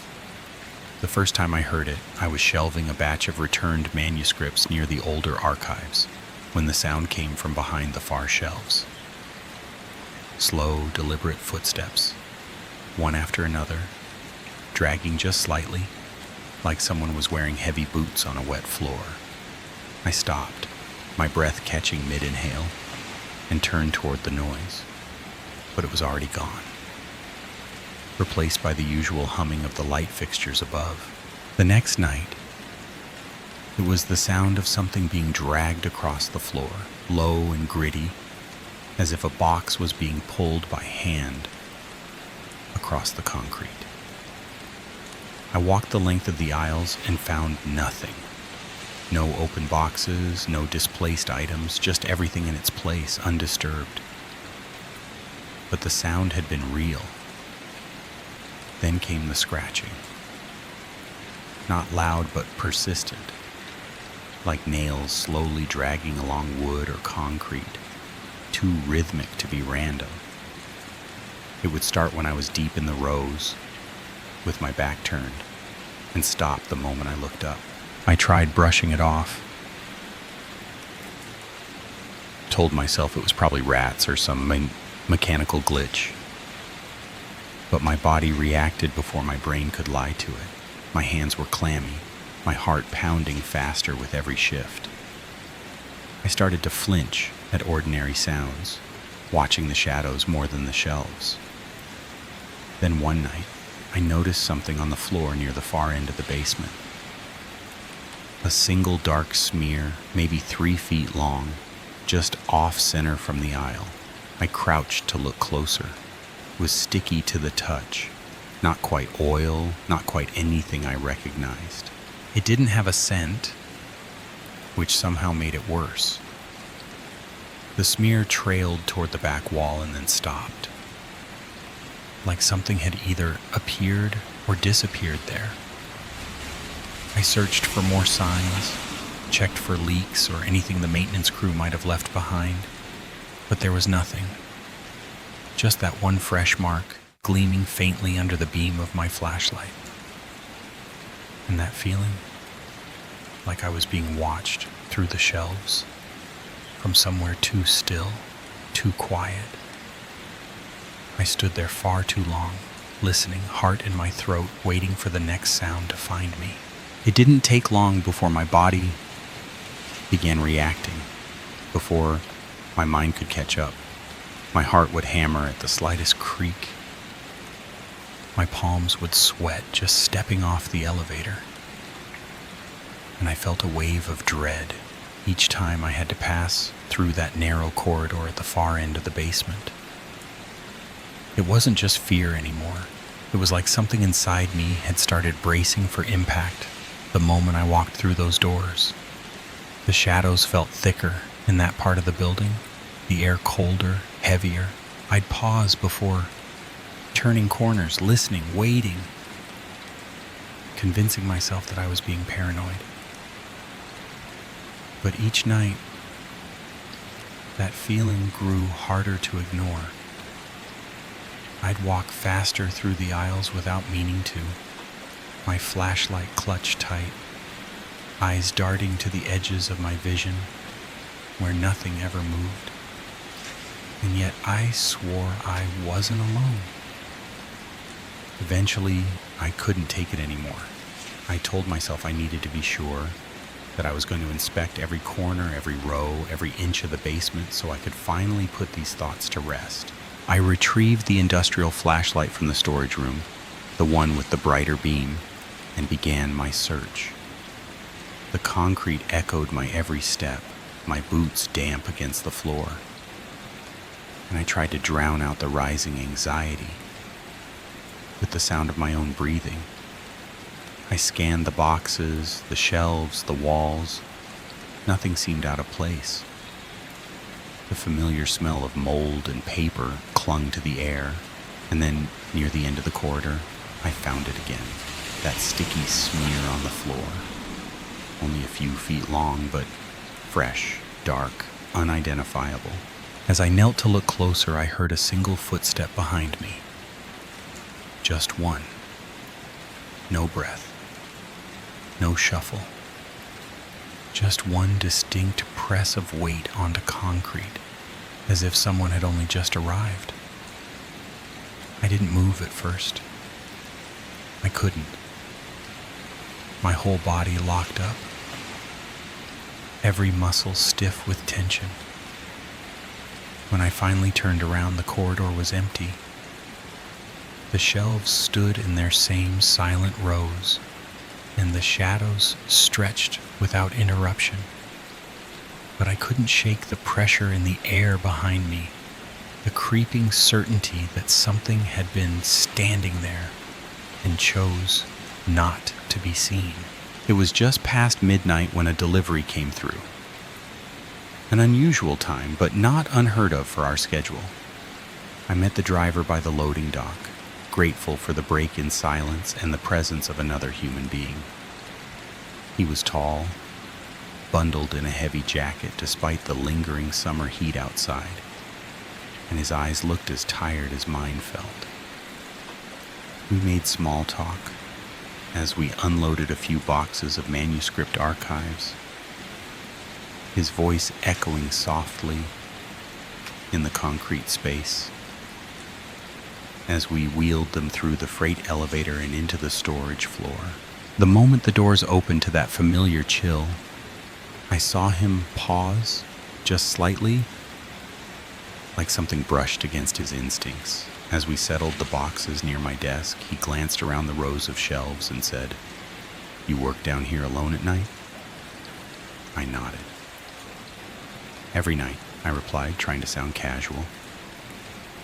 He gave a low whistle and shook his head. "Man, this place gives me the creeps." He didn't linger after that, just offered a nod and disappeared back into the elevator, leaving only silence behind. And it was strange how quickly the temperature seemed to drop once he was gone, as if the basement had been holding its breath and finally exhaled something cold and unseen. I stood still for a moment, listening. That unnatural stillness was back, the kind where even the hum of the lights felt too quiet, too restrained. I returned to my desk, trying to bury myself in the simple comfort of paperwork, filing, cataloging. But the sounds returned, soft taps, like fingers rapping against wood far off in the distance, followed by a faint dragging, as though something heavy was being pulled across the floor behind the shelves. I kept my head down, told myself it was nothing, that basements settle and sounds travel in weird ways down here, but my ears wouldn't stop searching. Every noise echoed louder than it should have, and the shadows seemed to pulse with each flicker of the overhead lights. I tried to focus, to finish my shift, but the warmth from that brief human interaction had long since vanished, replaced by that same gnawing chill creeping back into my bones and the overwhelming sense that I was no longer alone. It was around 3 a.m. when I noticed a box jutting out near the middle row, teetering slightly off the shelf like it had been disturbed. I set my flashlight down on the damp concrete and reached up, both hands bracing the edges to slide it back into place, but it resisted me. The weight felt uneven, heavier than it should have been for a stack of dry paper, and for a split second, I wondered if moisture had soaked through and warped the contents. I tilted the box gently, listening for a shift inside. But that's when I heard it. A whisper, not distant this time, not vague or echoing through the aisles. It was right beside my ear, so close that I could feel the air move. I jerked back so hard I almost dropped the box, my pulse exploding in my chest as I spun around, heart in my throat, breath caught somewhere between a gasp and a scream. But there was nothing, just shelves and shadows, and the damp floor gleaming under my flashlight beam. The whisper had been unmistakable, too real, too close, too deliberate. My ears rang with silence as I tried to steady my hands, every muscle in my body coiled tight with panic. I forced myself to move, grabbing the flashlight, scanning every direction, desperate for some sign of what just happened. That's when I saw it. Another smear on the floor, darker than the last and far wider, stretched like something had been dragged from the shelf toward the far wall. The streak glistened under the beam, sticky and thick, with no clear origin and no discernible scent, just a black, silent trail that stopped abruptly halfway down the aisle. I took a step closer, crouched, trying to process what I was looking at when I felt it again. That feeling of being watched, of something unseen pressing in just behind me, not with breath or sound, but with presence. My mouth was dry, my legs trembling, and my fingers were stiff with fear as I straightened up and backed away, unable to turn my back on the corridor. Every instinct screamed to run, but I couldn't. Something in me still needed to know, still needed to understand. And yet, as I stood there, the thought settled like ice in my chest. Maybe I was never meant to understand. Maybe this place doesn't want to be explained. Maybe the whisper wasn't a warning. Maybe it was a welcome. I reported everything the next morning, well, most of it. I told my supervisor about the strange noises, the whisper that felt like it brushed against my skin, the sticky smears on the floor that came from nowhere and led to nothing. He listened, sort of, eyes fixed on his screen, nodding absently while muttering something about old pipes and poor ventilation. Said he'd have maintenance take a look, maybe send someone from security to do a walkthrough, but I could tell he wasn't really hearing me. I didn't press. What was I supposed to say? That the basement was watching me? That silence had started to sound like breathing? I went home that day, tried to sleep, but my body was still locked in the tension of what I'd felt. And when the sun set, I found myself standing in front of the elevator again. Palms damp, heart stuttering, just staring at the button like it was a door to something I couldn't unsee. The basement hadn't changed, of course, not physically, but I had. Every shift since then has carried a heaviness I can't explain. The lights still flicker, but now they seem to do it only when I'm near, as if reacting to me. Footsteps echo down aisles where no one walks. Faint sounds, drags, taps, distant sighs, leak from between shelves that should hold nothing but paper and dust. And always, that pressure in the far corridor, that thick, unmoving air that coils around my throat every time I pass. I don't linger there anymore. I walk fast, avoid looking too long at the shadows, and try not to think about what might be standing just out of sight, watching through the cracks. Each night begins the same way. I stand by the elevator, take a slow breath, and tell myself I'm being ridiculous.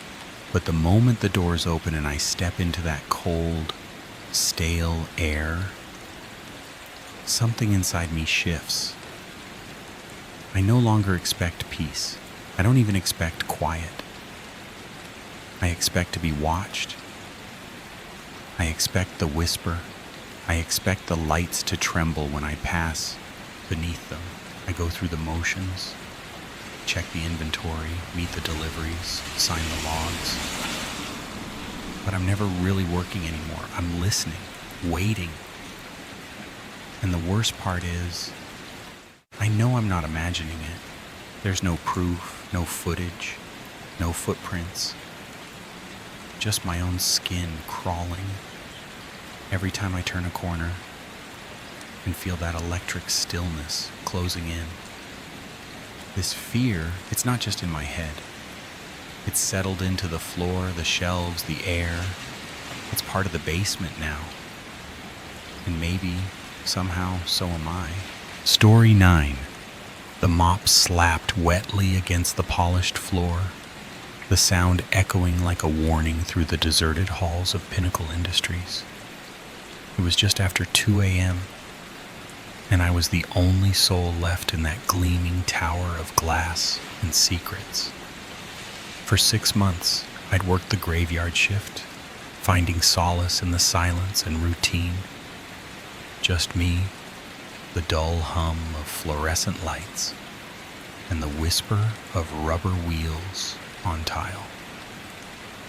But tonight, something was wrong.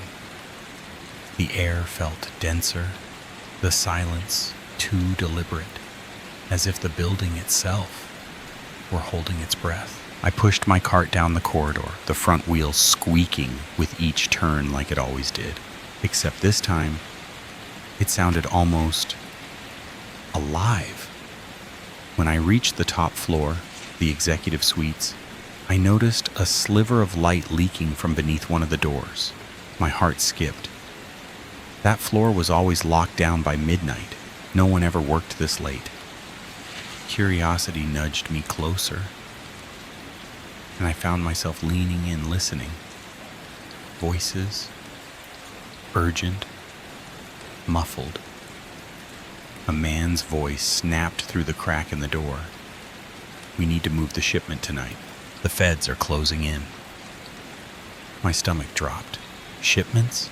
Feds? This wasn't some late-night budget meeting. Another voice, a woman this time, sharp, anxious, asked, "What about the janitor?" I froze. Breath caught in my throat. "Leave him to me," the man replied, his tone so cold, so casually final, it made my skin crawl. Then, click. The unmistakable sound of a gun being cocked. My body reacted before my brain did. I stumbled backward, nearly tipping the cart, and bolted down the hall. The elevator was too slow. I shoved through the stairwell door, my footsteps pounding in a panicked rhythm as I flew down flight after flight, the echo of angry voices chasing me through the concrete silence. That was the night everything changed. The night the quiet halls turned into a hunting ground. I wasn't just a janitor anymore. I'd heard something I wasn't meant to hear. And now the walls of Pinnacle Industries weren't just hiding secrets. They were alive with them, watching, waiting.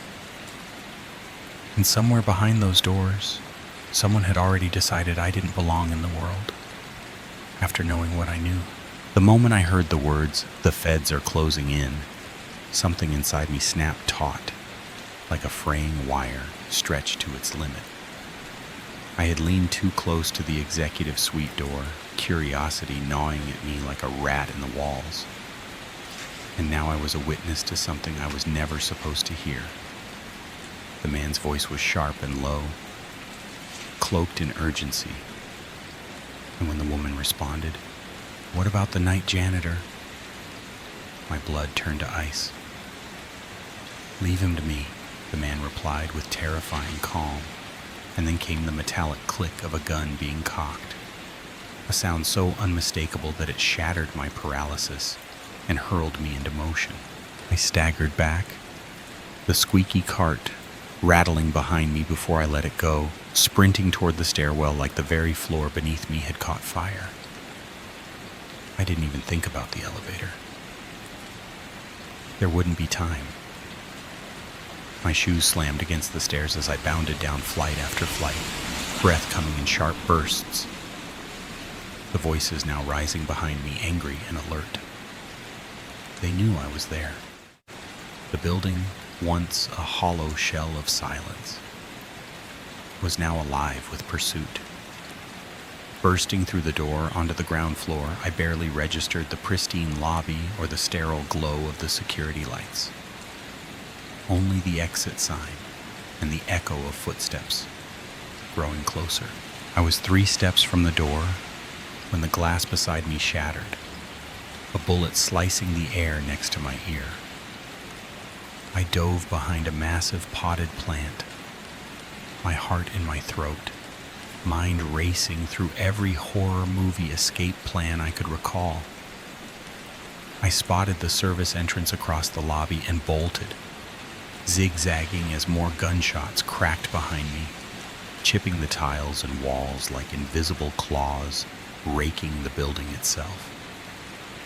I fumbled with my key ring, trembling fingers slipping until, click, the lock gave way.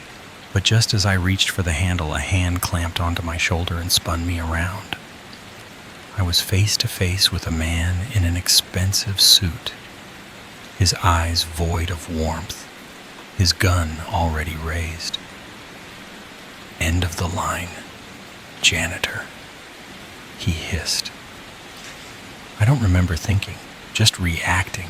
I grabbed the fire extinguisher mounted beside me and swung with every ounce of panic in my body.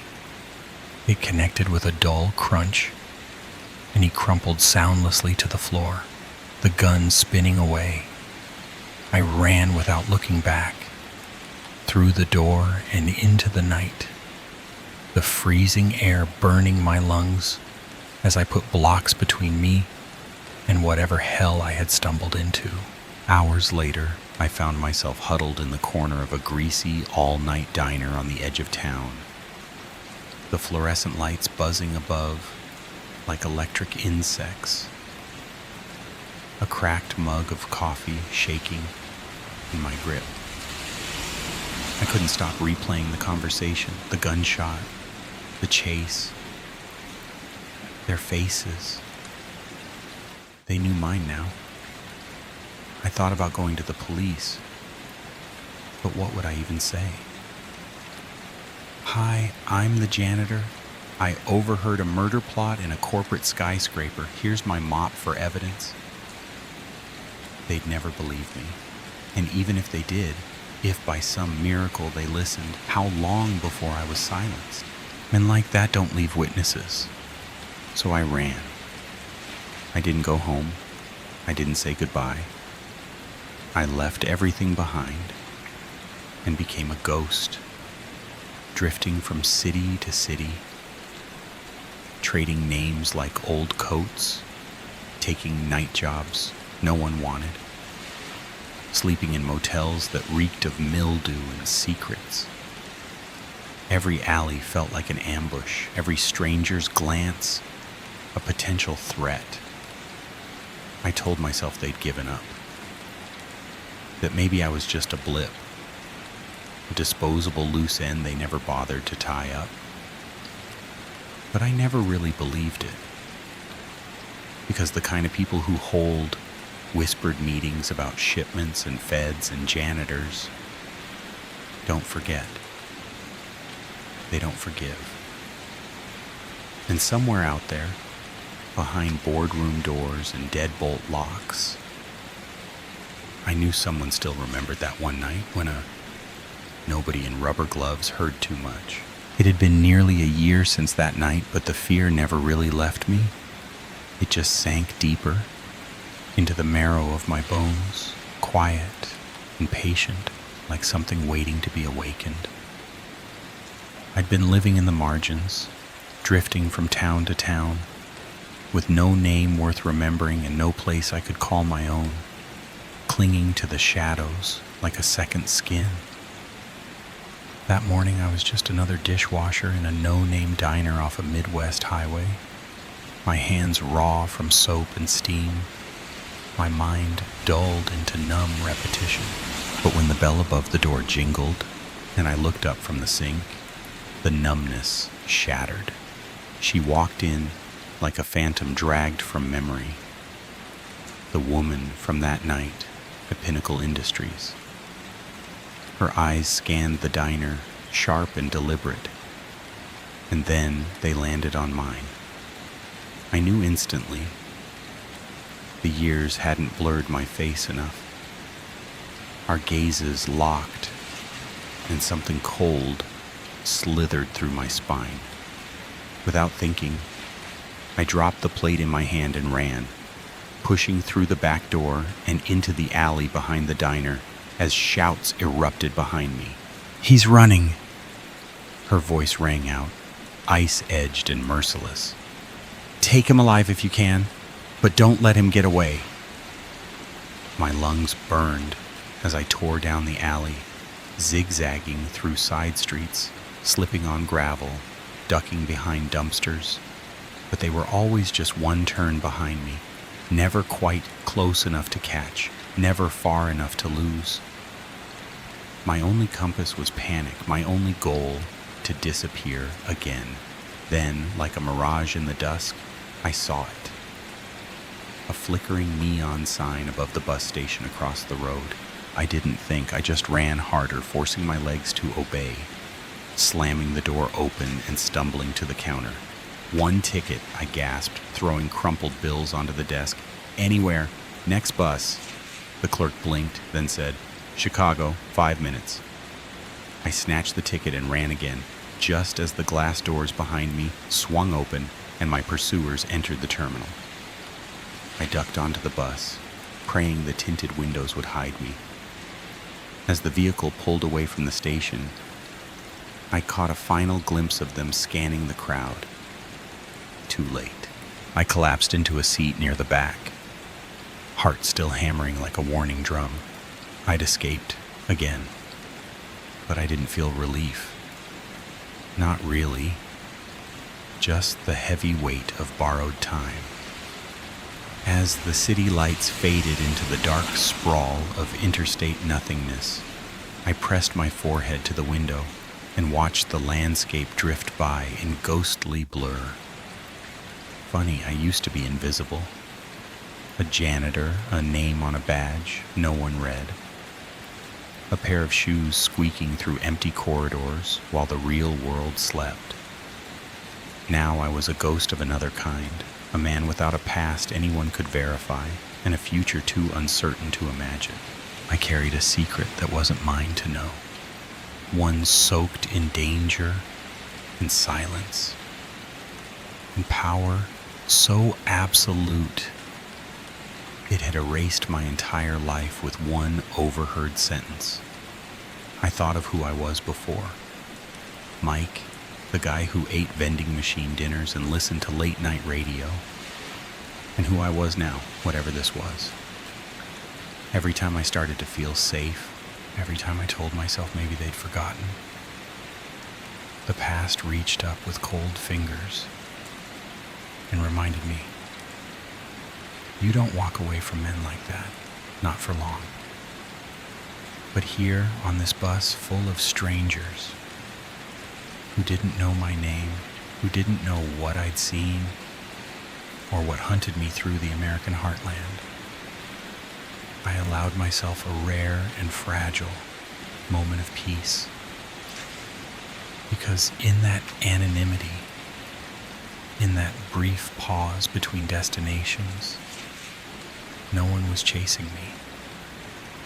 Not yet, and maybe that was all I had left now. Miles of road, moments borrowed from a clock I couldn't see, and the creeping dread that eventually, inevitably, they'd find me again.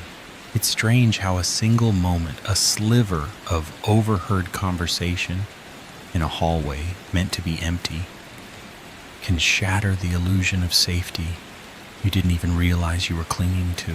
1 second I was just Mike, the janitor, mopping floors under humming fluorescent lights, invisible to the world of corner offices, us's, and backroom deals. The next, I was running for my life through stairwells and alleyways, hunted by people whose power stretched far beyond the walls of Pinnacle Industries. I didn't ask for this secret. I didn't want it. But once it found me, it gripped tight like a parasite, something festering beneath the skin, impossible to remove without tearing myself apart. The deeper the truth, the higher the cost.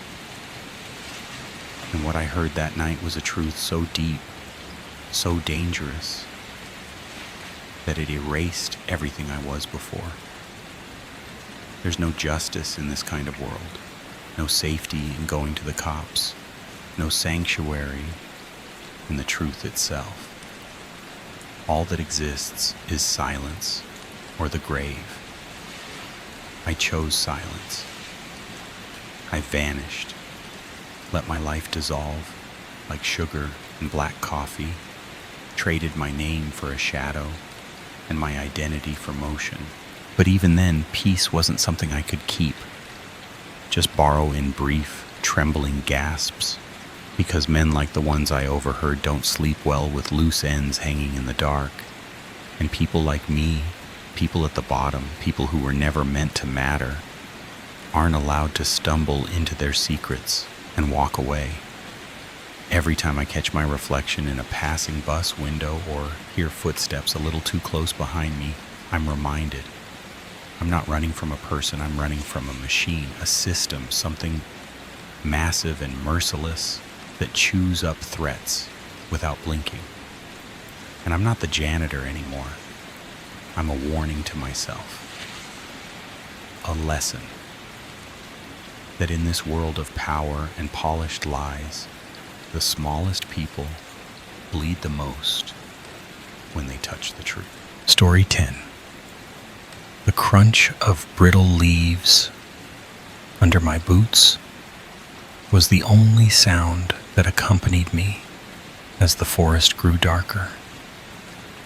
The sun bleeding into the tree line and casting shadows that felt too long, too watchful. It was supposed to be a short autumn hike, a chance to breathe, to clear my head in the crisp October air, to lose the noise of the world for a while. But not like this. The trail had vanished behind me hours ago, eaten by fading light and my own stubborn belief that I knew where I was going. I kept checking my phone, each time hoping for a miracle signal, and each time greeted by nothing but the cold certainty of a blinking battery icon slowly draining to nothing. I hadn't told anyone where I was headed. Not exactly. Just out for a hike. God, how stupid. The temperature had already begun its sharp descent, slicing through my thin jacket and turning my breath to mist. I had no real supplies, just a half-empty water bottle and a crushed granola bar. My thoughts began spiraling, each one darker than the last, each ending with me curled under a tree, frozen, alone, found days too late. I stood there in the growing dark, heart pounding, trying to calm the rising panic when a flicker caught my eye, faint, bluish, cutting through the underbrush like a signal or a mirage. At first, I thought I was imagining it, the kind of desperate hallucination a tired brain clings to. But it didn't vanish. It pulsed, soft and steady, deeper in the woods. With nothing else to guide me, I turned toward it, pushing through brambles and branches, not caring about the scratches on my arms, just following that strange light, like it was a thread in a maze. As I drew closer, the light sharpened, revealing the shape of a cabin nestled in a small clearing, its windows glowing with that same bluish hue. Too steady for firelight, too alive for anything I could name. Relief surged in me, momentarily drowning out the unease that curled in my stomach. Civilization, I thought. Help! But even as I stepped toward the porch, something about the way the cabin sat there, untouched by time, made my skin crawl. The air around it felt still, unnaturally so, like the forest itself was holding its breath. I reached the door, lifted my hand to knock, and froze. The light inside shimmered faintly, not with warmth, but with something colder, more deliberate, like it was watching me. I should have turned and run back into the woods, into the dark I already knew, but I didn't. I stood there trembling, heart stuttering in my chest, and waited. Then, as if summoned by my hesitation, the door creaked open. The light drew me in like a moth to something it didn't yet understand would burn. It pulsed faintly through the trees, bluish and steady, unnatural in a way that made the hairs on my neck rise. But against the creeping dark and dropping temperature, it was the only promise of salvation I had. Branches clawed at my jacket as I pushed through the underbrush, my legs heavy with ache and dread, and then suddenly the trees parted and the cabin emerged from the gloom. It was old, almost sunken into the earth, the wood gray and warped, like it had been pulled out of time itself. And yet the glow from the windows was steady and alive, casting an eerie light onto the frost-dusted clearing. I stood there, shivering, unsure if I should approach, but the chill was already gnawing into my bones, and so I stepped onto the porch, hesitating only a moment before raising my hand to knock. Before I could, the door creaked open on its own, revealing a figure silhouetted against the strange light. A woman, stooped and thin, her white hair tangled like spider webs, her face deeply lined with time. But it was her eyes that stopped me cold. Pale, almost colorless, and locked onto mine with a sharpness that felt surgical. Well, well, she rasped, her voice dry as brittle leaves. A visitor. How unexpected. Every instinct in me screamed to turn and run, but the exhaustion anchoring my limbs, the cold pressing in like a second skin, and the desperate hope that maybe, just maybe, this strange woman could help me, kept me frozen in place. I'm sorry to bother you, I managed, my voice tight with fear. I got lost. Saw your light. Is there any chance you have a phone? Or know how I can reach the ranger station? Her mouth curved into something like a smile, but it never touched her eyes. No phone here, she said, stepping aside, her hand gesturing inward. The ranger station is miles away, and you wouldn't make it through the woods at night. Come in. Rest. We'll sort things out. Come morning. I should have turned away, run blindly into the trees, but my feet betrayed me, moving over the threshold before my mind could catch up. The inside of the cabin felt too warm, too quiet, the air thick with something sweet and metallic. It was a single room, sparsely furnished with ancient pieces that looked like museum artifacts. But what caught my eye were the mirrors, everywhere, leaning against walls, resting on shelves, suspended from the ceiling like ornaments. Tiny hand mirrors. Tall, full-length ones. Their glass warped and old, reflecting the room from 1,000 disjointed angles. In the center sat a worn wooden table, and she gestured to a rickety chair. Sit, she said, already turning toward an old stove in the corner. I'll make tea. I sat, heart pounding, eyes scanning the strange room as the mirrors seemed to twist and shimmer with each breath I took. She returned with 2 steaming mugs, the liquid inside dark, almost black with an oily film on the surface. It smelled wrong, not rotten, not bitter, just wrong. Drink up, she said, her pale eyes boring into mine. It'll warm you. I didn't want to drink, but politeness, fear, and some deeper compulsion had me raising the cup to my lips. The taste was sharp, earthy, and the moment it touched my tongue, the world tilted.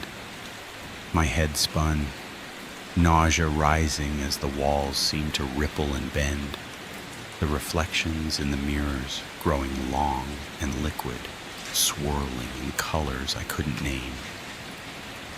What did you give me? I slurred, trying to stand, but my legs buckled beneath me.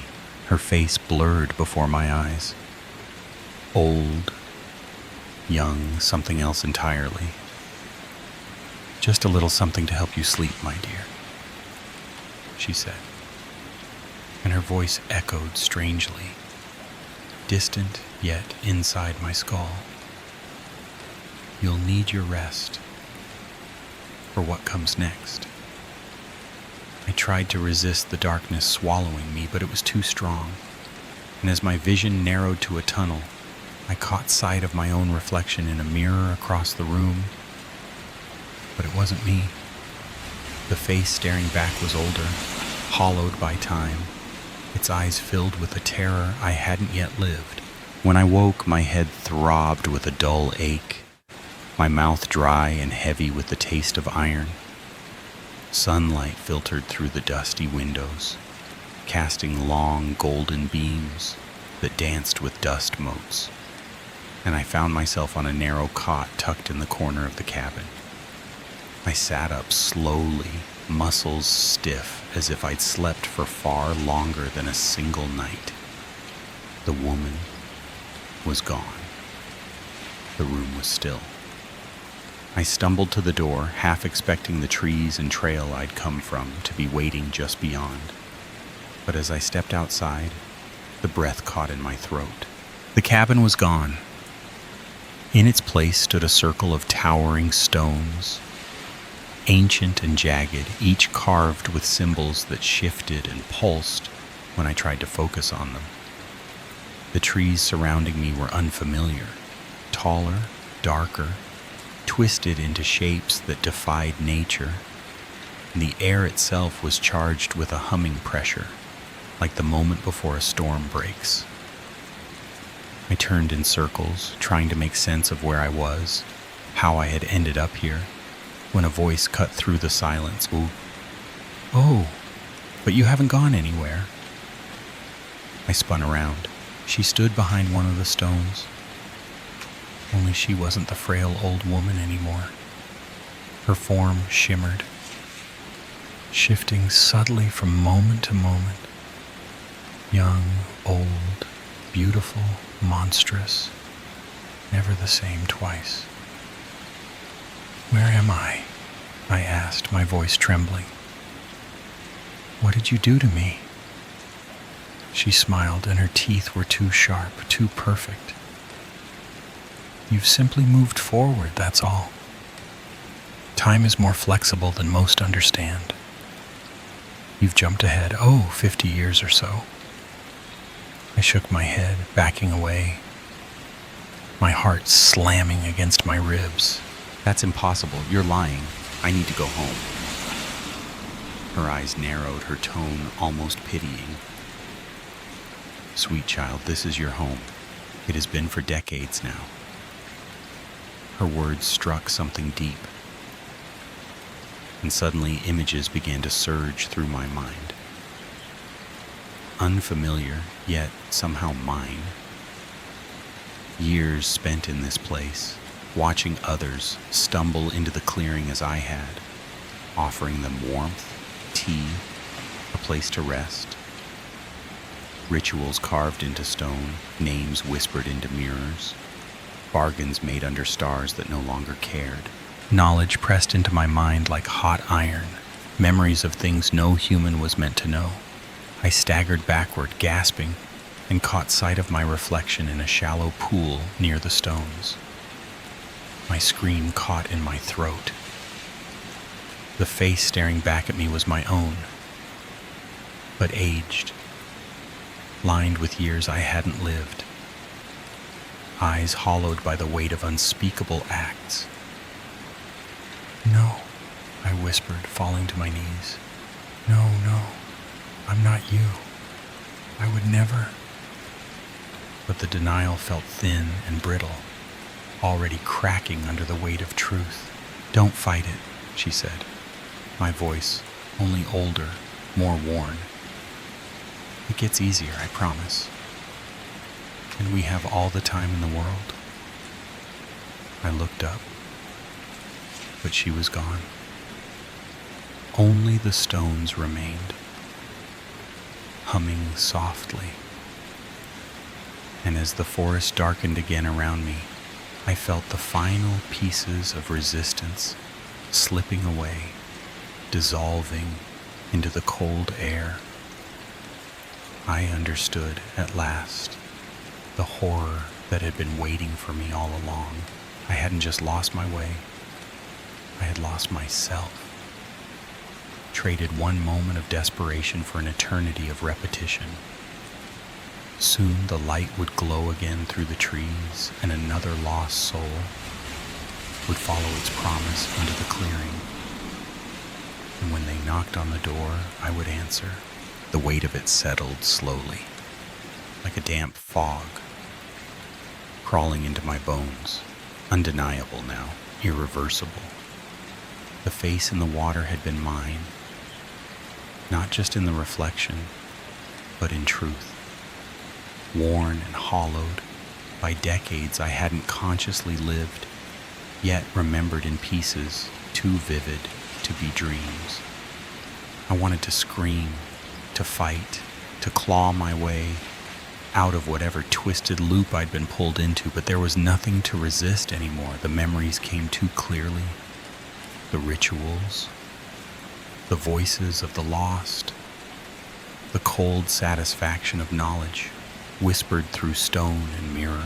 I had seen those hikers before, dozens, maybe hundreds, each one wide-eyed and desperate, just like I had been, drawn to the light like I was, their trust handed to me the same way I had once handed it to her. And now I was her, or rather she had always been me. The understanding was a blade, cold, clean, final. The woman stood beside me, or maybe within me, her shifting face softened now, a grotesque parody of kindness. "It gets easier in time," she said, and her voice was my voice, cracked with wind and centuries. I didn't respond. I just sat there in the circle of stones, feeling the world exhale around me, the forest dimming as the sun bled into the horizon, casting long shadows that seemed to curl inward like beckoning fingers. The symbols carved into the ancient monoliths began to glow faintly with that same strange blue light. And though I knew I should look away, I didn't. I watched. I understood. I was no longer someone who had stumbled into this place. I was a fixture of it. A guardian. A gatekeeper. I didn't know where the original version of me had gone, if anything had truly been lost or simply rewritten. But the truth was undeniable now, etched into my bones like the runes on the stone. This forest, this cabin, this ritual, it was all a loop. A trap set not with chains, but with inevitability. And now I was its willing executor. As twilight gave way to night and the stars emerged, familiar yet cold and indifferent, I felt the shift in the air that always came just before. A new hiker would come soon. Lost, frightened, looking for shelter, unaware they'd already crossed a threshold they'd never return from. And when they saw the glow in the trees, they would follow it. They always do. Just like I did. And when they reached the porch and raised their hand to knock, it would be my voice that greeted them, raspy and low, familiar in a way they wouldn't understand until it was far too late.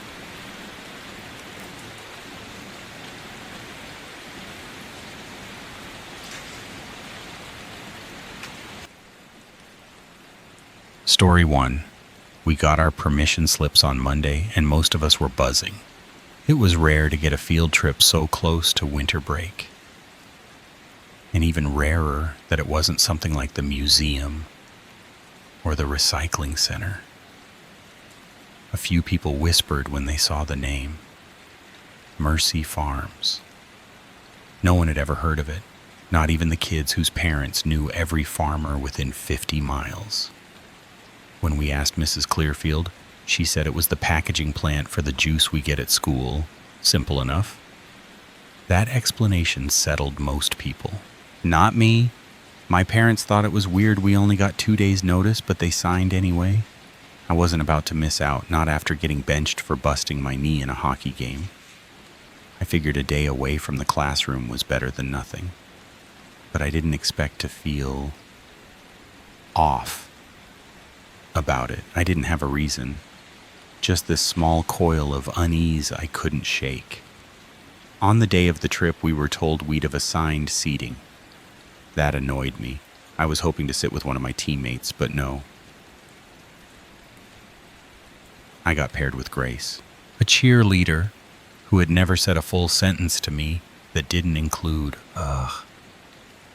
The look on her face when she found out we were stuck together was hilarious, but my amusement died fast when I heard the ride would take 9 hours. 9 hours. To a juice factory? I wanted to say something, but everyone else was already climbing on board. Grace asked for the window seat, and I didn't argue. I figured at least I could talk to people on the aisle. At first I did. For a while it was just laughter, card games, gum wrappers tossed between rows. But the longer we drove, the more the mood settled into this strange quiet. The trees outside the window looked endless. Grace watched them intently. I started noticing owls, dozens, maybe 20, perched along branches like statues. I thought I was imagining things, but Grace must have seen them too. Her voice was low when she turned to me and whispered, "Does this seem weird to you?" I nodded. Then I heard Ben, a loudmouth from the back, ask the question on everyone's mind. "Are we almost there?" Mrs. Clearfield didn't even turn around. "We'll get there when we get there." Her tone had this finality to it, like it wasn't up for discussion. Ben pushed again, asking for a bathroom stop. And that's when the driver finally spoke. Just one word. No. The way he said it sent a chill down my spine. I leaned forward to study him in the mirror. He had a strong jaw, dark stubble, and a black uniform with a patch I couldn't read. But what unsettled me the most was when his eyes met mine in the mirror. There was something too steady about his stare. Too still. I ducked back behind the seat, pretending to look out the window again. That was when I saw them for the first time. Scarecrows. One after another, spaced out along the edge of the cornfields we had entered. Some were swaying. One seemed to be leaning. They weren't decorative. They looked purposeful, maybe even watchful. Grace tensed beside me. "Are you scared?" I asked her quietly. "Yes," she said without hesitation. Her voice cracked on the word. I nodded. "Me too." She brushed her hair behind her ear, and as she moved I caught a flash of movement in the corn outside. A scarecrow turned just slightly, its sackcloth head twitching toward our window. My heart jumped into my throat. Grace saw it too. Her whole body went stiff, and she almost shoved me out of the seat trying to get away from the window. Other kids started murmuring about the scarecrows. No one was joking anymore. Around hour 7, Charlie stood up to stretch, but Mrs. Clearfield shut him down instantly, threatening a 3-month detention with venom in her voice. Grace started tapping her foot, bouncing her leg. We were all unraveling. The bus had become a coffin on wheels, wrapped in corn and silence. By hour 8, I'd had enough. I stood and asked Mrs. Clearfield how much longer. She didn't turn around, just hummed and said, 30 minutes. That was it. No reassurance. No smile. The bus driver met my eyes again in the mirror, and I sat back down, heart pounding. Then things changed. The corn thinned. The road opened into a small town that looked like it had been lifted straight out of a 1950s postcard. Mercury Mart, with its glowing sign. A theater with a man in the booth, but no patrons. Houses painted in faded pastels. I was hungry and tired, and more confused than ever. No cars passed us. No one stood on the sidewalks, just distant figures behind glass. We passed a school, then another. The windows were painted with cartoon characters that looked like they were melting. Grace grabbed my wrist. We passed Mercy Middle School, home of the Angels. It looked condemned. The parking lot was empty. The high school loomed in the distance, dark and still. "Travis?" Grace whispered. "I know," I said. Something was very, very wrong. She pulled out her phone, no signal. I checked mine. Nothing. I tried calling 911 anyway. No tone, no static. Just silence. That's when Mrs. Clearfield's voice cut through the air, bright and cheerful. "We're here!" The cheer in her voice didn't match anything we were feeling. As I stood to follow Grace off the bus, I looked one last time at the house before us. A massive farmhouse, 3 stories high, loomed in front of us. A red stable sat nearby. I turned to Grace and whispered, "If anything seems off, we run right back down the road." She nodded, lips pressed tight. We stepped down onto Mercy's soil, and something inside me shifted. We should have never come. Should have. The man who came out to greet us looked like he'd been pulled from another century. Slicked back gray hair, red overalls, too clean for a working farm. White sleeves rolled up to the elbows, and boots caked in some kind of black-red sludge that flaked as he walked. His smile was wide but wrong, too fixed, too formal. "Welcome, kids," he said cheerfully. "Mercy happens to have you." That phrasing made my stomach knot. He went on, saying something about how every few years a school that uses their product is invited to see the farm.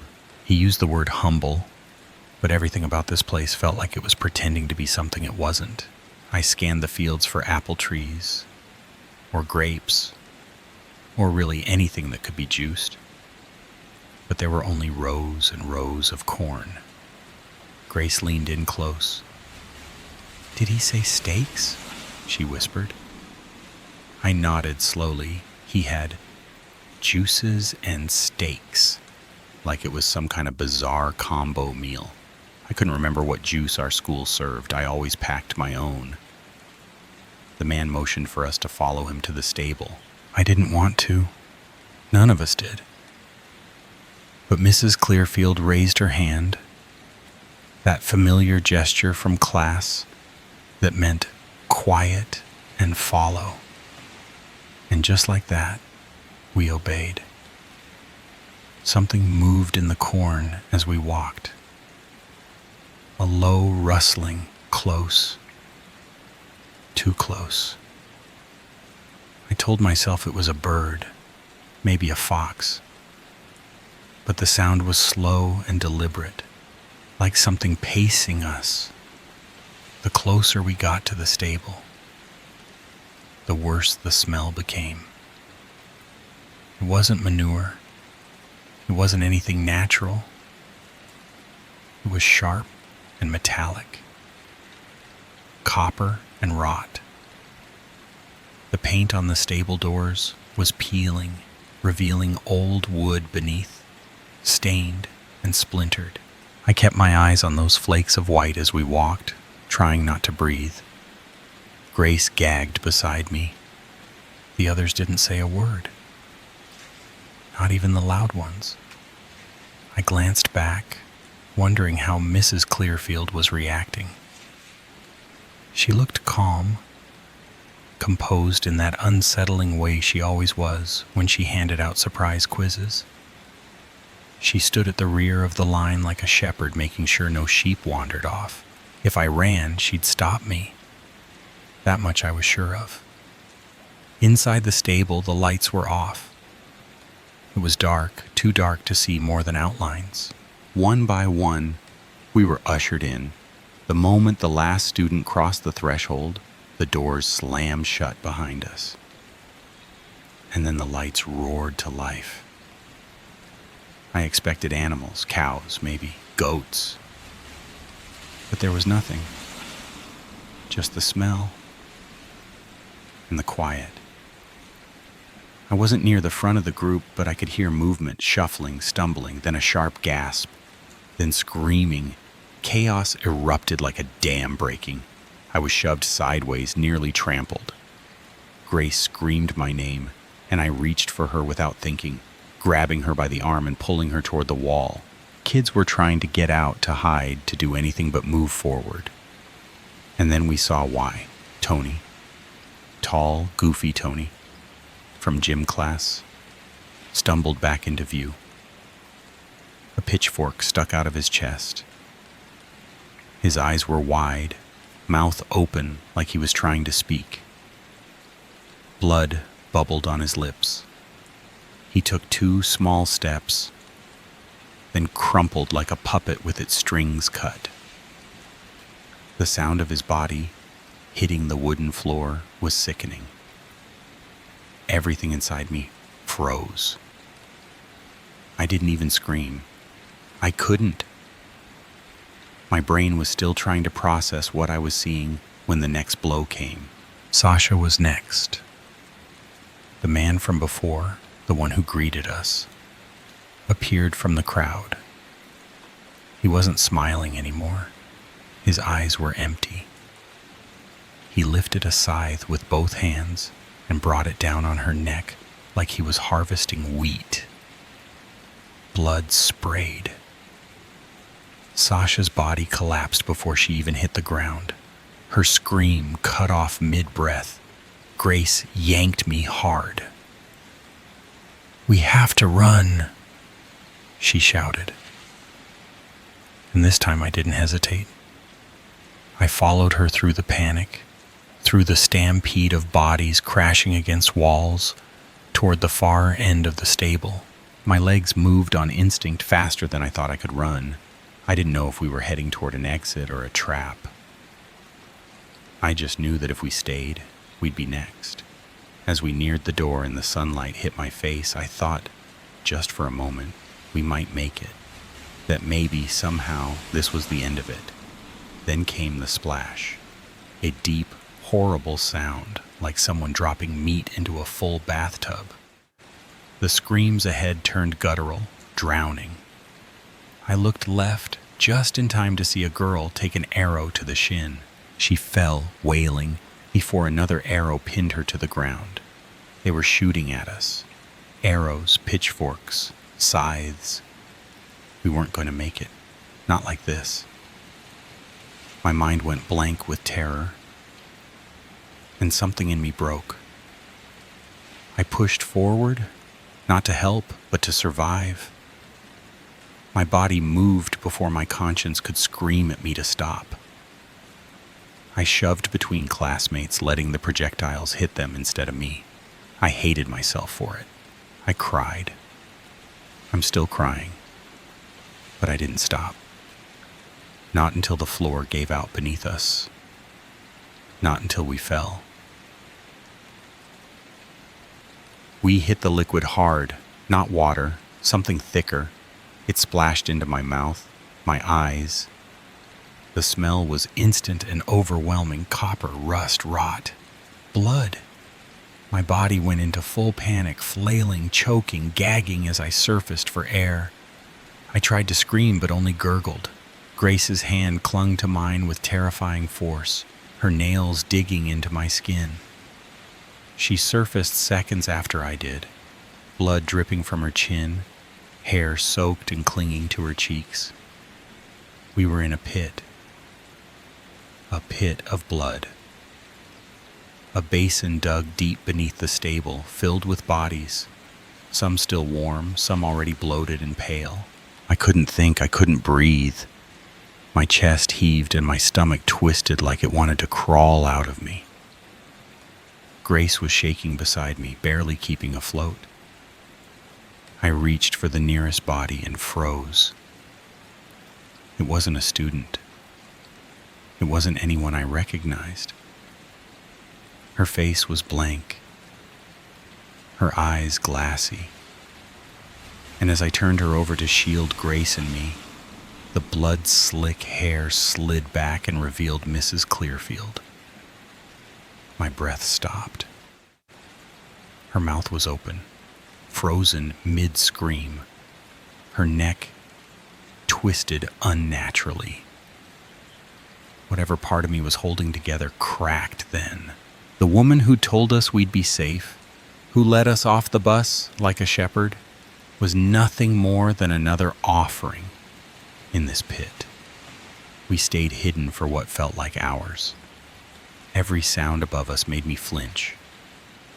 Boots thudding, bodies falling, a metal clang that echoed through the barn.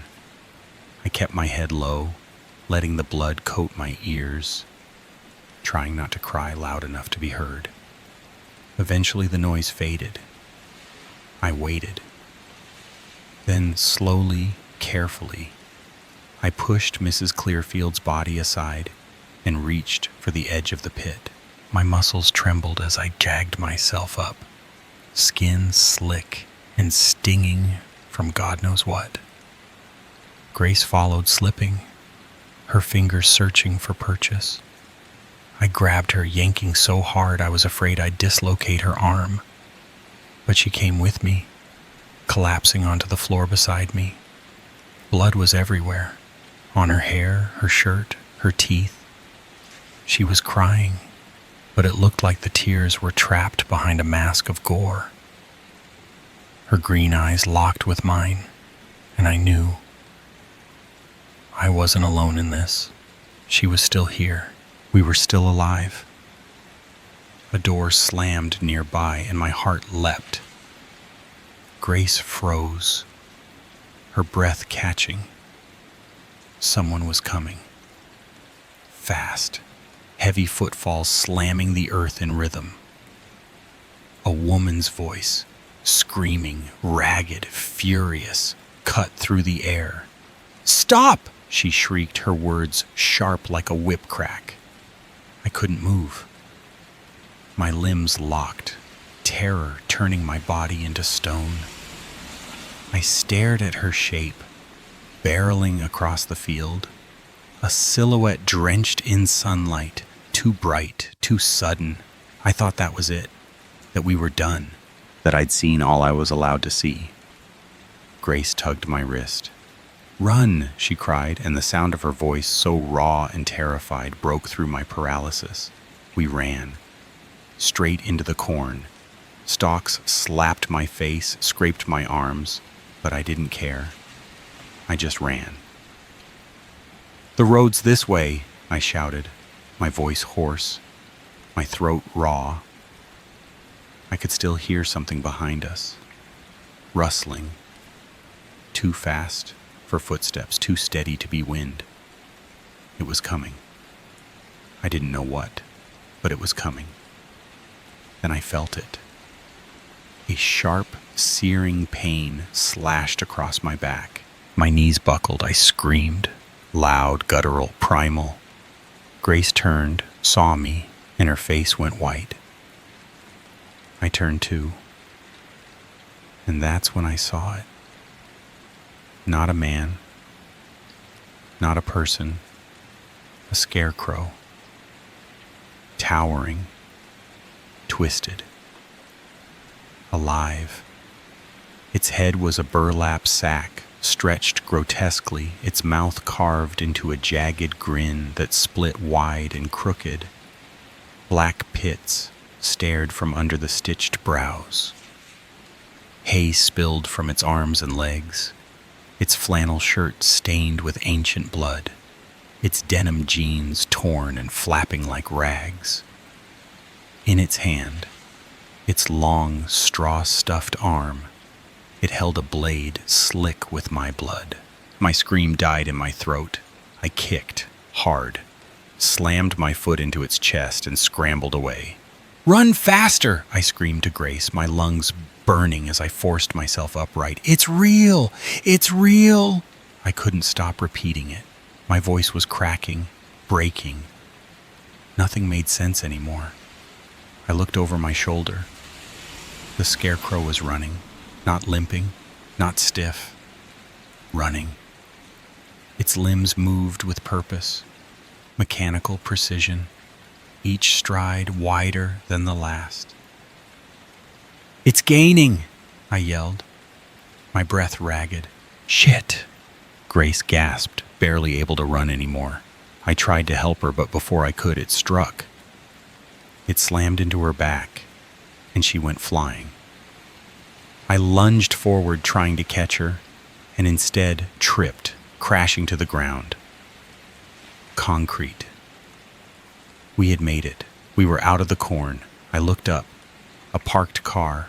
Blood pooled around Grace's face, her nose gushing, her hands trembled. Her body curled inward. The sight of her in pain twisted something inside me. Rage? Desperation? I didn't know. But I turned. And the scarecrow was there, at the edge of the field, watching, not moving. The second its feet touched concrete, it stopped. It just stood there. The twisted grimace faded. Its sack head sagged. It was just a scarecrow again.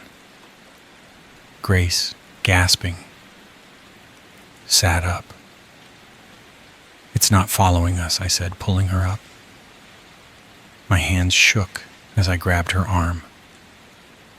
We were bleeding, broken, exhausted, but we were alive.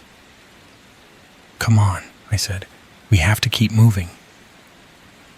We didn't have a plan. We didn't have a direction. We just had to keep going. The town was close, the diner, the people. Maybe someone, anyone, would help us. Even if they didn't, we had to believe something human was still waiting on the other side of all this. We had to. We walked, or rather stumbled, bleeding and broken, down the main street of Mercy.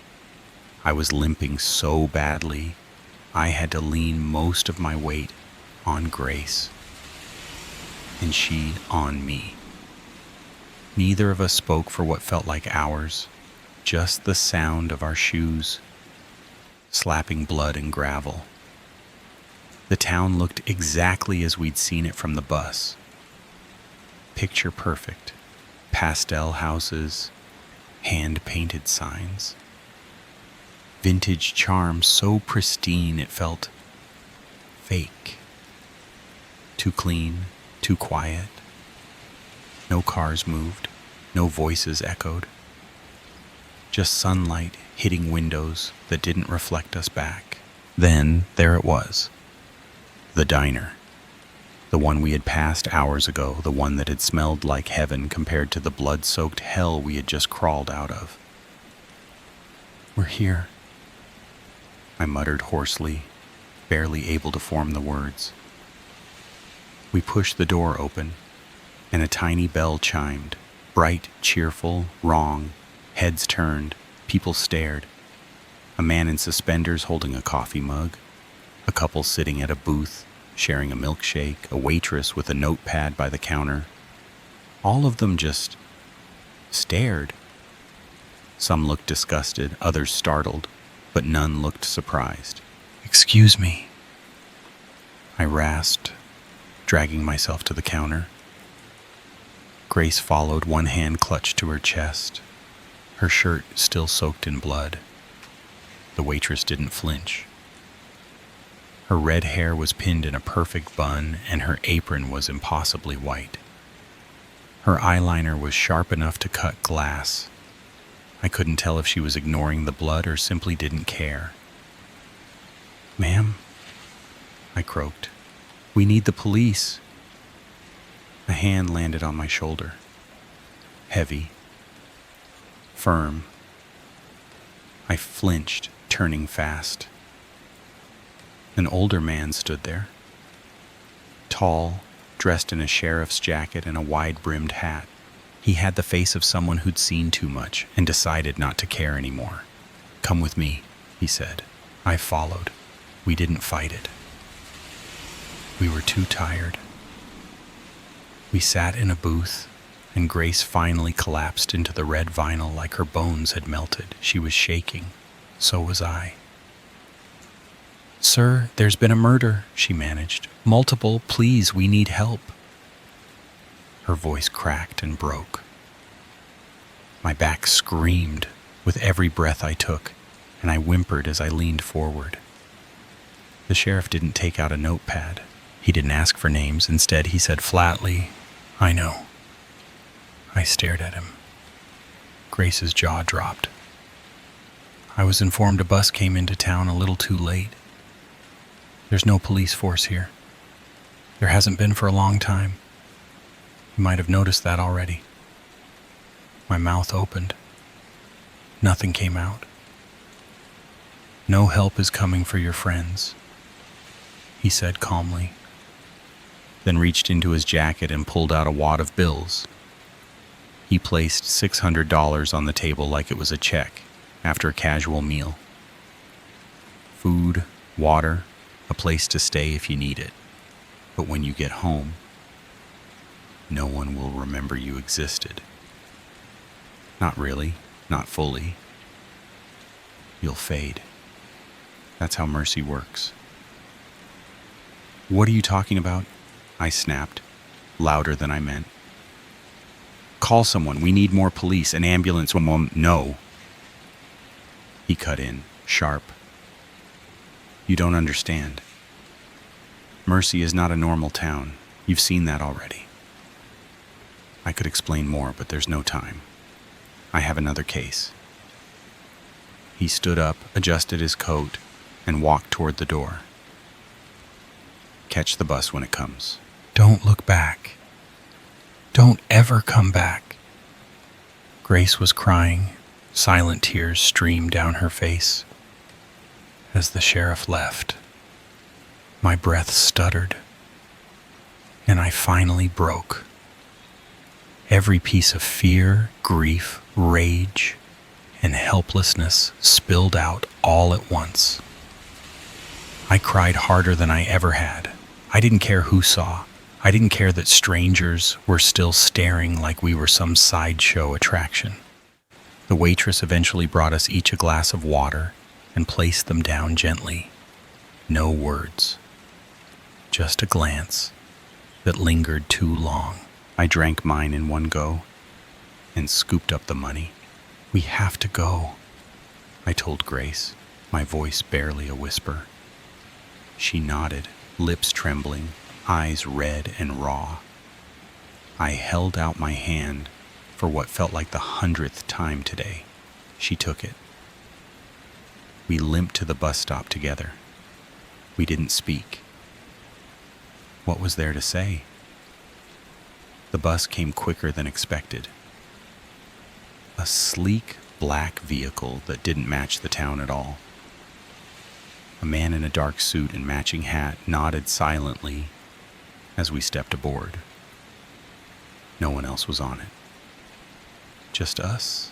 As we pulled away from Mercy, I reached into my pocket and pulled out my phone. Still no service. But I didn't care. I opened the Notes app and started writing all of this down. Every horrible detail. Every second I could remember. I don't know where we're going. I don't know who sent the bus. But I do know one thing. If you ever hear the name Mercy, if you ever see it on a map or a flyer or a school permission slip, turn around. Don't ask questions. Don't go looking. Just go home before Mercy remembers you too.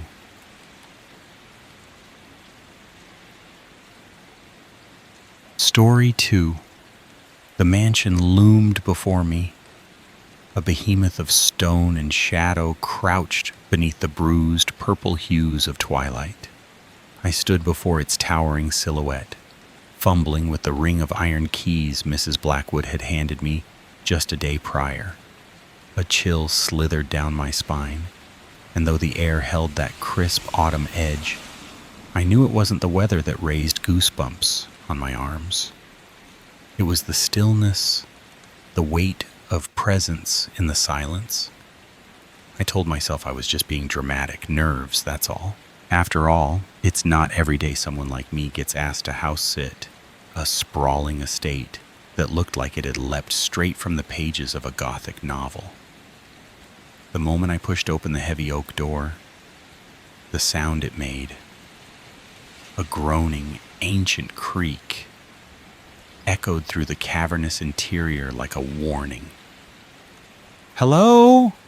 I called out, my voice lost in the vastness. No answer. Only the slow, deliberate ticking of an antique grandfather clock somewhere beyond the entryway. I inhaled deeply, grounding myself. "Get it together, Sarah," I muttered under my breath. "You're alone, just like she said you'd be." I dragged my suitcase across the checkered marble floor and up the grand staircase, each step swallowed by the plush scarlet carpet beneath my feet. The room she'd told me to use was bigger than my entire apartment, dominated by a four-poster bed draped in sheer curtains and velvet throws. It felt more like a museum than a home, the kind of place where time forgets to pass. I unpacked quickly, driven by an inexplicable urgency to explore before the last light vanished. Room after room revealed itself, like chapters in a forgotten novel. A library with towering shelves, crammed full of dust-covered tomes. A music room where a grand piano stood beneath a velvet cover. And a sunroom bursting with plants I couldn't name, their leaves casting strange shadows in the fading sun. I moved through the house in a kind of daze, marveling at its elegance while trying to ignore the prickling at the back of my neck. By the time night fell, I'd returned to the kitchen, a space that felt caught between eras. The fridge was sleek and modern, the oven stainless steel and humming. Yet the walls were lined with copper pans and floral wallpaper, decades out of fashion. It was the one room where the present intruded visibly on the past. I made pasta, something easy, something grounding, and sat at the antique table, the scrape of my fork on porcelain uncomfortably loud. Outside, the wind whispered against the windows. That night, sleep was difficult. The house spoke in a language I didn't understand. Creaks, groans, sighs. Every sound was a question I couldn't answer, every silence a breath held too long.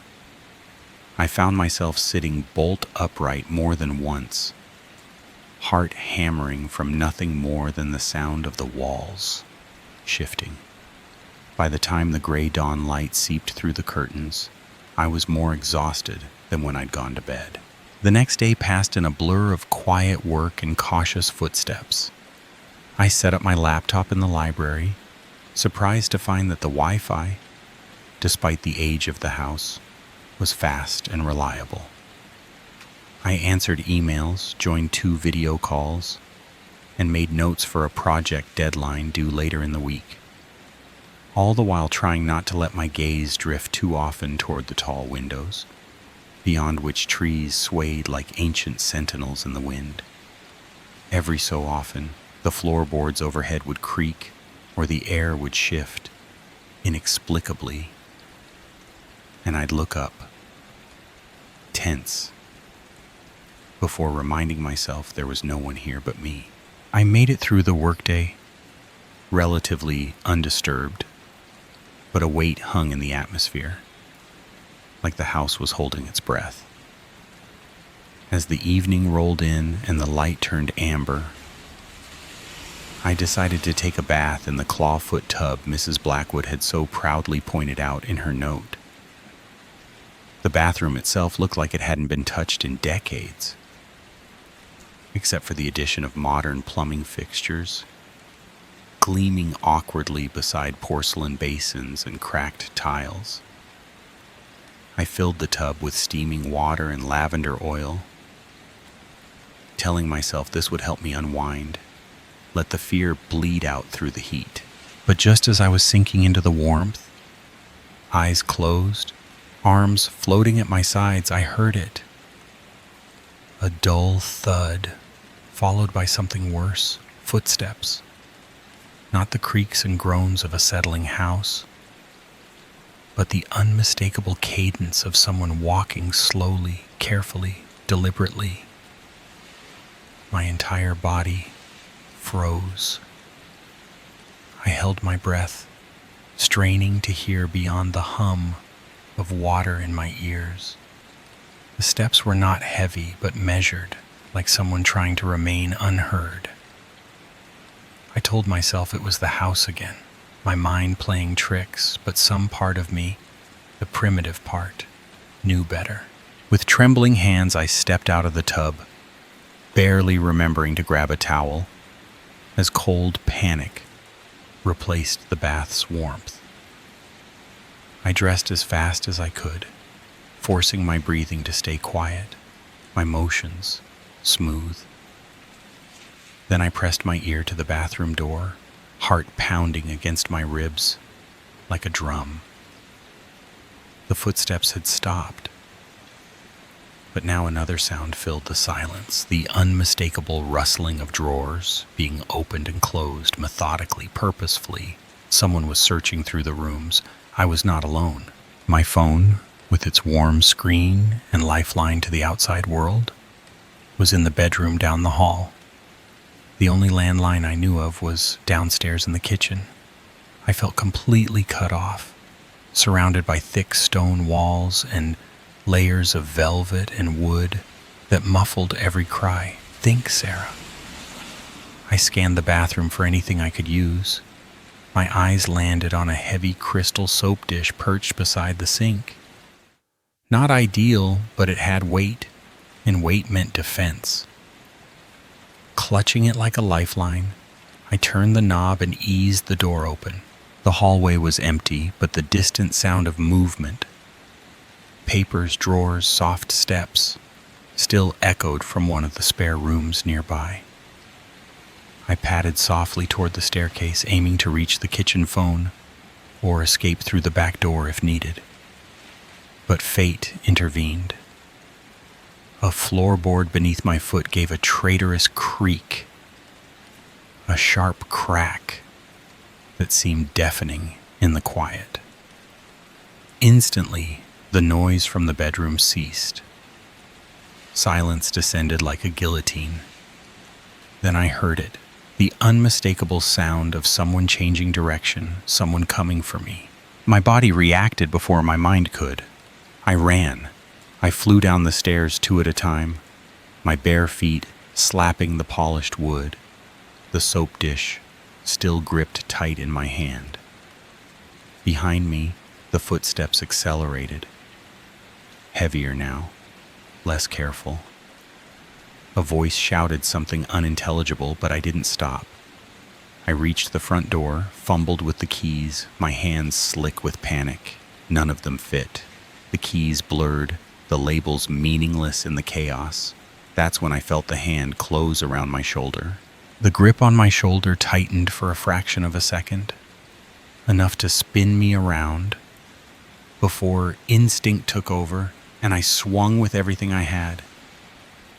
The crystal soap dish cracked against something solid. A face. A skull. I wasn't sure. But the dull thud and the surprised grunt that followed were enough. The pressure on my shoulder released, and I didn't wait to see who it was or what damage I had done. I bolted, veering away from the front door and toward the kitchen, the only room I knew with a possible exit. My mind screamed at me to move faster, my heart thundering as my feet pounded against the tiled floor. Behind me, I could hear the intruder recovering, their footsteps staggered but relentless. The kitchen was cloaked in shadow, lit only by the faint blue glow of the microwave clock. I stumbled into the room, the darkness swallowing me, and reached out blindly, slamming my hip into the edge of the island counter so hard I saw stars. I hissed in pain but didn't stop. My fingers skimmed along cool marble, then brushed against glass, the door. My hands scrabbled at the handle, too slick with sweat to grip properly. I forced myself to slow down, just enough to twist and yank. It gave way, and I tumbled out into the night. The cold air hit me like a slap, shocking my lungs into overdrive. I ran across the lawn, dew-soaked grass instantly soaking through my socks, the soft earth yielding beneath each footfall. The trees at the edge of the property stood like a black wall, dense and foreboding, but I didn't hesitate. Behind me, the door slammed open. "Stop!" a man's voice bellowed, deep, commanding, terrifying. I didn't look back. I plunged into the woods, branches clawing at my arms, face and hair. Every step deeper into the forest felt like stepping away from reality and into a nightmare. Roots reached up like fingers to trip me, and I stumbled more than once. But fear kept me upright, kept me running. My lungs burned and my legs screamed, but the image of that hand grabbing my shoulder and that voice shouting after me drove me forward. I had no direction, no plan, just the raw instinct to survive. The trees closed in above, blotting out the moonlight, and for a moment I ran blind, trusting my feet to find purchase. I don't know how long I ran.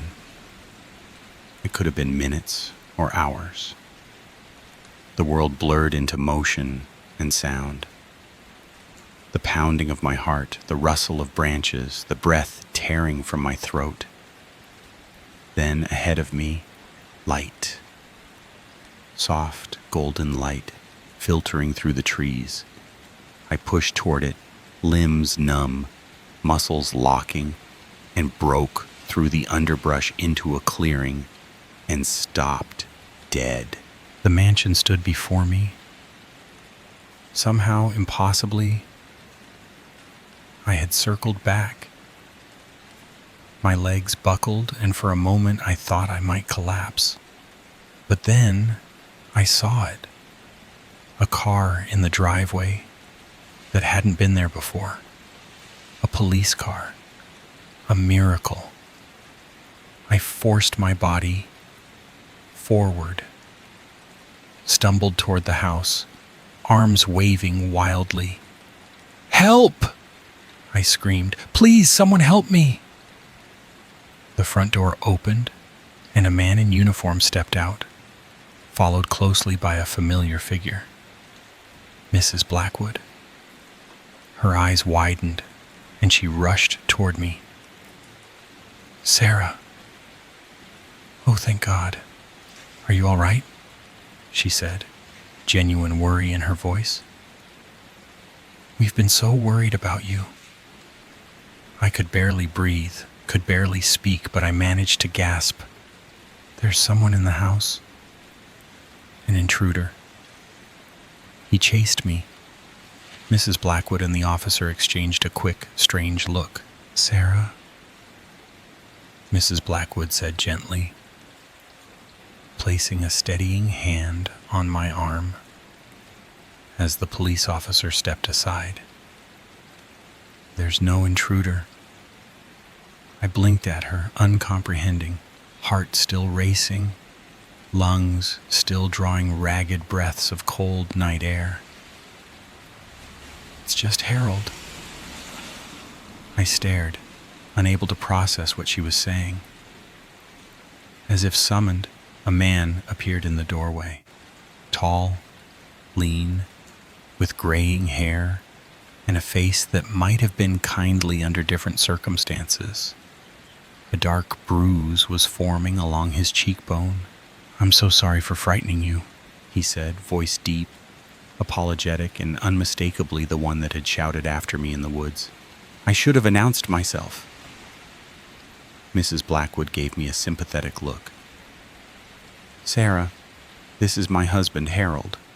He wasn't supposed to return until next week, but his business trip ended early. He came back to surprise me, not realizing I had arranged for you to house sit." I felt the air rush from my chest, the adrenaline that had sustained me through the terror draining all at once. My knees nearly buckled and my cheeks flushed hot with shame. "But the noises," I stammered, "the drawers, the footsteps." Harold shifted, looking sheepish. "I was searching for my reading glasses. I didn't want to wake you, so I kept the lights off and tried to be quiet. But when I heard you running, I panicked. I tried to catch up, to explain." He touched the bruise lightly. "You've got quite an arm." "The soap dish." I swallowed hard, embarrassment and residual fear battling in my chest. "I'm so sorry," I murmured. I didn't know." "No," Harold said quickly. "It's entirely my fault. I should have called ahead, or at least turned on a light. This house can be disorienting." Mrs. Blackwood wrapped her arm around my shoulders, her voice warm. "Come inside, dear. You're shaking. Let's get you warm, and then we'll sort everything out." I let her guide me back into the house, the police officer giving Harold a nod and returning to his car. The warmth of the house was a strange comfort now, its once menacing silence replaced by the mundane sounds of people moving about, closing doors, making tea. We talked, we laughed, nervously, and eventually the tension melted into something fragile but manageable. I returned to my room and lay in the bed that had felt so vast and unfamiliar my first night. Now it just felt safe. Almost. But as the house quieted again and the Blackwoods settled into their routines down the hall, a thought crept into my mind. A quiet, persistent doubt. What if it hadn't been Harold? What if in some darker version of this story, I hadn't run in a circle? What if I hadn't found a police car in the driveway? Or someone hadn't arrived in time to explain it all away? The soap dish still sat on the vanity beside my bed, wiped clean, but undeniably real. I pulled the covers up tighter, listening to every creak and groan of the old house, every sigh in the floorboards, every soft hum of settling wood. And I wondered, not for the first time and not for the last, how many hiding places existed in a mansion this size, and how many of them had already been used.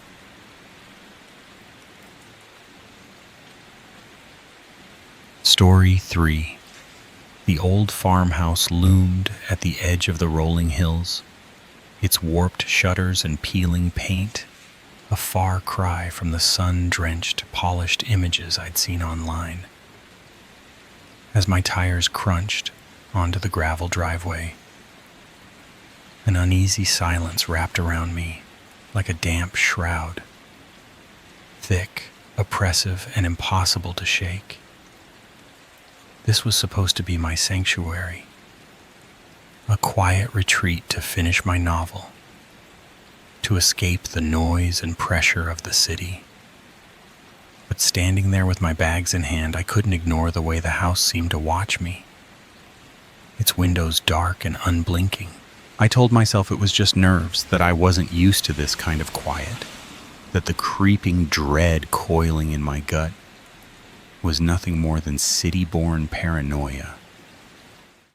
Still, The key felt colder than it should have when I found it beneath the flower pot, just as the host had promised. The door resisted me at first, then gave way with a groan so deep and hollow, it seemed to echo through something far older than timber and stone. Inside, the house wore its age proudly. Beams exposed like brittle bones, furniture frozen in time, and a faint odor of damp earth that clung to the walls despite the throw pillows and artfully placed rugs. I ran my fingers across a nearby shelf, lifting a soft trail of dust, as if uncovering something meant to stay hidden. "Hello?" I called, half hoping no one would answer, and no one did. My voice seemed to vanish, devoured by the stillness, as if the house itself didn't like being disturbed. I tried to laugh it off, blaming the mood on the long drive and my overactive imagination, but deep down, something inside me whispered that I should have turned around the moment I arrived. I spent the afternoon trying to settle in, unpacking slowly, pretending the musty air and dust-laced shelves were just part of the farmhouse's charm. But by dusk, that illusion was beginning to rot at the edges.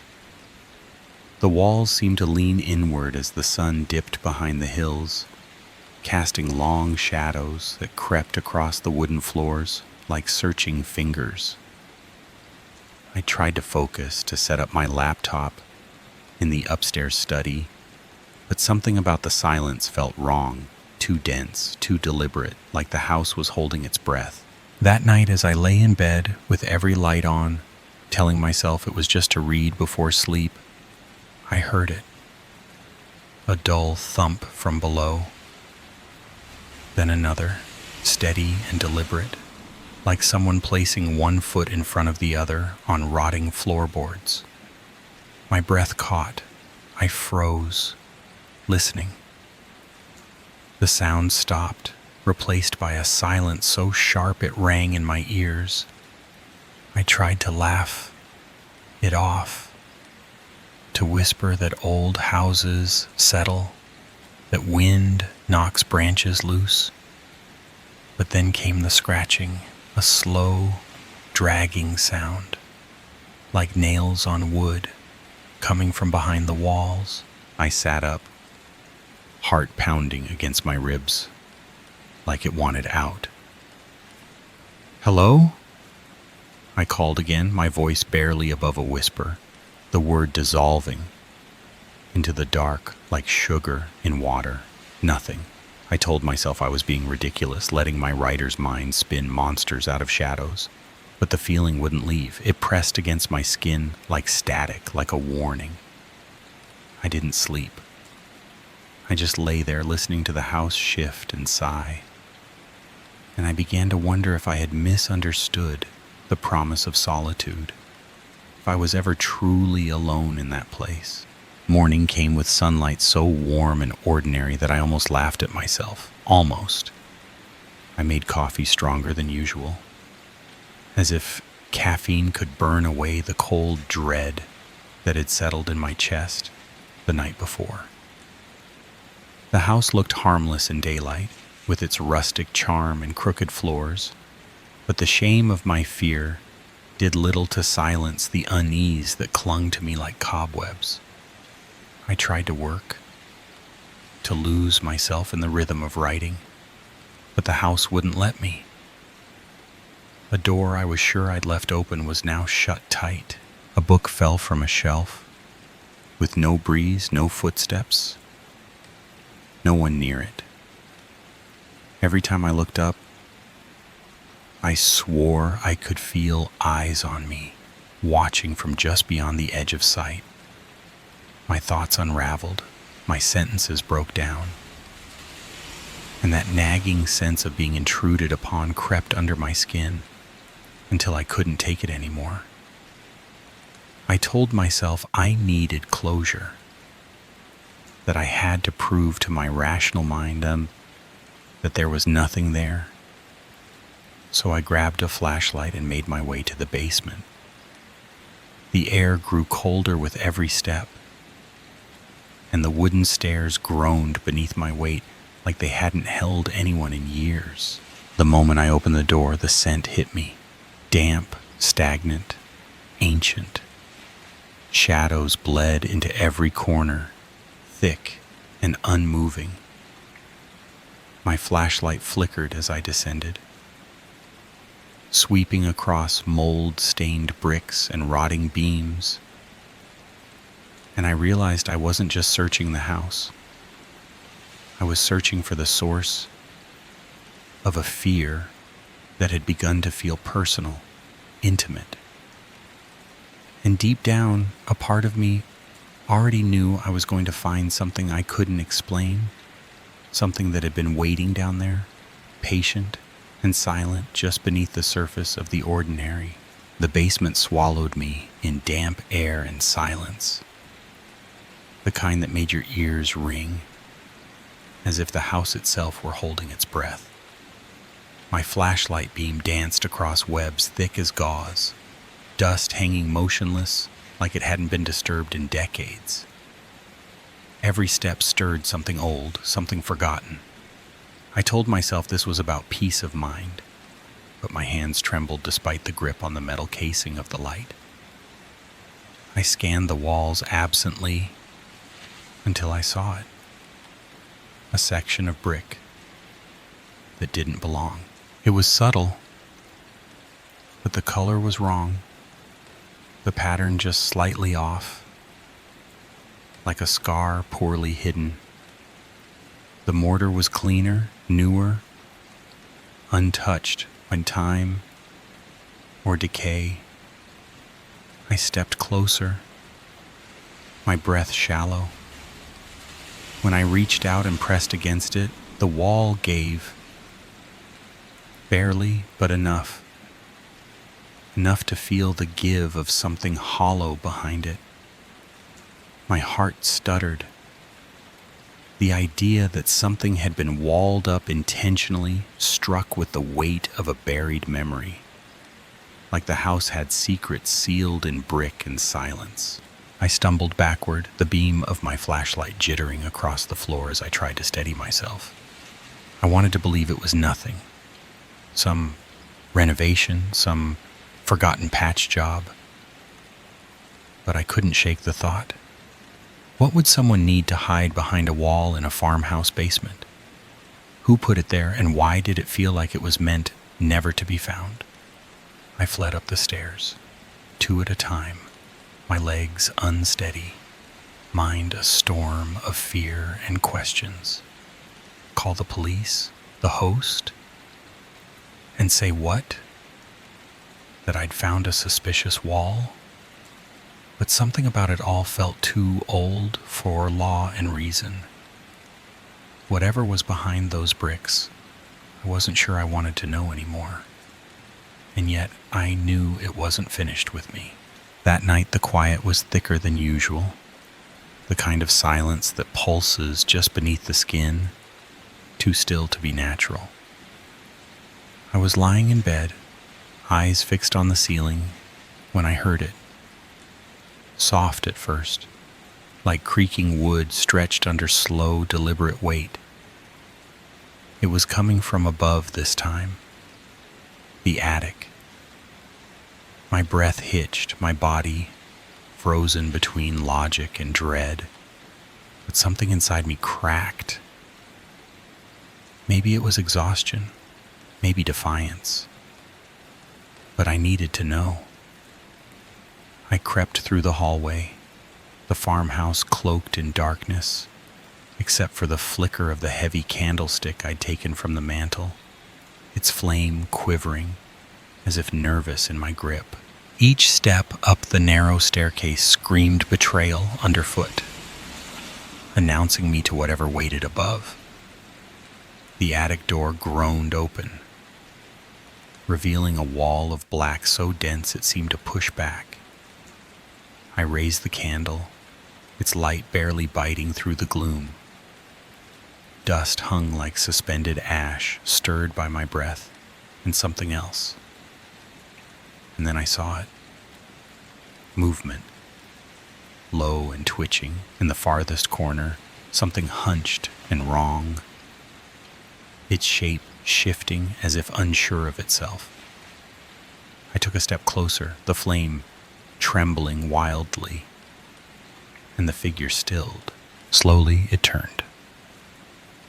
I stopped breathing. Its skin was the color of ash, stretched thin over a frame too angular, too contorted, and its eyes, sunken, hollow, yet gleaming with something alive and ancient, locked onto mine. It twitched once, then again, an unnatural jerk of limbs, like a puppet with broken strings. I couldn't move, couldn't scream. The air turned heavy, laced with decay, and something colder than fear. Whatever it wasn't supposed to be seen. And I had just become its audience. I raised the flashlight with trembling hands. The beam slicing through the thick attic darkness and landing square on its face. And what I saw carved itself into my memory like a brand. The skin was bloated and peeling, a grotesque mask of rot and ruin, stretched tight over the shape of something once human. But it was the eyes that paralyzed me. They were alive, not just animate, but aware, wide, glistening, and filled with a ravenous hunger that reached inside my chest and gripped my heart with frozen claws. The thing tilted its head as if studying me, and then it spoke. Its voice a rasping whisper that scraped across my mind like nails on glass. You're not welcome here. The sound wasn't just heard. It settled into my bones, familiar and ancient, as though it had always been waiting to be said. My legs threatened to collapse beneath me, my throat dry with terror. But something clicked in that moment, some horrible, irreversible understanding. The wall in the basement. It hadn't been patched to conceal damage or preserve structure. It was a seal, a prison. And this thing had not been sealed away alone. I could feel it before I saw it, a pressure building in the shadows around us, like something awakening, stirring, stretching after a long sleep.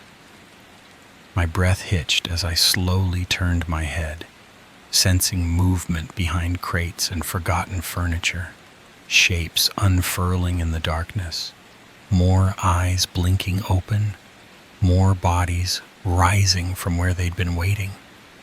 I wasn't just intruding. I had disturbed something, released something.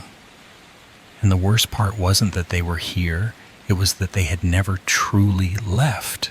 The attic erupted into motion, shadows breaking apart into forms, figures just like the first, twisted and silent, stepping out from behind boxes and crumbling furniture like they'd been waiting for this moment all along.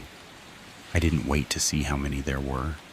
Panic propelled me backward down the stairs, nearly tumbling as my feet slipped on the warped wood.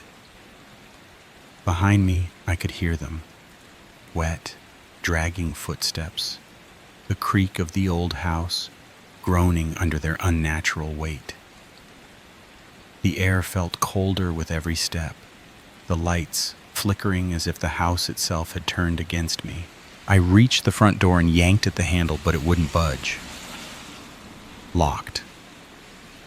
I didn't remember locking it. My fingers fumbled at the deadbolt, slick with sweat, slipping as the sounds behind me drew closer, the rasp of breath, the scrape of nails on the walls.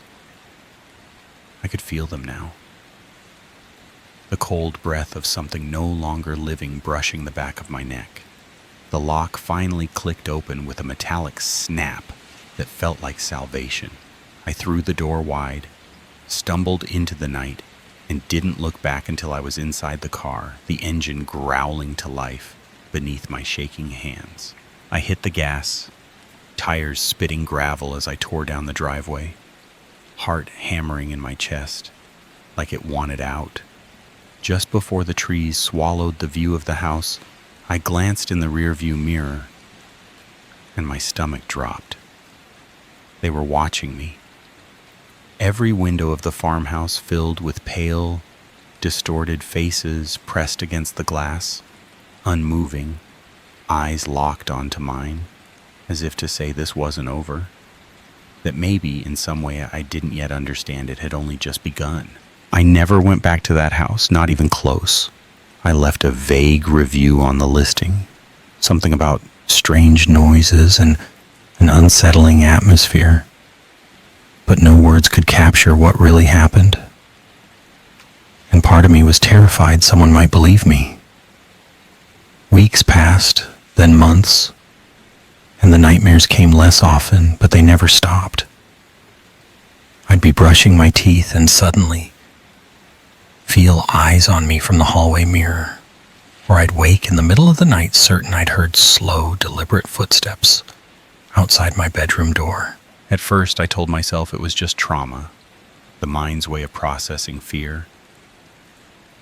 But sometimes I'd hear breathing that wasn't mine, or a whisper in the stillness that didn't belong in the world I'd returned to. And the whisper, it was always the same voice, the same rasp that once echoed through that attic darkness, now slipping between the cracks of my home. You're not welcome here. I've moved since then, twice, changed numbers, burned sage, prayed. Nothing helps. It's not the house that haunts me. It's something I brought with me, something that crossed a threshold when I opened that door, when I disturbed what was meant to stay buried. Sometimes in that fragile moment between sleep and waking, I swear I hear footsteps circling my bed, feel cold air that shouldn't be there. And in those moments, I wonder if I truly escaped, or if I've been living in a kind of echo, dragging some piece of that place behind me, like a shadow I can't shake. I used to think evil lived in haunted houses, in forgotten basements and boarded up attics. But now I know better.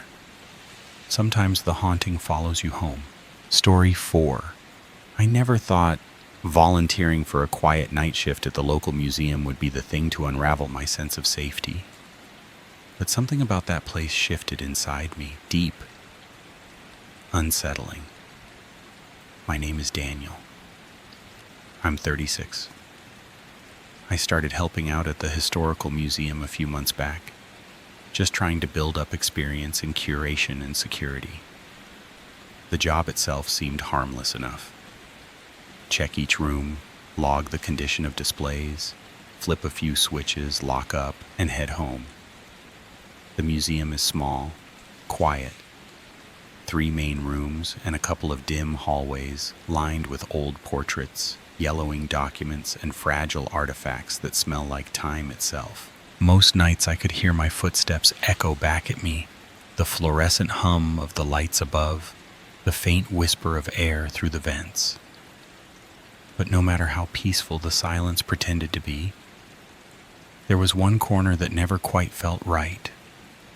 The back gallery, where a mannequin stands behind a pane of glass, dressed in a formal 19th century suit, complete with a ruffled shirt and a dark waistcoat. At first I barely noticed it, just another static piece in a quiet room. But something about it grew heavier in my mind over time.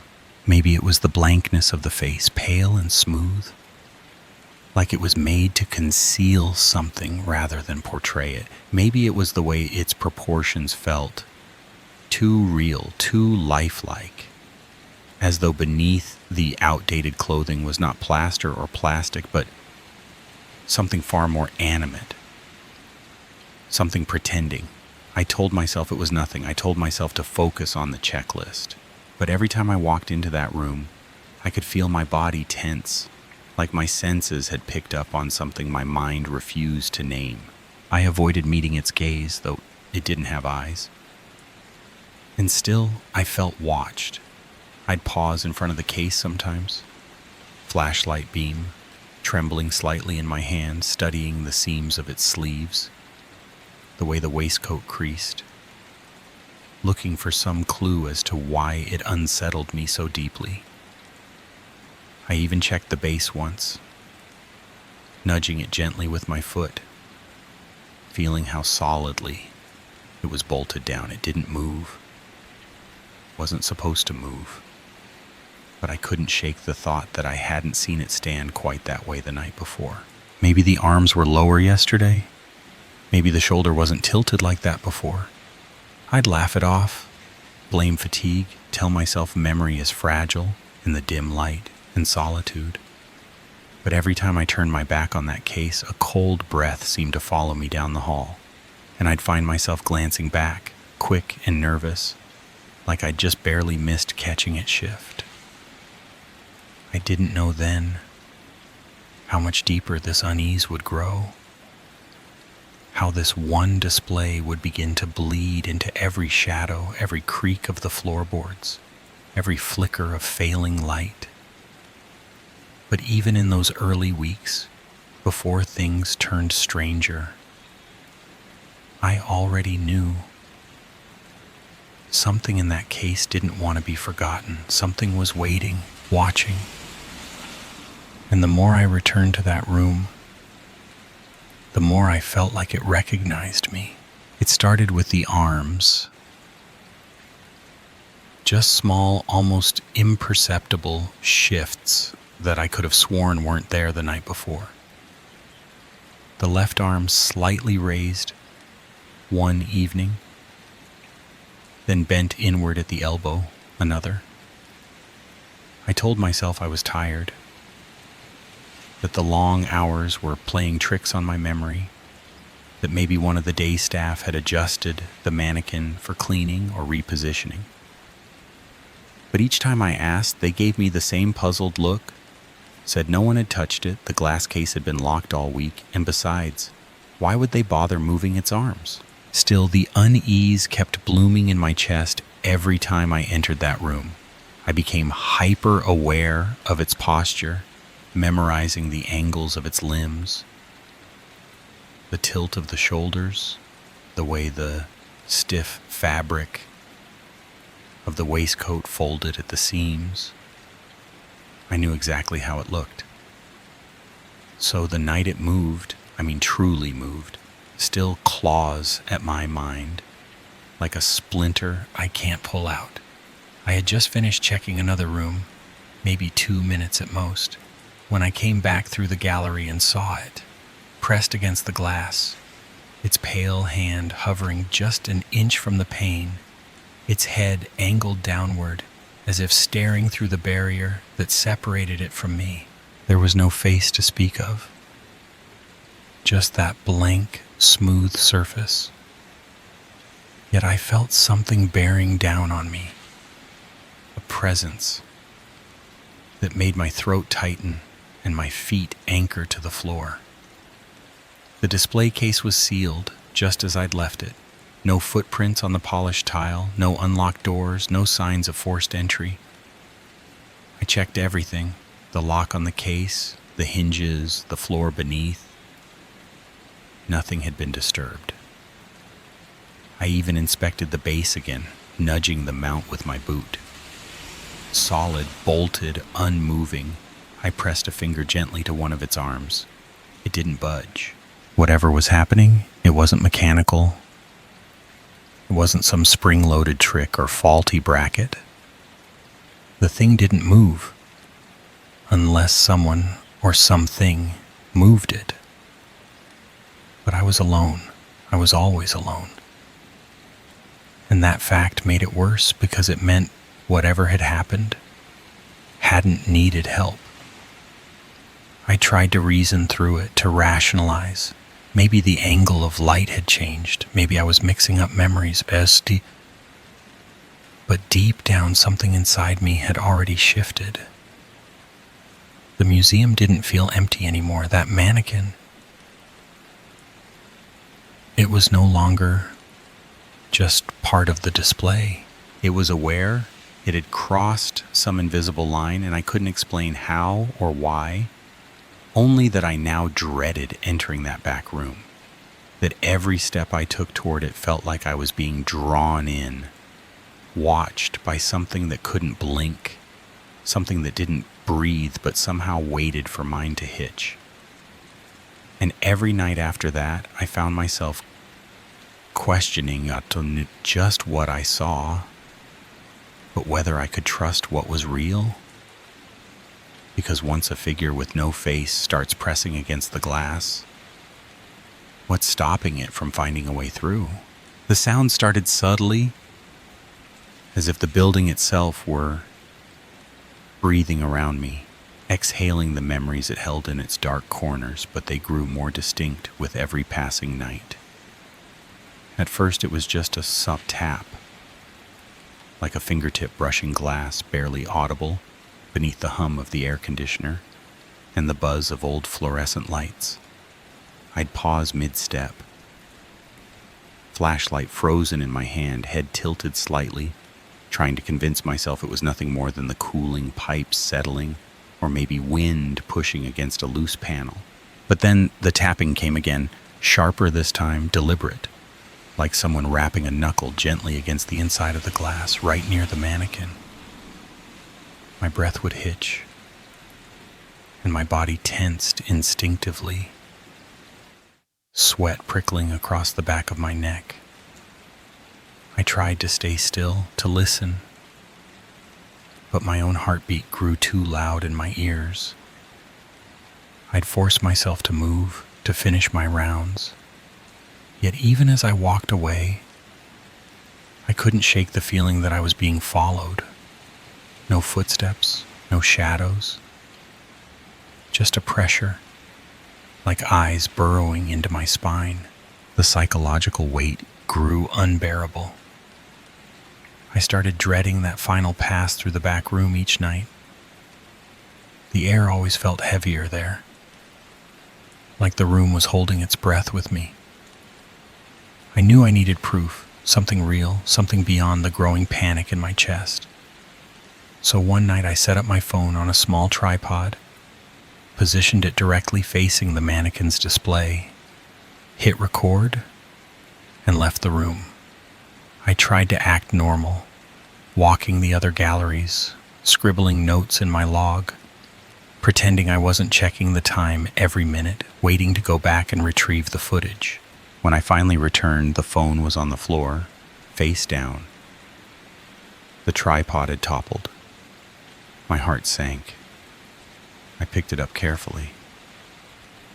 No cracks, but the screen was black. I pressed the power button, expecting a drained battery, but it blinked to life with plenty of charge. I opened the video file, hands trembling, and found just 3 minutes of footage. No movement, no sound, then an abrupt cutoff to pure black. It shut off mid-recording. I stood there motionless, staring at the mannequin behind the glass. Its arms hung at its sides like always. Its blank face gave away nothing. But the unease didn't leave. It deepened, slithering into every part of me. I couldn't tell anyone. Who would believe me? Even I couldn't fully believe myself. But from that moment on, it wasn't just fear, it was obsession. Every sound, every flicker, every misplaced reflection kept pulling me back to that case. I needed answers, I needed the truth. But deep down, I was starting to realize whatever was happening in that room might not want to be understood. It might just want to be seen. It was later than usual, and the museum had fallen into that kind of silence that makes every sound feel like it doesn't belong. I was almost done with my rounds, moving through the empty corridors with my keys clenched tight in one hand, the other gripping the flashlight as though it could shield me from whatever anxiety coiled deeper each night.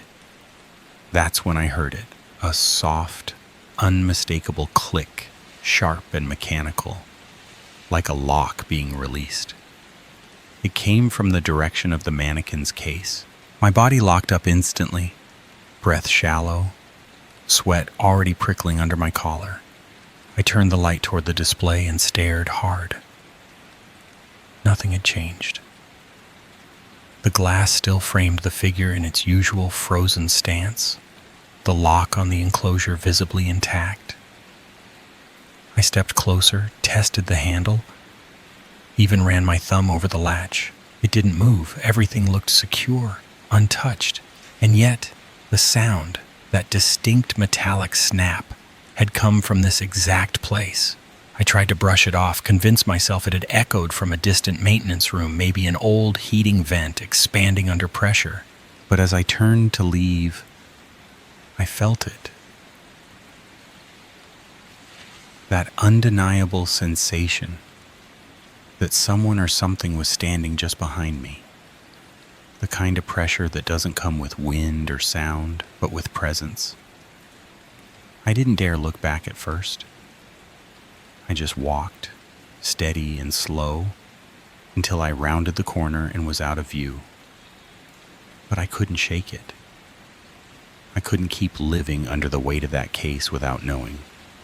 So a few days later, while two of the staff were still there in the late afternoon, I finally asked one of them to open the mannequin's display in front of me.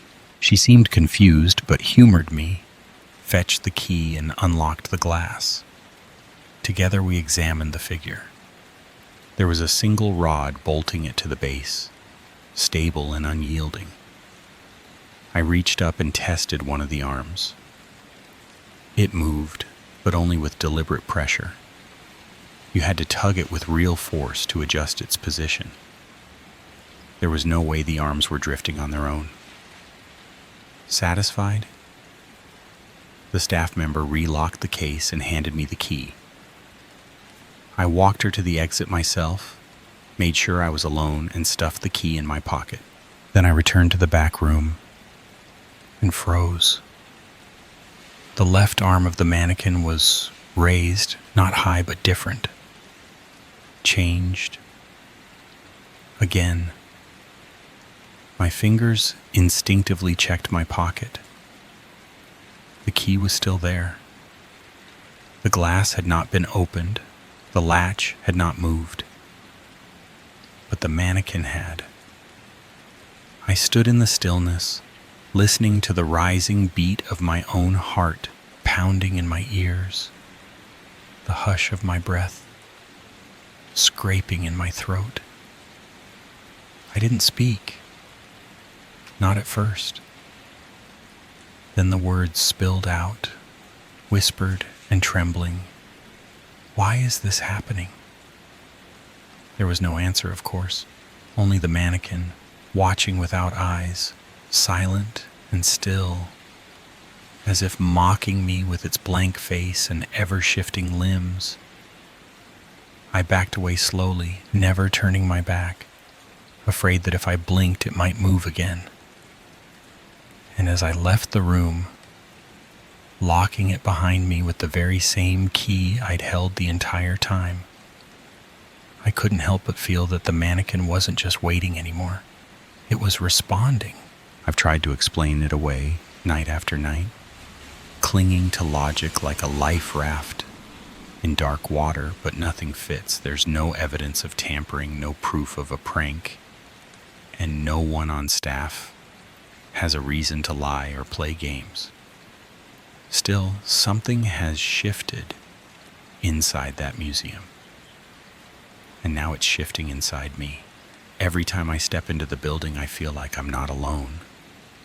I hear footsteps that don't match mine, soft and deliberate, always behind me, never quite in sync. I stop and turn, but the hallway is empty. the silence pressing in around me like a second skin. I've developed this compulsion to check every reflective surface I pass. The glass of the display cases, the dull shine on a polished frame, even the windows after dark, always searching for some shadow that doesn't belong, something lurking just beyond my shoulder. And the mannequin, it's no longer just standing there.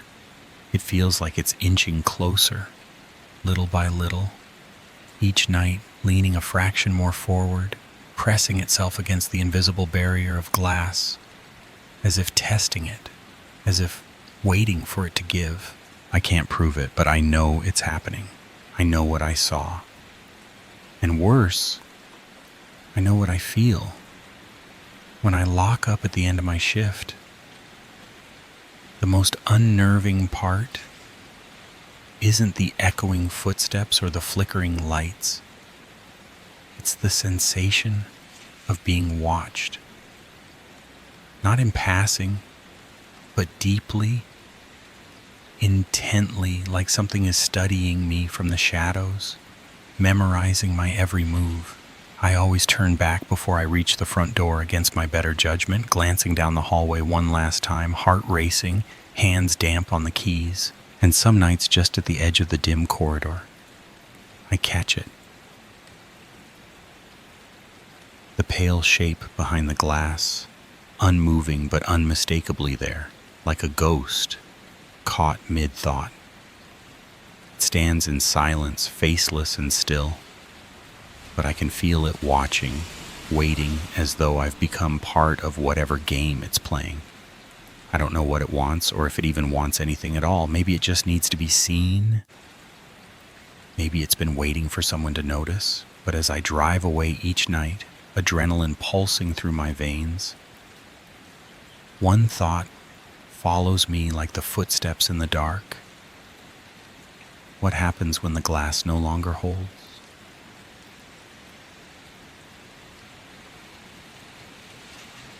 Story 5.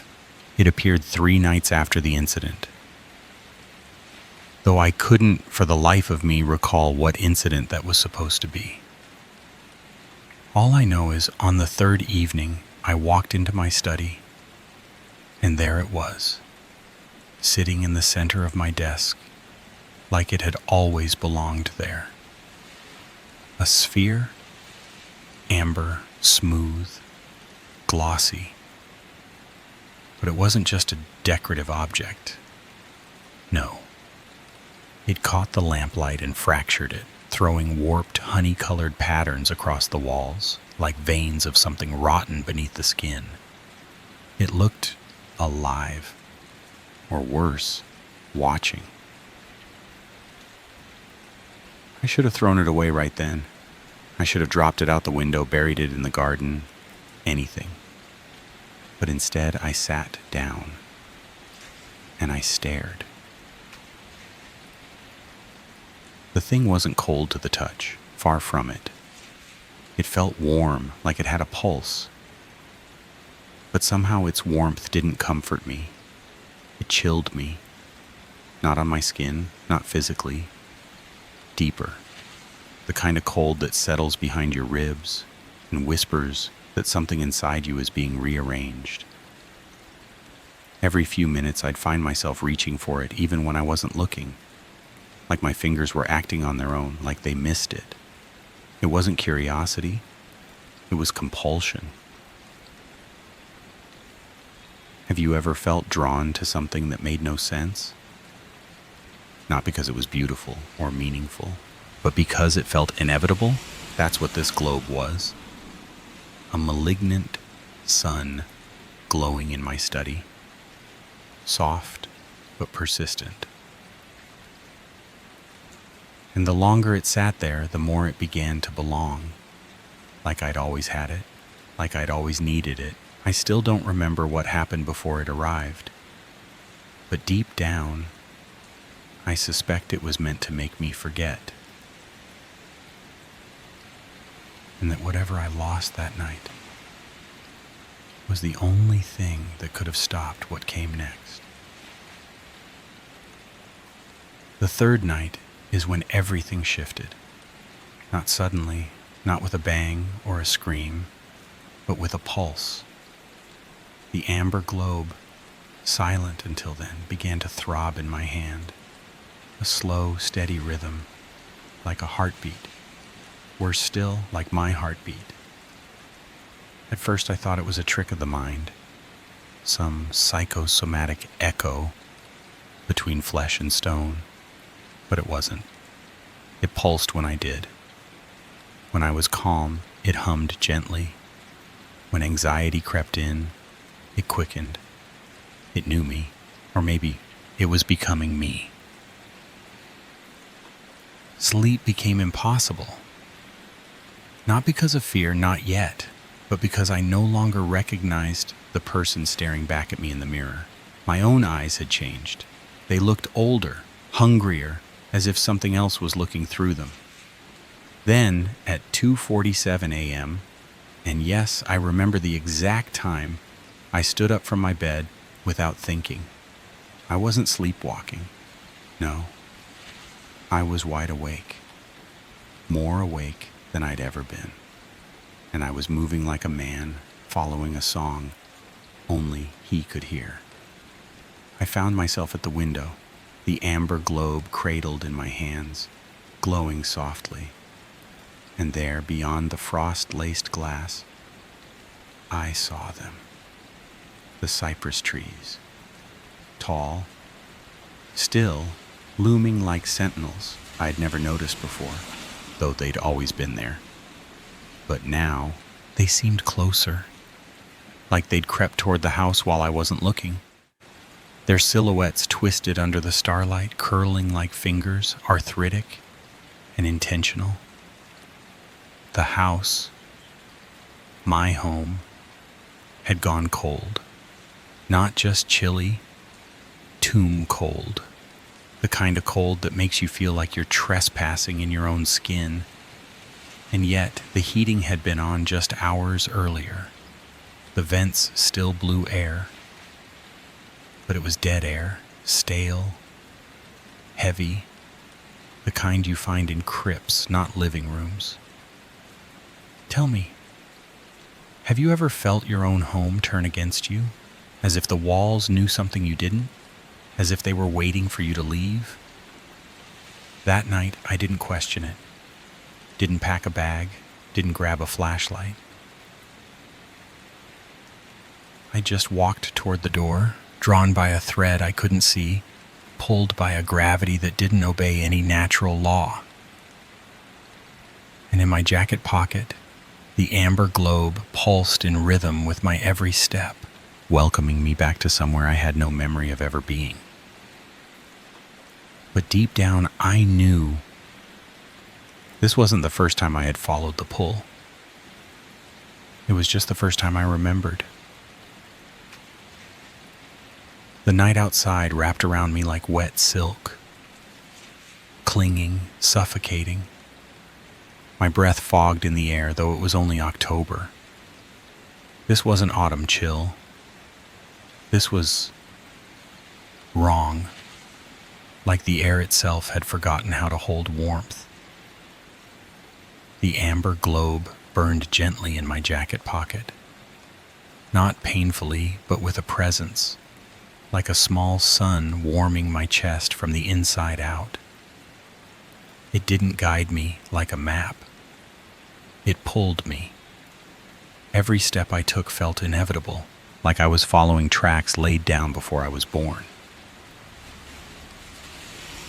The cypress grove rose around me, massive, ancient, silent.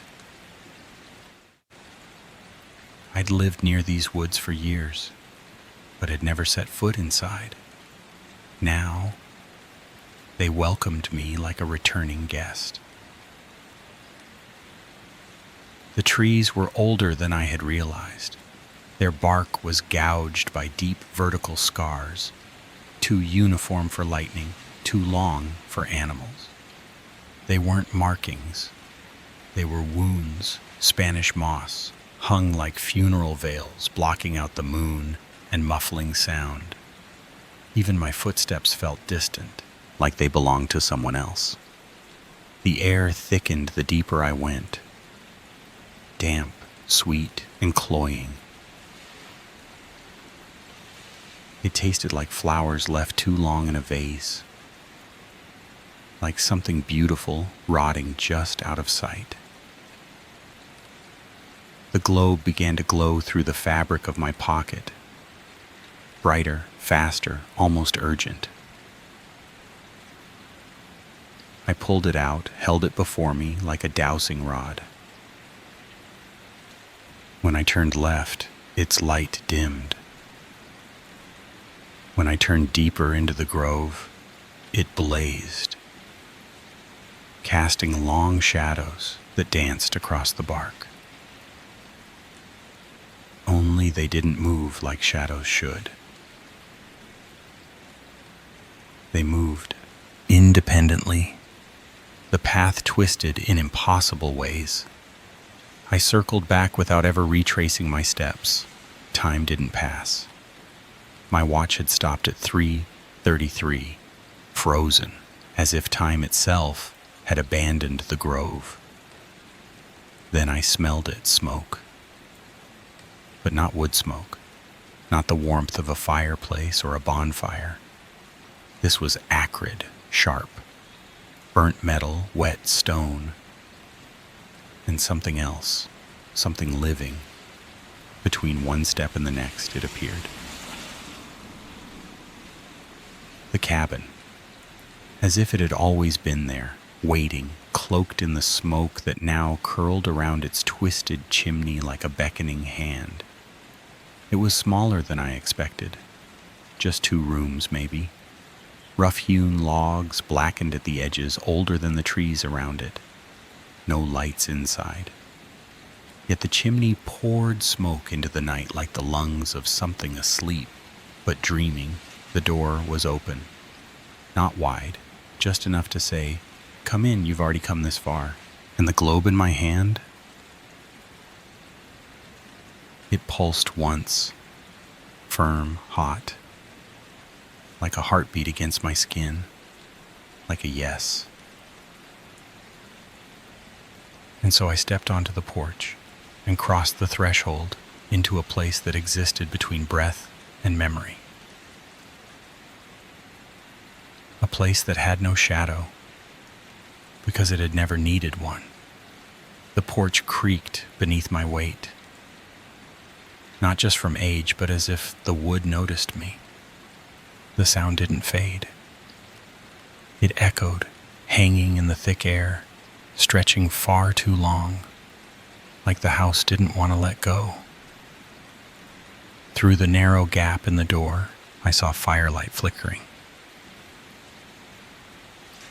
But when I stepped inside, I felt no warmth. The air was dead, still, heavier than the night outside. There was only one room. A stone fireplace dominated the far wall, flames licking the air with no visible fuel, no logs, no embers, just fire dancing in a place where it shouldn't exist. And the floor, God, the floor, it was buried in paper. Hundreds of pages scattered like autumn leaves, blackened around the edges as if rescued from fire moments too late. They rustled softly, even though the air didn't move. They whispered to each other. Not just the sound of paper against paper, no, they spoke. I dropped to my knees. The amber globe pulsed beside me, matching the rhythm of my heart, steady, unwavering, as if anchoring me to the floor. I picked up the nearest page. A letter. "I'm sorry for what I did to Margaret." Another. "Please forgive me." I didn't know what would happen when I signed those papers.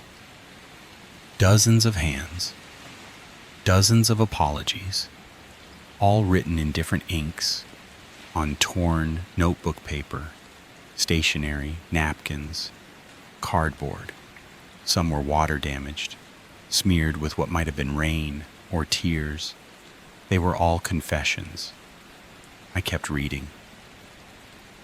The money wasn't worth it. I see their faces every time I close my eyes. God help me, I should have stopped him. And then the burning began. Not flame, not heat, but light rising from my fingertips, trailing across each letter I touched. The pages lifted into the air like glowing butterflies, soft, luminescent, half real. They circled me at shoulder height, and with each slow orbit they whispered, but this time I could hear them. Not just words, dates. December 15th, 2025. One hissed by my ear. March 3rd, 2026. Another murmured behind me. August 22nd, 2025. Breathed a third, its presence cold on the back of my neck. I realized something in that moment. These weren't predictions. They were appointments, prophecies. And the voices spoke with a certainty that made my stomach turn, as if these events weren't just going to happen, but had to happen. The light from the letters grew brighter. Their whispers overlapped, dozens of them, twisting into a rising chorus of guilt, pleading, inevitability. I stood up too fast. The room tilted. The world warped. The amber globe rolled across the floor, its light dimming as it slipped away. And that's when I saw it. The fire in the hearth had vanished. There had never been one. The flickering that lured me here, it had been the letters themselves, the will-o'-the-wisps. I'd followed their light. I'd heard their voices. And now they knew I was listening. The light faded when the amber globe rolled away, and in that dimness, I saw something I hadn't noticed before. Something I should have seen. The fire was never real. There were no embers, no wood, no warmth. The only light had come from the floating pages, those letters burning with guilt and confession. They had created the illusion. They had invited me here. And now they circled faster. The will-o'-the-wisps, dozens of them, each glowing with a name, a sin, and a date. The whispers sharpened. October 31st, 2020. November 15th, 2025. January 8th, 2026. The dates burned into my mind. Clear, specific, delivered not like warnings, but instructions. And then they said something else. You were supposed to be here, the voices whispered in unison. You were always supposed to be here. I stumbled backward. I left the globe behind. I didn't even realize I'd made it outside until the cold air hit me like a baptism. But relief was short-lived, because when I turned back to look at the cabin, I noticed something worse than all the glowing pages, worse than the fireless fireplace, worse than the dates. The cabin cast no shadow. The full moon was bright, painting the trees in silver, casting shadows in every direction. The moss, the dirt, the leaves, all had shadows. But the cabin, nothing. It was there, but not there, like a photograph double exposed onto reality solid enough to enter, but not real enough to block the light. I walked around it, tested it from different angles. From every side, the moonlight passed straight through, and the voices, they didn't stop. October 31st, November 15th. You can't unhear us now. The will-o'-the-wisps followed me through the trees, still glowing, still whispering. They weaved between the branches above, hovering like luminous vultures, circling, watching. By the time I reached my house, dawn was bleeding across the sky.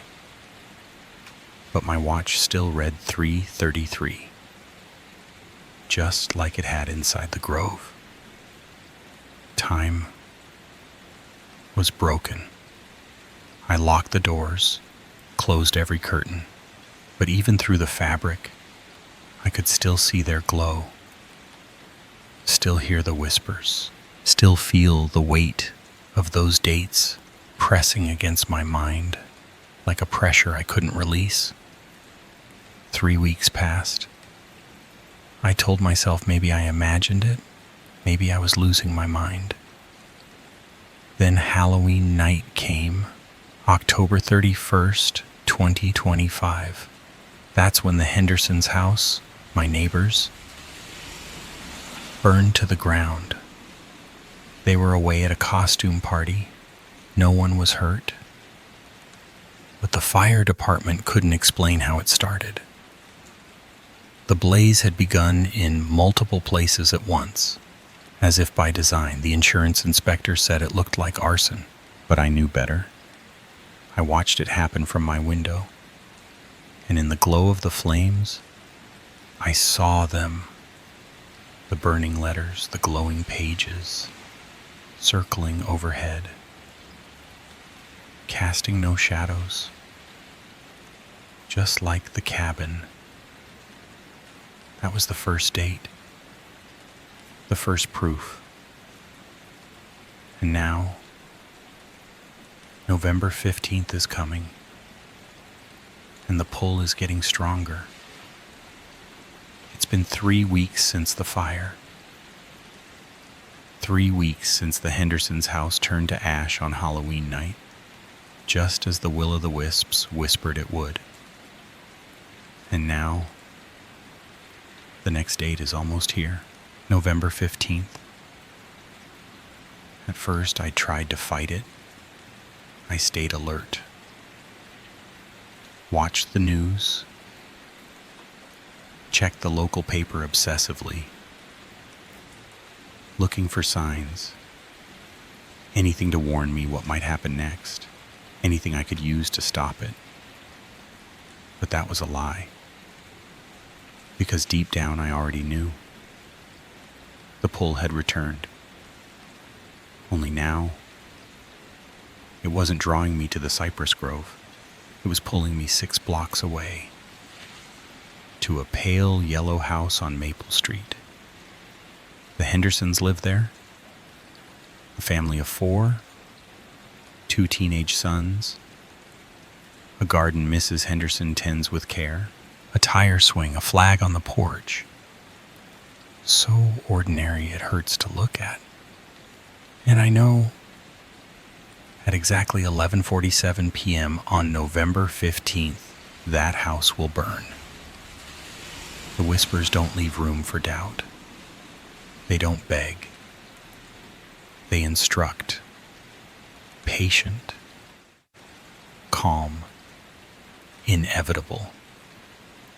I keep telling myself I can still stop it. I could call the fire department, report a gas leak, break in and drag them out, do something. But I won't, because I finally understand. I wasn't brought to that cabin to prevent disaster. I was brought there to cause it, to complete a chain of unfinished sins, stretching backward through time. Those apology letters, they weren't guilt over past crimes. They were confessions written before the acts ever took place. People like me, people who touched the amber globe, we're not witnesses, we're the instruments. And the dates? They're assignments. I saw it in the cabin with no shadow, in the faces of the will-o'-the-wisps circling outside my window. They don't whisper dates anymore. Now they give me instructions. The matches are in the kitchen drawer. The gasoline's already in the garage. The Hendersons' house is just 6 blocks away.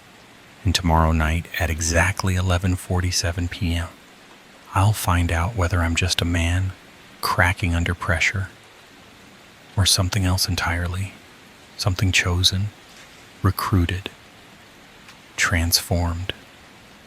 The amber globe is gone, but the pull it created lives in me now, growing stronger by the hour. And when it's done, when the flames have devoured the yellow house on Maple Street, I'll return to that cabin. I'll write my letter, and I'll leave it there among the others, a single sheet of scorched confession waiting to rise into the air and find someone new, someone who will follow the glow of a beautiful, terrible sphere into a forest that was never empty. I'm sorry for what I did to the Hendersons, the letter will say. I should have resisted. I thought I could, but the pull was stronger than I expected.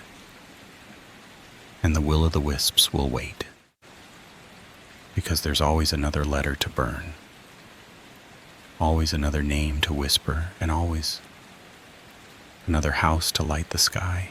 Narrator voice, quiet, resigned, like the last breath before surrender. It's strange how easily guilt begins as a whisper and becomes a language.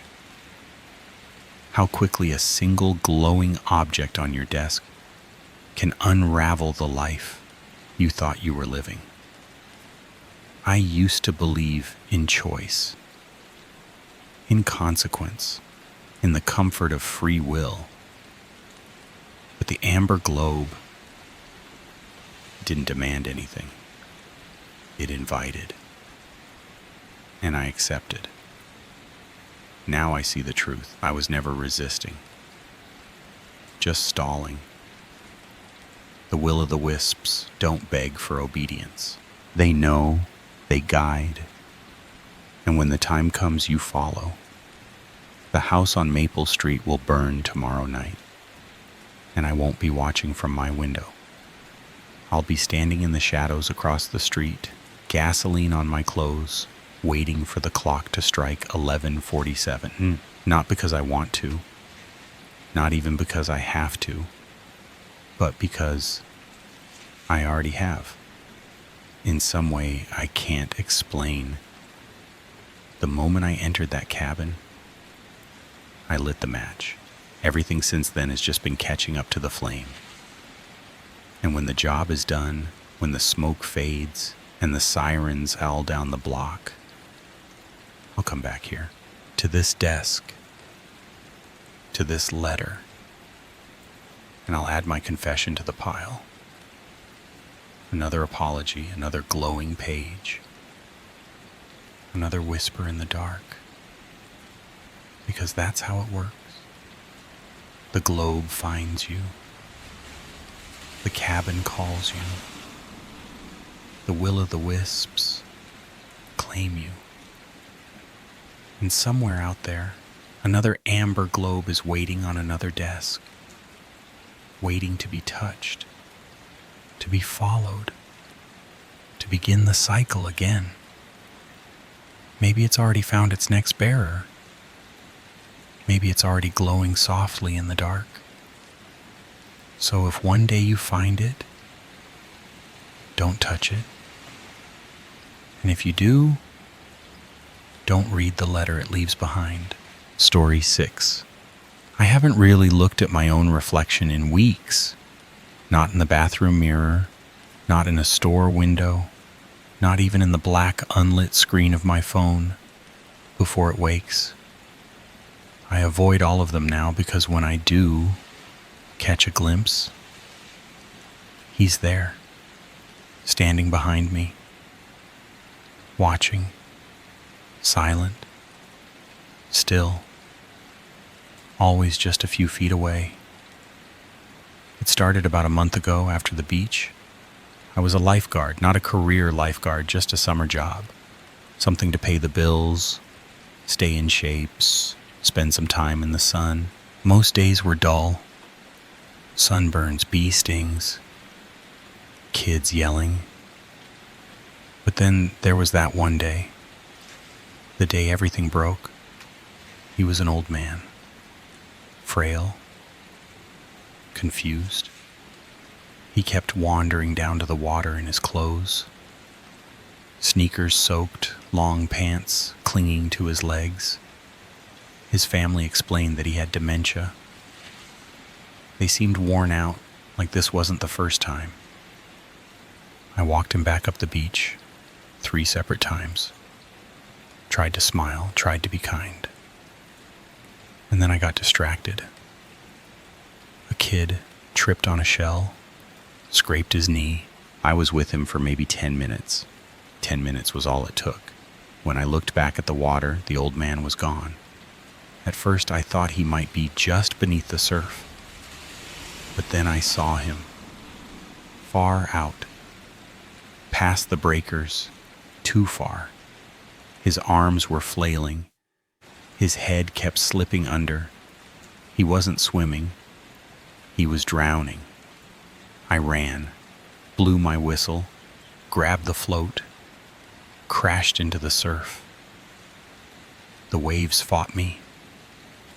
The water was cold and fast. My arms burned. My lungs screamed. I pushed through, but I was too late. By the time I reached where he had been, there was only water. Gray, uncaring, endless. They found his body the next morning, washed up a mile down the coast. The guilt was immediate. It settled in my chest like wet cement. It was my job to watch, to protect, and I had failed. Everyone told me it wasn't my fault, that things happened fast, that no one could be everywhere at once, but I knew better. I should have seen him. The funeral came and went, quiet, respectful, and then one night I was brushing my teeth, standing in the bathroom, lights off, just the glow of the hallway behind me. And I saw him, not directly, not in the mirror, but in the reflection, behind my reflection, standing there, soaked, bloated, his skin pale and slack, like something left too long in water. His eyes were two dark hollows. His mouth was closed, but the silence felt heavy, like he was holding back words that would never come. I blinked, splashed cold water on my face. When I looked again, he was still there, even clearer now. Not angry, not accusing, just watching. That was the first time, but not the last. The days after that were a blur. I started seeing him more frequently, always in reflections, always just behind me. In the side of a bus window as it rolled past, in the glint of a spoon at the bottom of a soup bowl, in the shimmer of rain-slicked pavement under streetlights. I stopped sleeping properly. I'd close my eyes and he'd be there again, not as a dream, not as a memory, but as something behind my eyelids, hovering, waiting. I was unraveling, and I knew it. So I saw a psychiatrist. I told her everything, or at least the version I could live with. That I'd failed a man, that I was drowning in guilt, that I kept seeing his face in mirrors and water and glass. She listened quietly, nodded with that gentle, practiced empathy. She called it grief-induced hallucination, an acute stress reaction. She said it was common in traumatic situations, especially for people with high responsibility. She prescribed something light to take the edge off, anxiety meds, and gave me instructions. Avoid mirrors, avoid anything reflective. She told me the human brain is wired to make associations, and that if I could break the feedback loop, stop feeding the guilt by seeing it everywhere, my mind would heal. It sounded like good advice. I wanted it to be, so I followed it. I covered every mirror in my apartment with towels. I showered in the dark. I shaved by feel. I drank coffee only in paper cups, never in a mug. I walked past storefronts with my eyes down. It became a game of avoidance, a choreography of denial. And for a few days it seemed to work. The meds dulled the edges of my fear. I started sleeping again, even if only in fragments. I told myself I was healing, that the doctor was right, that this was just my brain trying to cope. But then came the shadow. It happened as the sun was setting. I was walking home with a bag of groceries. The light was low and golden, and my shadow stretched long across the sidewalk in front of me. And there, superimposed over my shadow, was another one, slightly behind, slightly to the left. A silhouette, unmistakably human, unmistakably him. My breath caught. I turned around. No one there. I turned back. His shadow remained, standing with mine, merging with it. That was when I understood he wasn't bound to reflections anymore. He had learned. He had adapted. He was in my shadow now, in my shape, inside the negative space that followed me everywhere. The more I avoided seeing him, the closer he crept. From behind the mirror, into the edges of my perception, from glass and chrome, into darkness and light. He was everywhere. A presence so cold, so constant, that I started to feel him, even when I wasn't looking. My apartment grew colder. My breath fogged at random. I'd hear soft, dripping sounds with no source, like seawater sliding off a corpse. I stopped taking the meds. They weren't helping. This wasn't just trauma. This was something real, something with its own rules, and it was closing in. There's something I didn't tell the psychiatrist, something I haven't told anyone.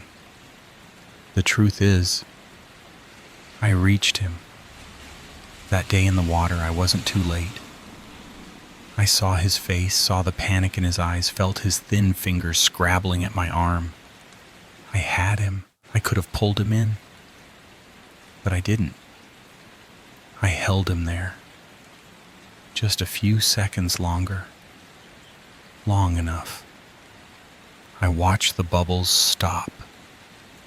Watched the light fade from his eyes. Then I let him go and played the part of the horrified rescuer who had arrived too late. You see, lifeguarding offers opportunities. People are vulnerable in the water, exposed, isolated. The ocean makes it easy to hide intention. I didn't plan to be that kind of person. It just happened. My first was a drunk, passed out near the tide line. No one noticed. Then another. And another. It became a thing, a curiosity, a A thrill, not random, never random. I was careful. Always made sure it looked like an accident. I told myself it was about control, about power, about knowing I could. But maybe it was about the silence that came after.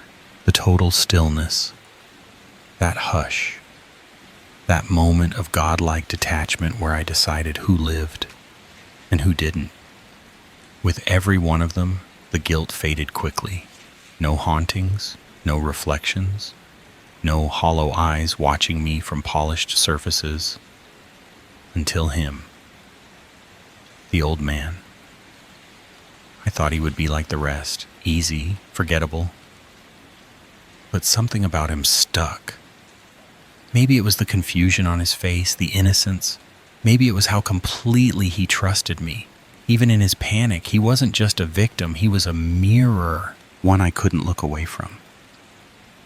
He followed me into every corner of my life, every surface, every breath. And the psychiatrist was wrong. Avoiding him hadn't helped. It had made things worse. It gave him space to evolve, to spread.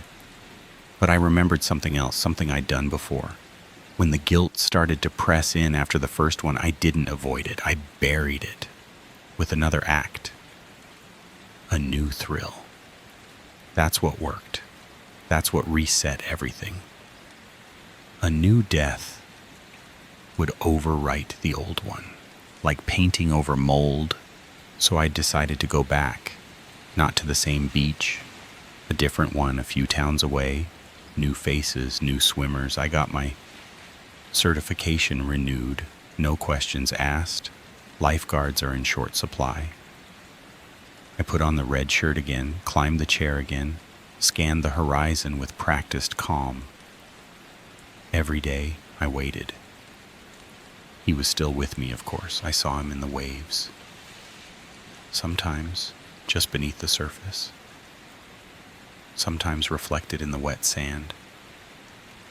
He was always there, closer than before. But I ignored him. I looked past him. I was waiting. And then she came.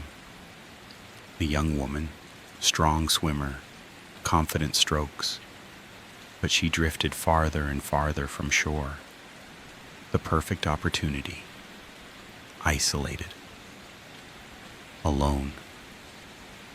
Vulnerable. My pulse quickened. That old excitement stirred in my chest. This was it, the reset button, the purge.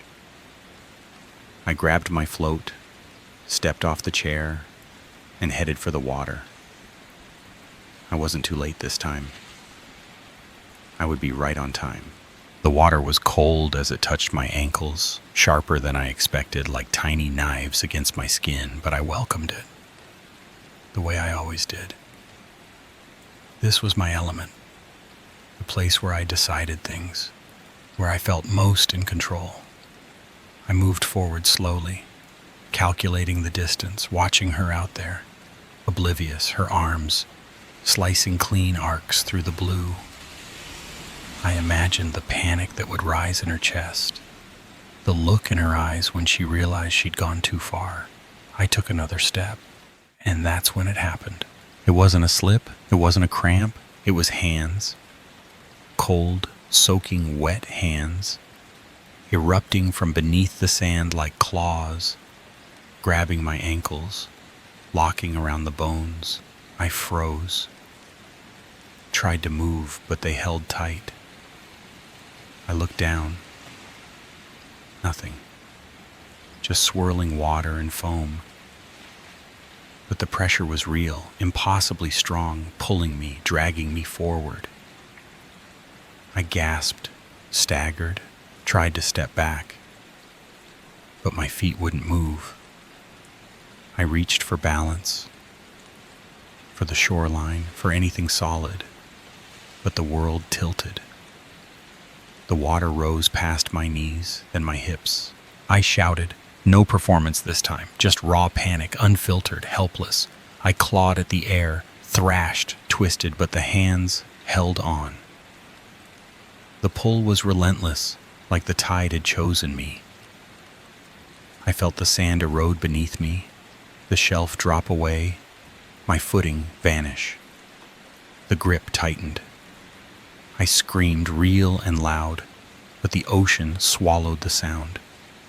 And then, just as sudden as it began, it stopped.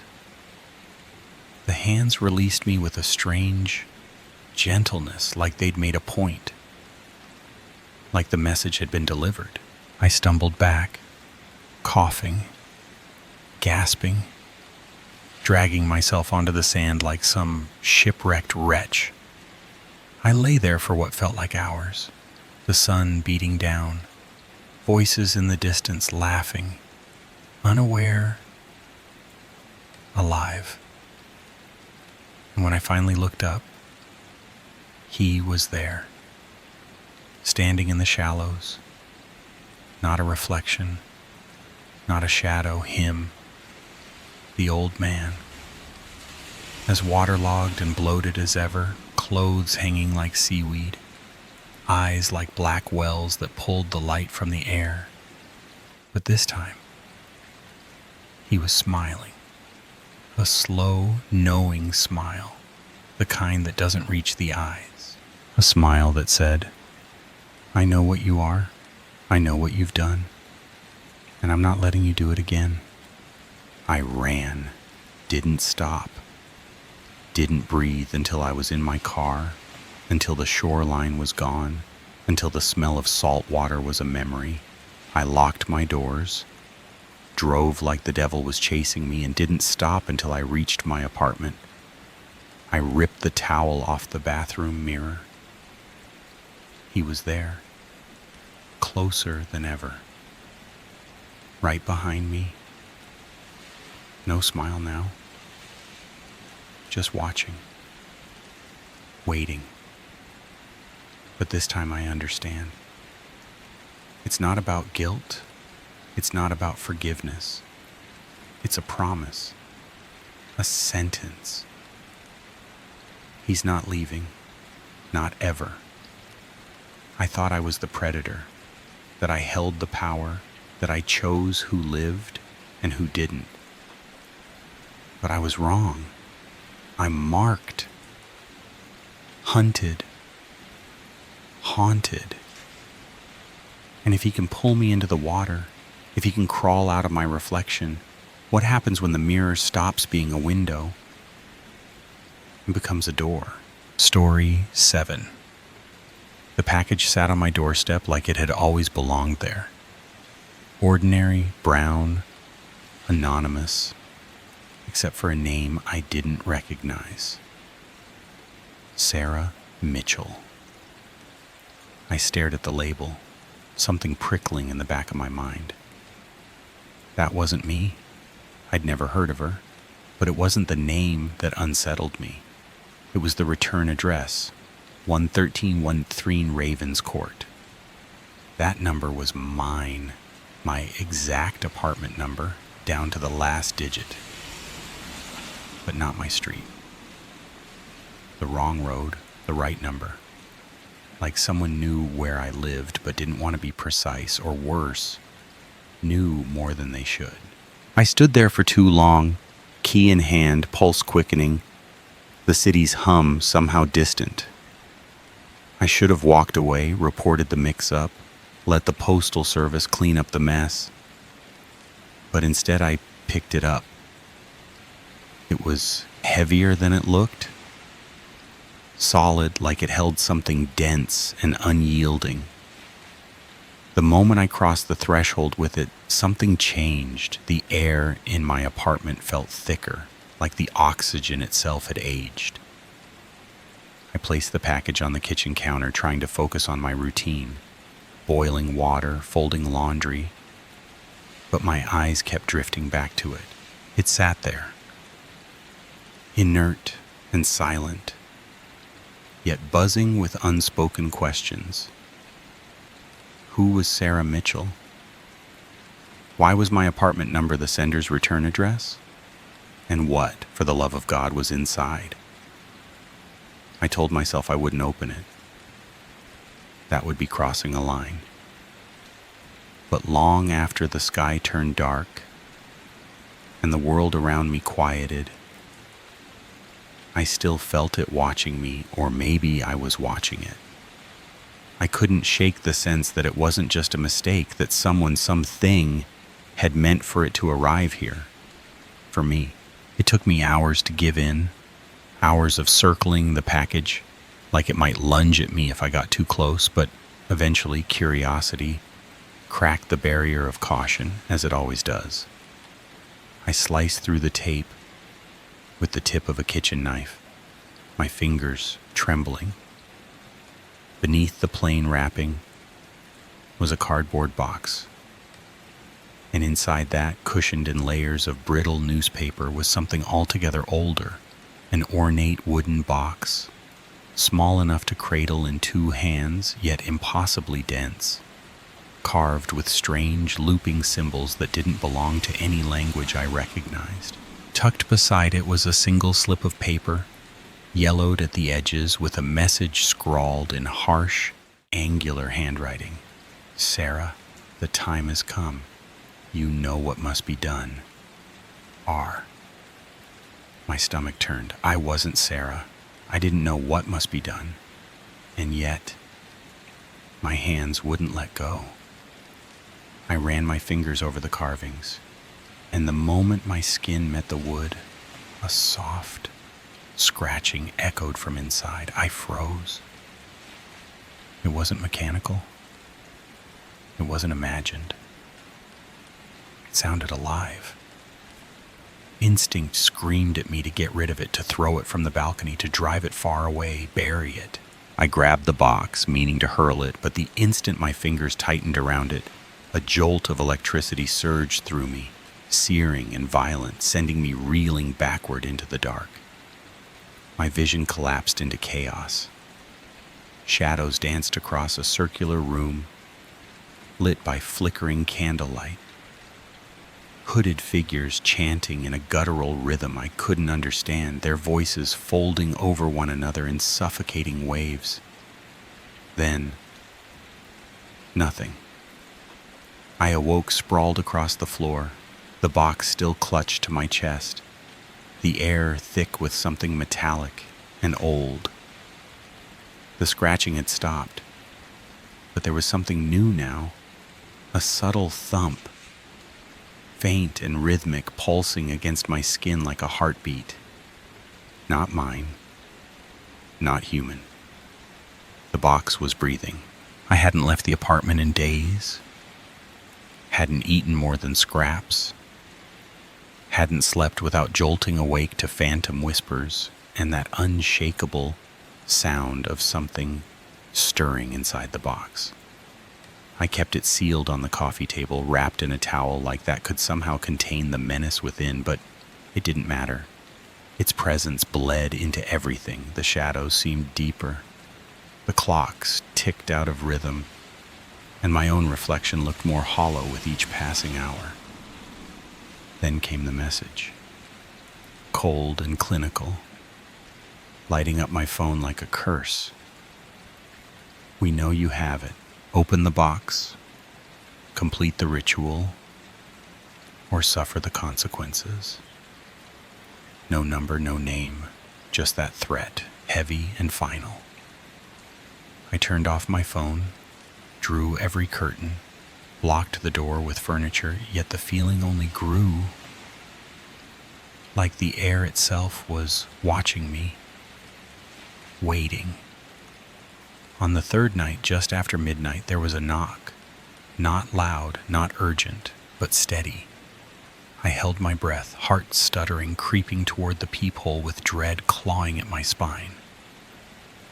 A delivery man stood there, too still, holding a package identical to the first. "Delivery for Sarah Mitchell," he called, voice casual, almost amused. I didn't move. After a long pause, I heard the soft thud of cardboard meeting tile and the fading echo of retreating footsteps. I waited another hour before I dared open the door. The package sat like a warning. My hands shook as I tore it open in the hall. Inside, nestled in tissue, was a key, small, ornate, unmistakably carved to match the locked wooden box. And another note, this one scrawled more erratically than the first. Time is running out. Speak the words, or we'll come for you. I stared down at the key, its metal glinting like it knew it had already won, and I felt the last threads of normalcy snap loose. Whatever this was, whoever these people were, they weren't going to stop. And the box was waiting. That night, I sat in the dim glow of a single lamp, the wooden box resting like a heart between us on the table, and the key, heavy, cold, waiting, pressed against my palm, as if it had already chosen its moment. The scratching had returned, louder now, impatient, like something inside was growing restless. With each second I hesitated. My pulse throbbed in my ears, matching the rhythm of that strange heartbeat I could still feel radiating from the box. I slid the key into the hidden lock.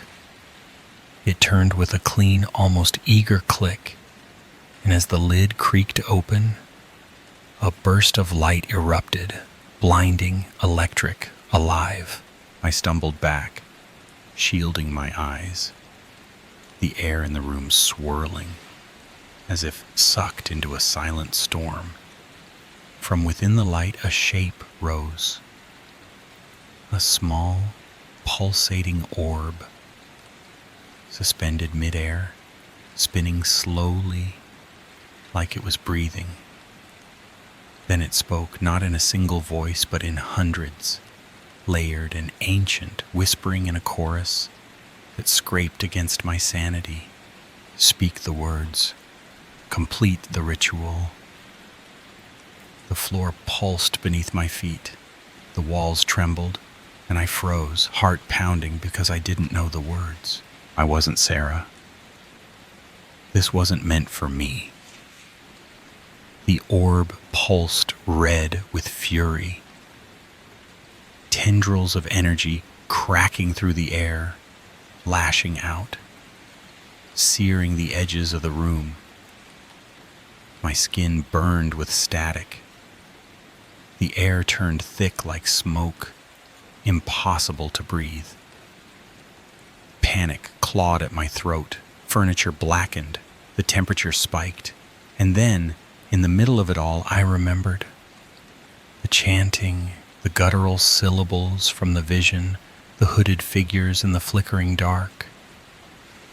I didn't know what they meant, but my lips moved anyway, forming the shapes, letting them pour from my mouth, like someone else was speaking through me.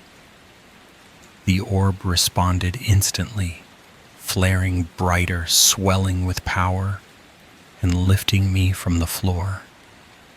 I hovered in the air, weightless, suspended in blinding radiance, as my voice merged with 1,000 unseen echoes. The room disappeared. Time unraveled. And somewhere beneath it all, I felt the ritual consuming me.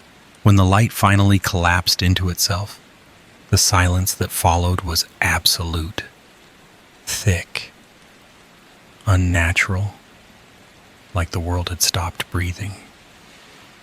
I dropped to the floor with a thud, coughing, my limbs trembling from whatever force had held me aloft moments before.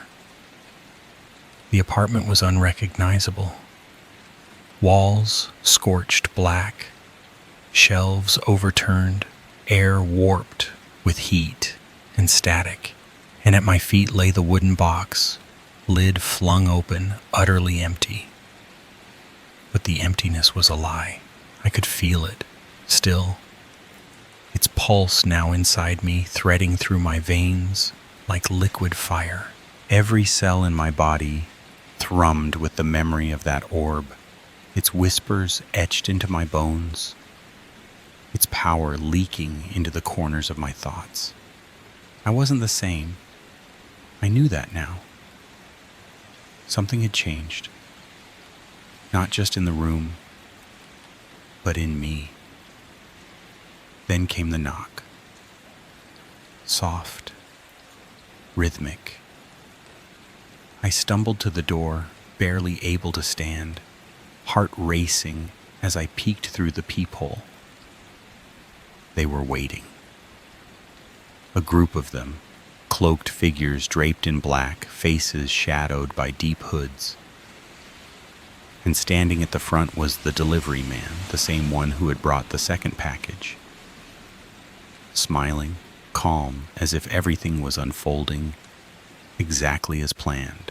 He looked directly at me, as if the door wasn't even there, and said, "Well done, Sarah." Or should I say, "Vessel of the ancients." My mouth went dry. I hadn't told anyone about the ritual. I hadn't said a word, but they knew. They had always known. I backed away, feeling my knees weaken, feeling something inside me stir at the sound of that title. Vessel. Like I had only been a container all along, waiting to be filled, and now I was. I don't know when the final piece of me gave in. Maybe it was when I spoke the words I didn't understand, or when the orb vanished into my chest like it had found its rightful home. But standing there at the threshold, watching the robed figures part like a silent tide, I understood one truth with terrifying clarity. I wasn't Sarah Mitchell, but I had become her. Or rather, I had become what she was meant to be. The vessel, the chosen, the mistake that was never really a mistake at all. My hand moved on its own when the leader extended his, fingers trembling as they met his grasp. And the moment our skin touched, something deep inside me shifted,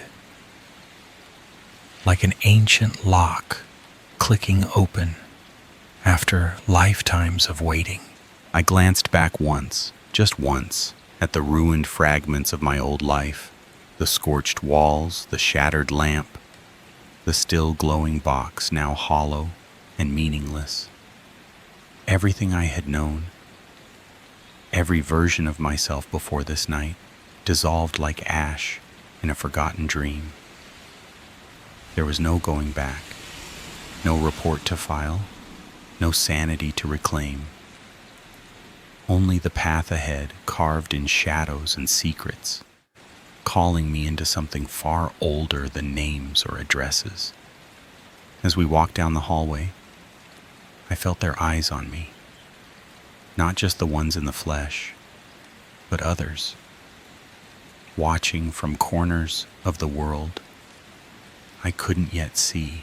And I wondered, with a chill that seeped into my bones, how many others had stood where I stood, trembling on the edge of the unknown, their names borrowed by fate, their lives rerouted by a parcel never meant for them. How many Sarah Mitchells had opened a box out of innocent curiosity, only to find themselves rewritten by something far beyond understanding. The door to my old life closed with a click behind us, quiet, final, and the last truly human sound I would ever hear.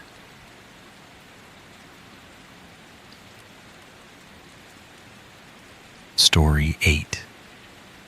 The sky had turned a shade of black I'd never seen before.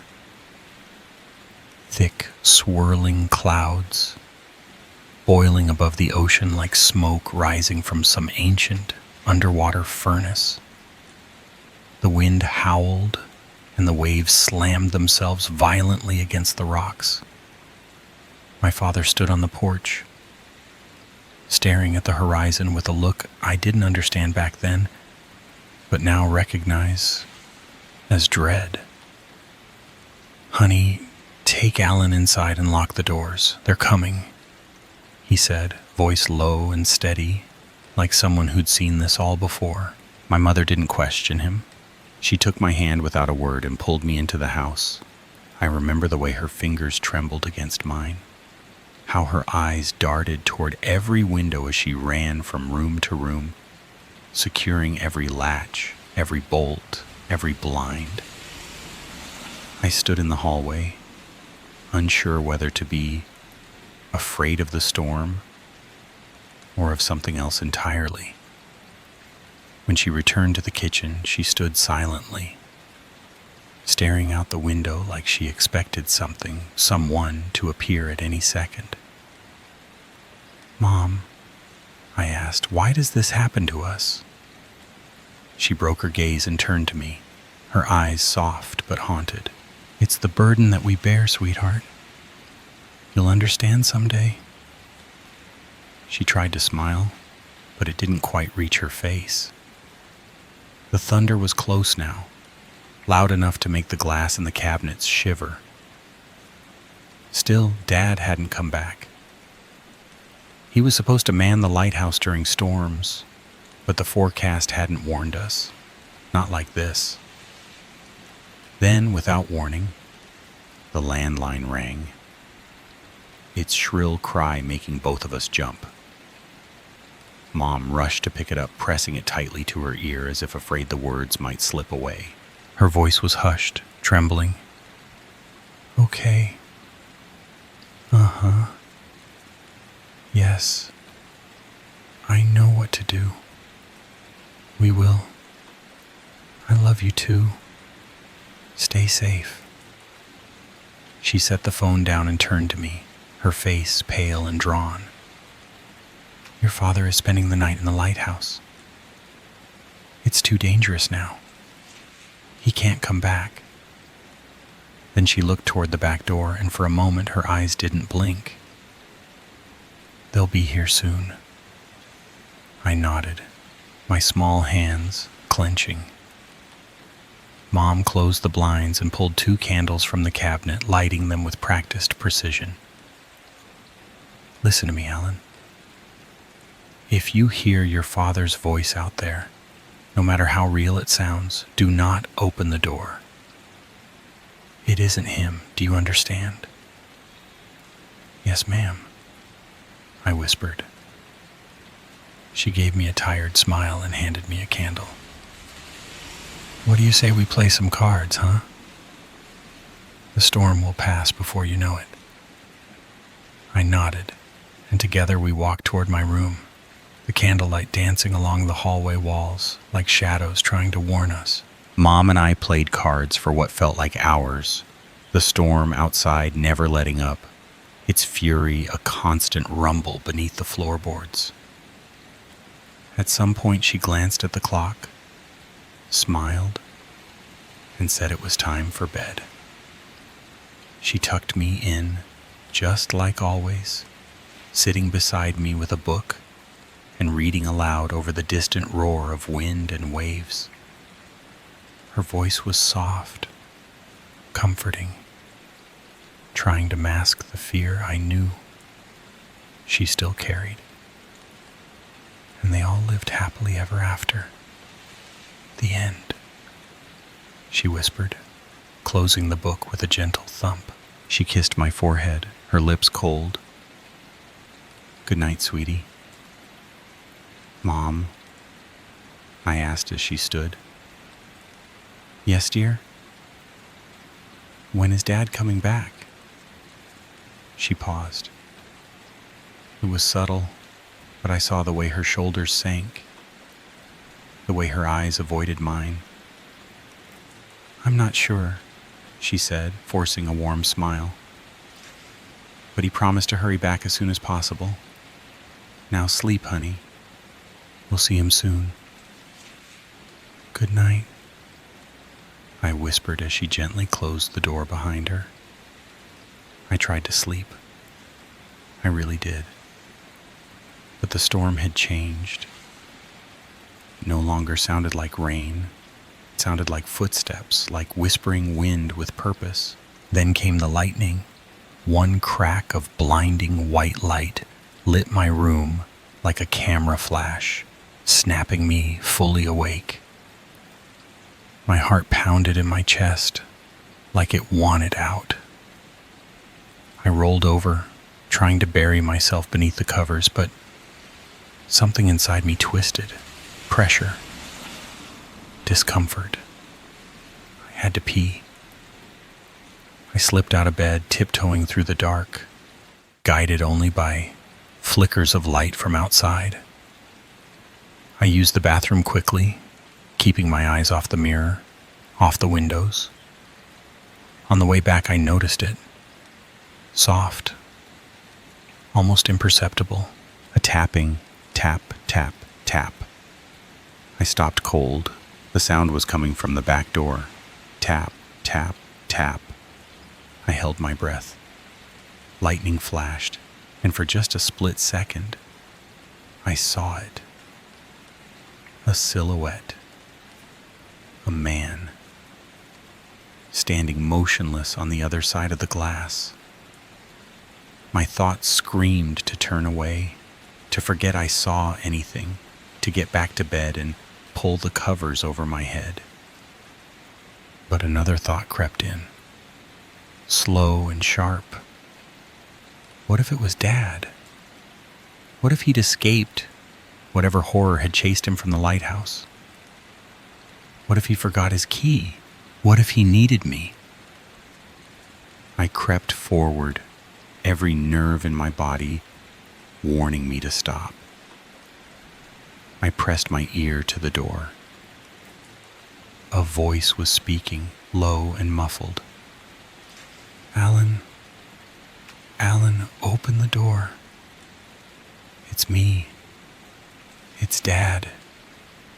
Please, son. My breath caught. I lifted the corner of the blind, just enough to see a face. It was him. Pale, soaked, shivering, eyes wide with panic. Alan, he said louder, more desperate now. Thank God. Let me in. They're coming. They're coming, and I don't have my key. I reached for the lock, my hand trembling. But something deep in my chest froze me. I heard her voice in my mind. It isn't him. My fingers were already brushing the deadbolt when I heard him again. His voice cracked with urgency, trembling, soaked in fear. Alan, please, I can see them getting closer. You have to let me in now, please. It sounded so much like him. Every word hit the part of me that needed to believe he was okay, that he had made it back to us. But still, something in my chest screamed, no. My skin prickled, my instincts recoiled, and for a moment I just stood there, frozen, torn in two. Then the silence came. He stopped talking. No more tapping, just the pounding rain and the wind howling through the eaves like a warning. I should have walked away. I should have gone back to bed, like Mom said. But then came the whisper, barely audible. Alan, son, please don't leave me out here. And I couldn't take it. I twisted the lock and pulled open the door. The wind exploded inward, slamming the walls with wet air and the scent of salt and rot. Standing there, hunched and shaking, was my father, or what looked like him. His eyes locked onto mine, wide and frantic. Alan, he gasped. "Thank you, oh thank you." But something was wrong. In the flash of lightning that followed, the truth revealed itself. His face, his eyes, weren't quite right. His skin seemed to shimmer, like oil on water, like something trying to hold shape. And then he moved. Or rather, it moved. His body began to shift, stretch, twist. I staggered backward as limbs dissolved into thick, writhing tentacles. The thing that wore my father's face let out a gurgling, wheezy sound as it lunged forward, black appendages slithering across the floor toward me. I tried to run, but the floor felt like it had turned to tar beneath me.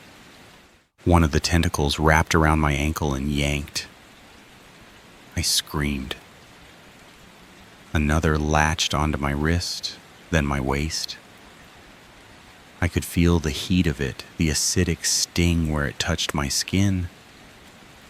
One of them dragged across my face, and the pain that followed made my vision go white. It was like fire, like molten metal, searing my flesh. And I collapsed, helpless, sobbing, begging.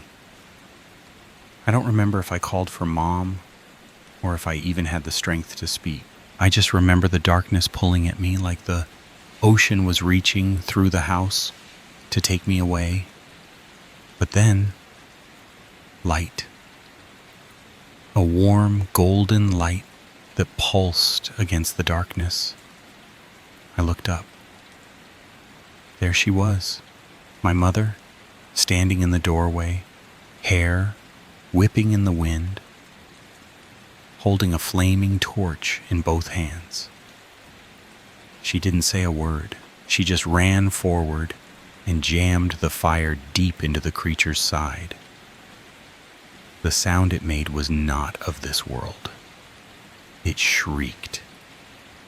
A high, terrible wail that pierced my skull. The flesh around the flame bubbled and split. It recoiled violently, dropping me to the ground as it slithered back toward the open door. My mother stood between us and it, holding the flame high like a sword. The thing hesitated. Then, with a final shriek, it turned and vanished into the rain, retreating toward the sea, where it belonged.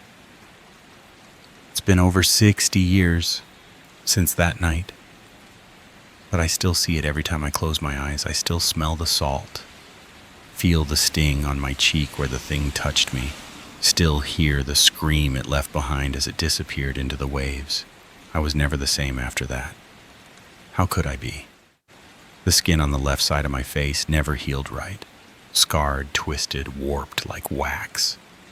Too close to fire. I learned to live with the pain. I learned to live with the stares. But I never stopped hearing the rain. Never stopped watching the door. I still live in that same house. The lighthouse has long since been automated. No one needs to man it anymore, not in this age of satellites and sensors. But I stay. I've tried to leave. I really have. Packed up more than once, bags by the door, keys in hand. But something pulls me back, like an anchor, like a voice buried in the wind, calling me home. I don't think I'll ever be free of this place, and I don't think it wants me to be. Every time it rains, one of them comes.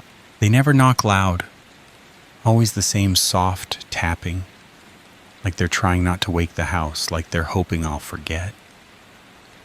Sometimes it looks like my father again.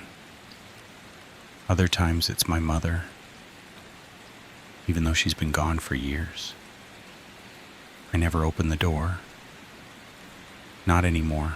I just sit in my chair, candle burning beside me, shotgun at my feet, staring at the shadows beyond the curtain, waiting for the storm to pass.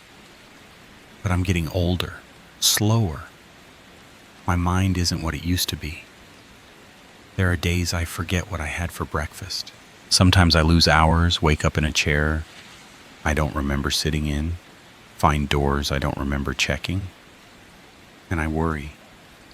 I worry that someday when the tapping begins and the voice calls my name, I won't remember the warning. I'll hear my father again. Or my mother. Or someone else I loved and lost. And I'll forget. I'll open the door. And whatever waits out there, whatever crawled out of the sea that night so long ago, will finally come for me. Sometimes I think about letting it happen. About walking into the rain, arms wide, eyes closed. Maybe then I'll get answers. Maybe then the nightmares will stop. But not yet. Not tonight. Tonight I light the candle, lock the door, and wait. Because it's raining again, and they never come alone. Story 9. I'm not sure why I'm telling this story now. Maybe it's the fear of time catching up to me. The creeping certainty that if I don't share what happened all those decades ago, it'll disappear with me. Just another whisper, swallowed by the earth. Or maybe it's the strange letters that still show up, covered in cracked ink and old Soviet postmarks, reminding me that my past is still out there, breathing, waiting. My granddaughter Tamara helped me post this. She wanted to clean up my grammar, bless her, but I told her to leave it mostly as is. Sometimes the truth sounds better with rough edges. So here it is, unpolished, maybe a little unbelievable, but mine. I was born in a small town in northern Europe, a place called Solenvol. That's a sort of patchwork word, wall of sun, mismatched pieces from different languages welded into something warm sounding. It wasn't warm. We had maybe 10,000 residents, a couple hospitals, some shopping centers where me and my brother used to sneak into and hang around before Lyshenko went up in flames in that godforsaken factory. But what really made Solenvol strange wasn't the geography or the politics. It was our tradition. We celebrated Christmas every single day. I mean that literally. Every morning at 8, Mama would wake us up and we'd shuffle down to the living room where a sad little potted begonia sat in place of a tree. A Christmas tree in June. Scandalous. We'd sit cross-legged around it and thank the merry man for visiting. Not Santa, he didn't come to the Soviet Union. And not even Ded Moroz, because he only visited on New Year's Eve. No, this was someone else. We'd open our presents, socks, always socks, scratchy and hand-knitted, and Mama would look at us with wide, careful eyes and say, "What do we say now?" And all of us, me, Ambers, Lucinda, would chant, "Merry man, go away, visit us another day." And he did, he always did, until he didn't. We had to wear those socks wherever we went, to school, to the grocery store. If someone asked, "Did Grandma make those?" we had to say no, they were from the merry man. If you lied, well, Mama said he didn't like it when people stole credit from him, that it made him angry. And we didn't want to make him angry. Not again. You see, my little sister Lucinda stopped getting socks. One day they just weren't there. Mama said she wasn't grateful enough. Said the merry man noticed things like that. She said he had to punish her. I was 12, and I remember that day more clearly than most things in my life. It was a Saturday. No school. We celebrated Christmas like always. My socks were purple that day. And then we scattered into our routines. Amber's was buried in textbooks, studying for a physics exam. I think he used to like the tradition before it got heavy. He'd always be the first to unwrap his gift. His bright green socks, held high like a trophy. I stayed home to help Mama cook lunch. She was making beetroot soup.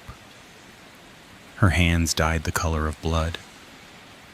Lucinda, though, she begged to go to the new cinema. Mama resisted at first, then relented. "No, boys," she warned, waving a pink-stained spoon. "You can take money from the tea can. Consider it a birthday gift." "No, boys," Lucy promised, beaming. Then she was gone, bouncing out the door in her polka dot gray dress and those purple sandals from last year. I watched her go through the kitchen window, the hem of her dress flapping like a ghost behind her. I didn't even notice she wasn't wearing socks. Lunch was quiet. Just the three of us. I quizzed Ambers on states of matter. "States of bullshit," he muttered. Then we played for a bit, using his new soldier figurines and pretending my raggedy doll was their grieving widow. It was a strange game, not fun, but it filled the time. Dusk came, and Lucinda didn't. Mama started to pace, biting her nails. By bedtime, she was hysterical. The police were called.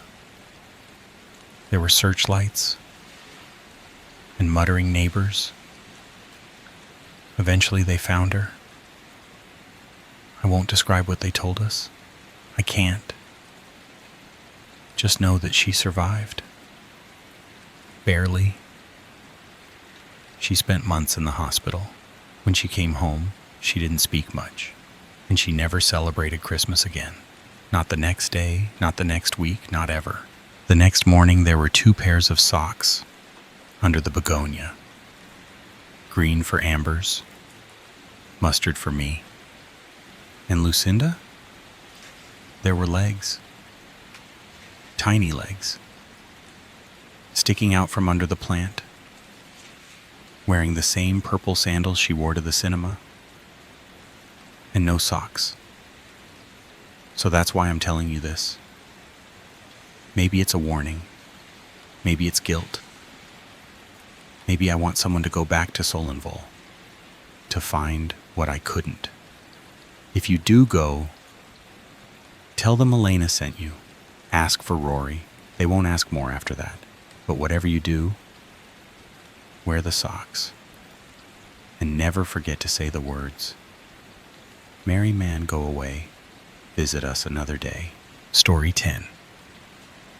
The neon sign buzzed weakly above the rusted roof, casting a pale, flickering glow over the crumbling concrete lot as I rolled my battered Chevy to a stop, the engine coughing in protest before dying altogether.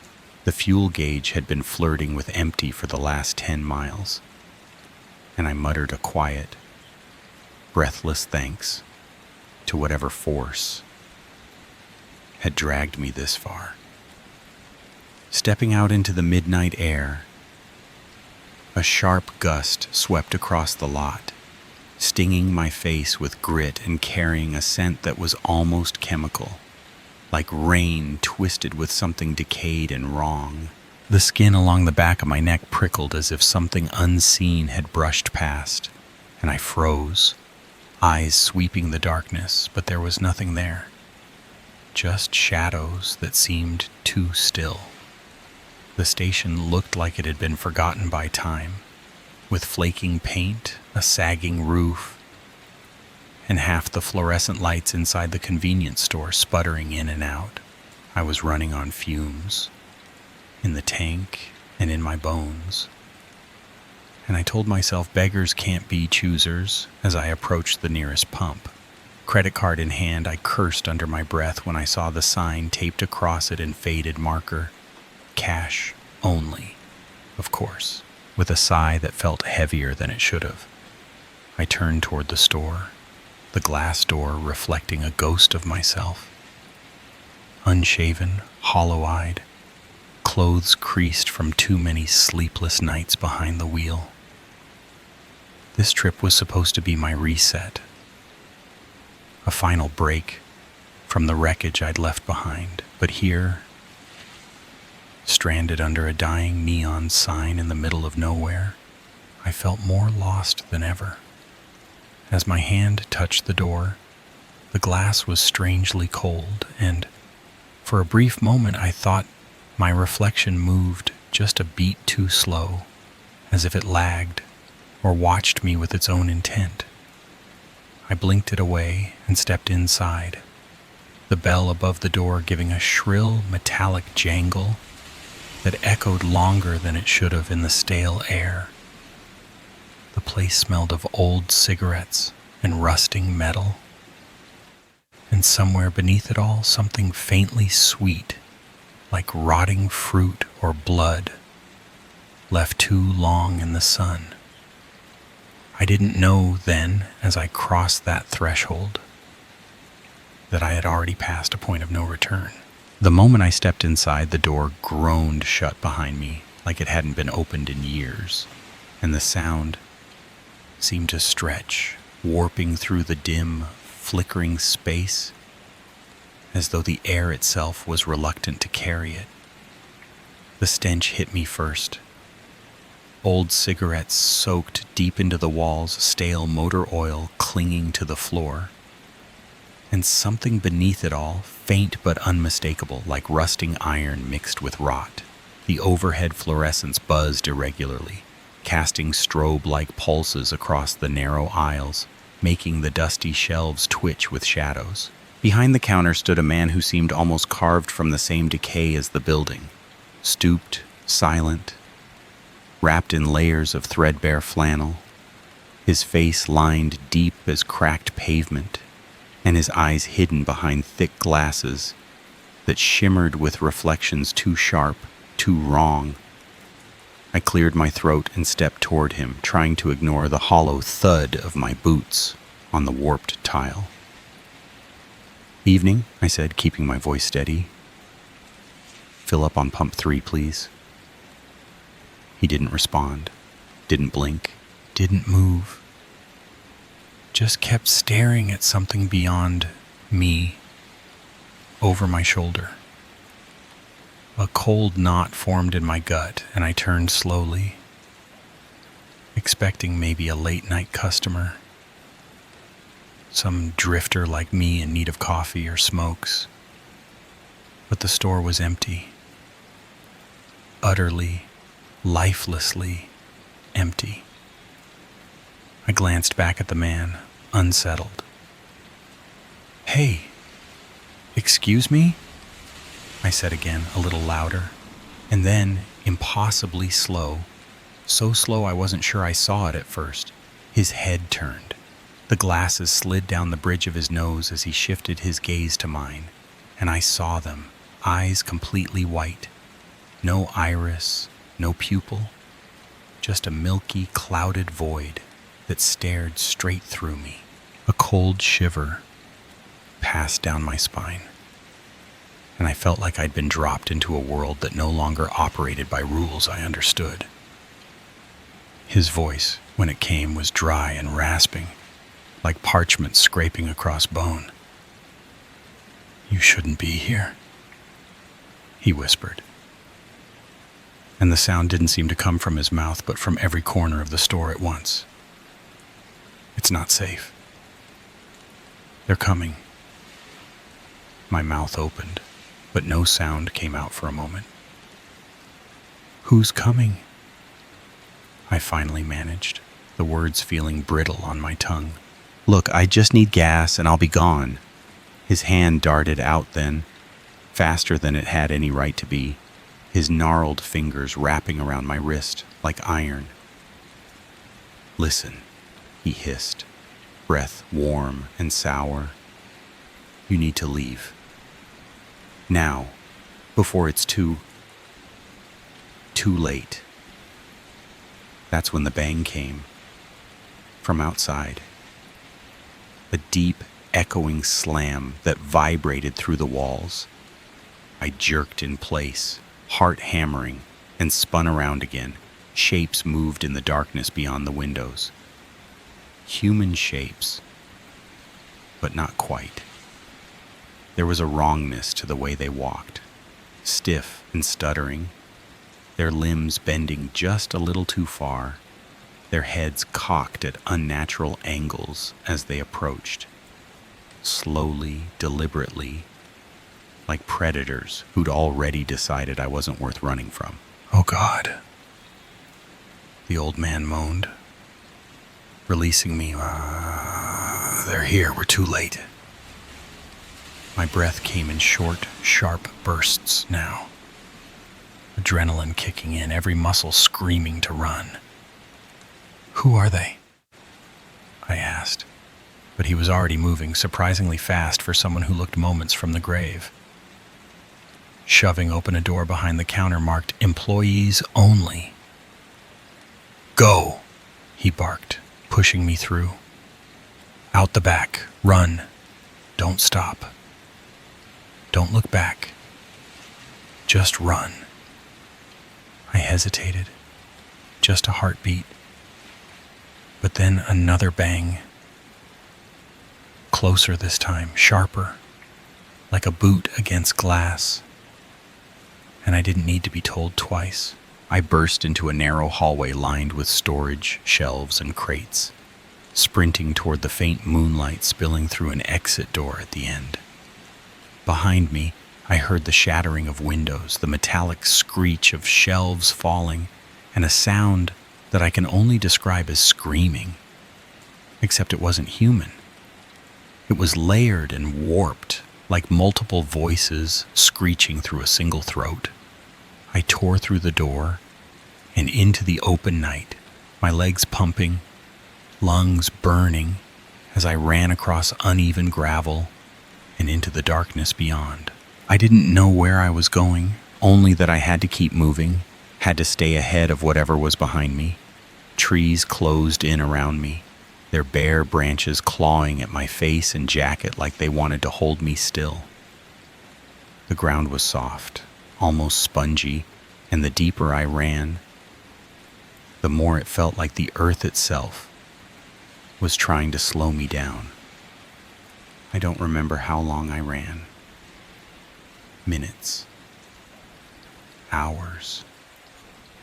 Time stopped meaning anything, lost in the pounding of my heart and the rhythm of my breath. Eventually, my legs gave out. I collapsed hard, face down in wet leaves and dirt, every limb trembling, vision swimming. For a while there was only darkness and the sound of my own blood roaring in my ears. And then I heard it. A low, pulsing hum, deep and resonant, vibrating through the air and into my bones. It didn't seem to come from one place. It was everywhere, all around me, inside me. I rolled onto my back, gasping. And that's when I saw them. Lights in the sky, far above the trees, moving in ways that defied logic. They darted and curved, zigzagging like insects, but with impossible precision, too fast, too fluid to be any aircraft I'd ever seen. I watched, unable to look away, as one of the lights detached from the others and began descending. My limbs twitched in panic, but when I tried to move, I couldn't. Something held me there, some unseen force pressing down on me, not violently but completely. The light grew larger, brighter, pulsing with a rhythm that seemed to sync with my heartbeat. It filled the sky, filled my eyes, until it was all I could see. And then, nothing. No pain, no sound. Just an all-consuming, absolute darkness that swallowed me whole. I woke with the sun in my eyes and the taste of dirt in my mouth, sprawled awkwardly at the edge of the highway, like some roadkill that fate forgot to finish off. My clothes torn, skin scraped raw, and every muscle aching, as if I'd been clawing my way out of something far deeper than a dream. For a moment, I just lay there, blinking against the harsh daylight, unsure of who I was or where or when, until it came back in a rush that hit like a migraine. The old man, the store, the things outside, the lights in the sky, that unbearable brightness swallowing me whole. I sat up, pain lancing through my back, and looked down at myself. My jeans caked with dried mud, jacket sleeves shredded, my boots stained with something dark. But that couldn't be right. The gas station had been in the middle of nowhere, a dry stretch of cracked asphalt surrounded by emptiness, no trees for miles. So how the hell did I look like I'd sprinted through a forest? My hands were shaking as I pushed myself to my feet, and that's when I saw it, maybe a quarter mile down the road, the gas station, but not the one I remembered.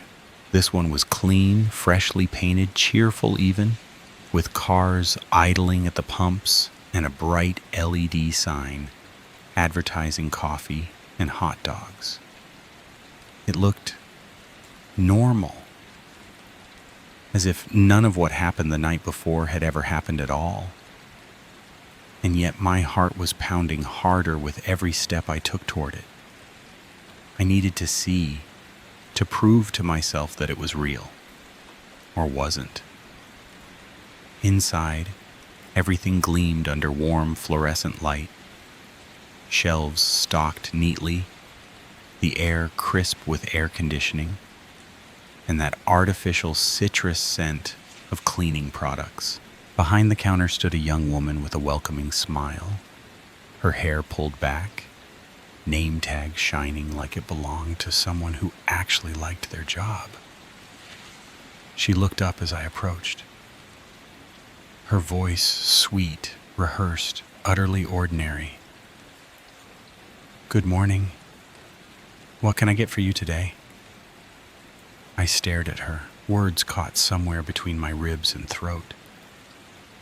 I was here last night," I said, unsure how much I even believed myself. "There was an old man behind the counter. Something happened." Her smile wavered just slightly, her brow creasing.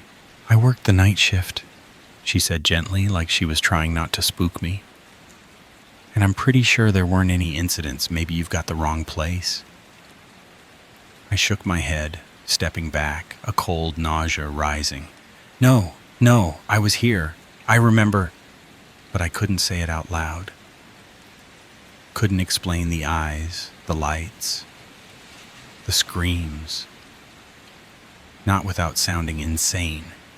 She was still watching me with that careful expression when I mumbled something about being tired, about maybe confusing things, and stumbled back out into the sunlight, feeling like I was floating an inch above the pavement. I climbed back into the car, fingers trembling as I gripped the steering wheel, my mind spiraling with possibilities. Hallucination, dream, breakdown. But it hadn't felt like a dream. It had felt real in a way dreams never do, soaked in blood and fear and cold sweat. And then I saw it. Sitting there on the passenger seat, glinting in the sunlight, was a small metallic object I knew I hadn't put there. About the size of a coin, but heavier, etched with strange, shifting symbols that refused to stay still under my gaze. I reached out with shaking hands, the metal strangely warm against my skin, almost alive. And the moment I touched it, I felt it. Vibration, deep and low, like a heartbeat beneath the surface. That was when I knew. Knew with the kind of certainty that drills through doubt and memory alike. It wasn't a dream. It happened. All of it. And something beyond anything I'd ever understood, had left this behind, not as a warning, as an invitation. I didn't even realize I'd started the car until I was already pulling out onto the highway, the tires humming against the blacktop, the object now in my pocket, pulsing faintly like a second heart. I wasn't going home, couldn't. Not after this. Not after seeing what I saw, surviving whatever the hell that was. I needed answers about the lights, the creatures that moved like broken puppets, the old man's eyes, the rupture in reality that had swallowed me and spit me back out. I didn't know where I was going, only that I couldn't stop until I found something that made sense, something that connected the pieces of this waking nightmare. I glanced in the rearview mirror as the station shrank behind me, and for just a heartbeat, less than that, I saw him. The old man standing where the girl had been, his milky white eyes fixed on me through the glass. No expression, no movement. Just that same dead stare. I blinked, and he was gone. I gripped the wheel tighter, pushed the accelerator a little harder, the lines on the road stretching longer and longer into an unknown future. The object throbbed in my pocket, like it knew something I didn't. And in that moment I realized this wasn't the end of something, it was the beginning. The world I thought I knew had cracks in it now. And something was seeping through, something watching, something waiting. I didn't know what lay ahead, but I knew one thing for certain. The truth was out there, and it had already found me.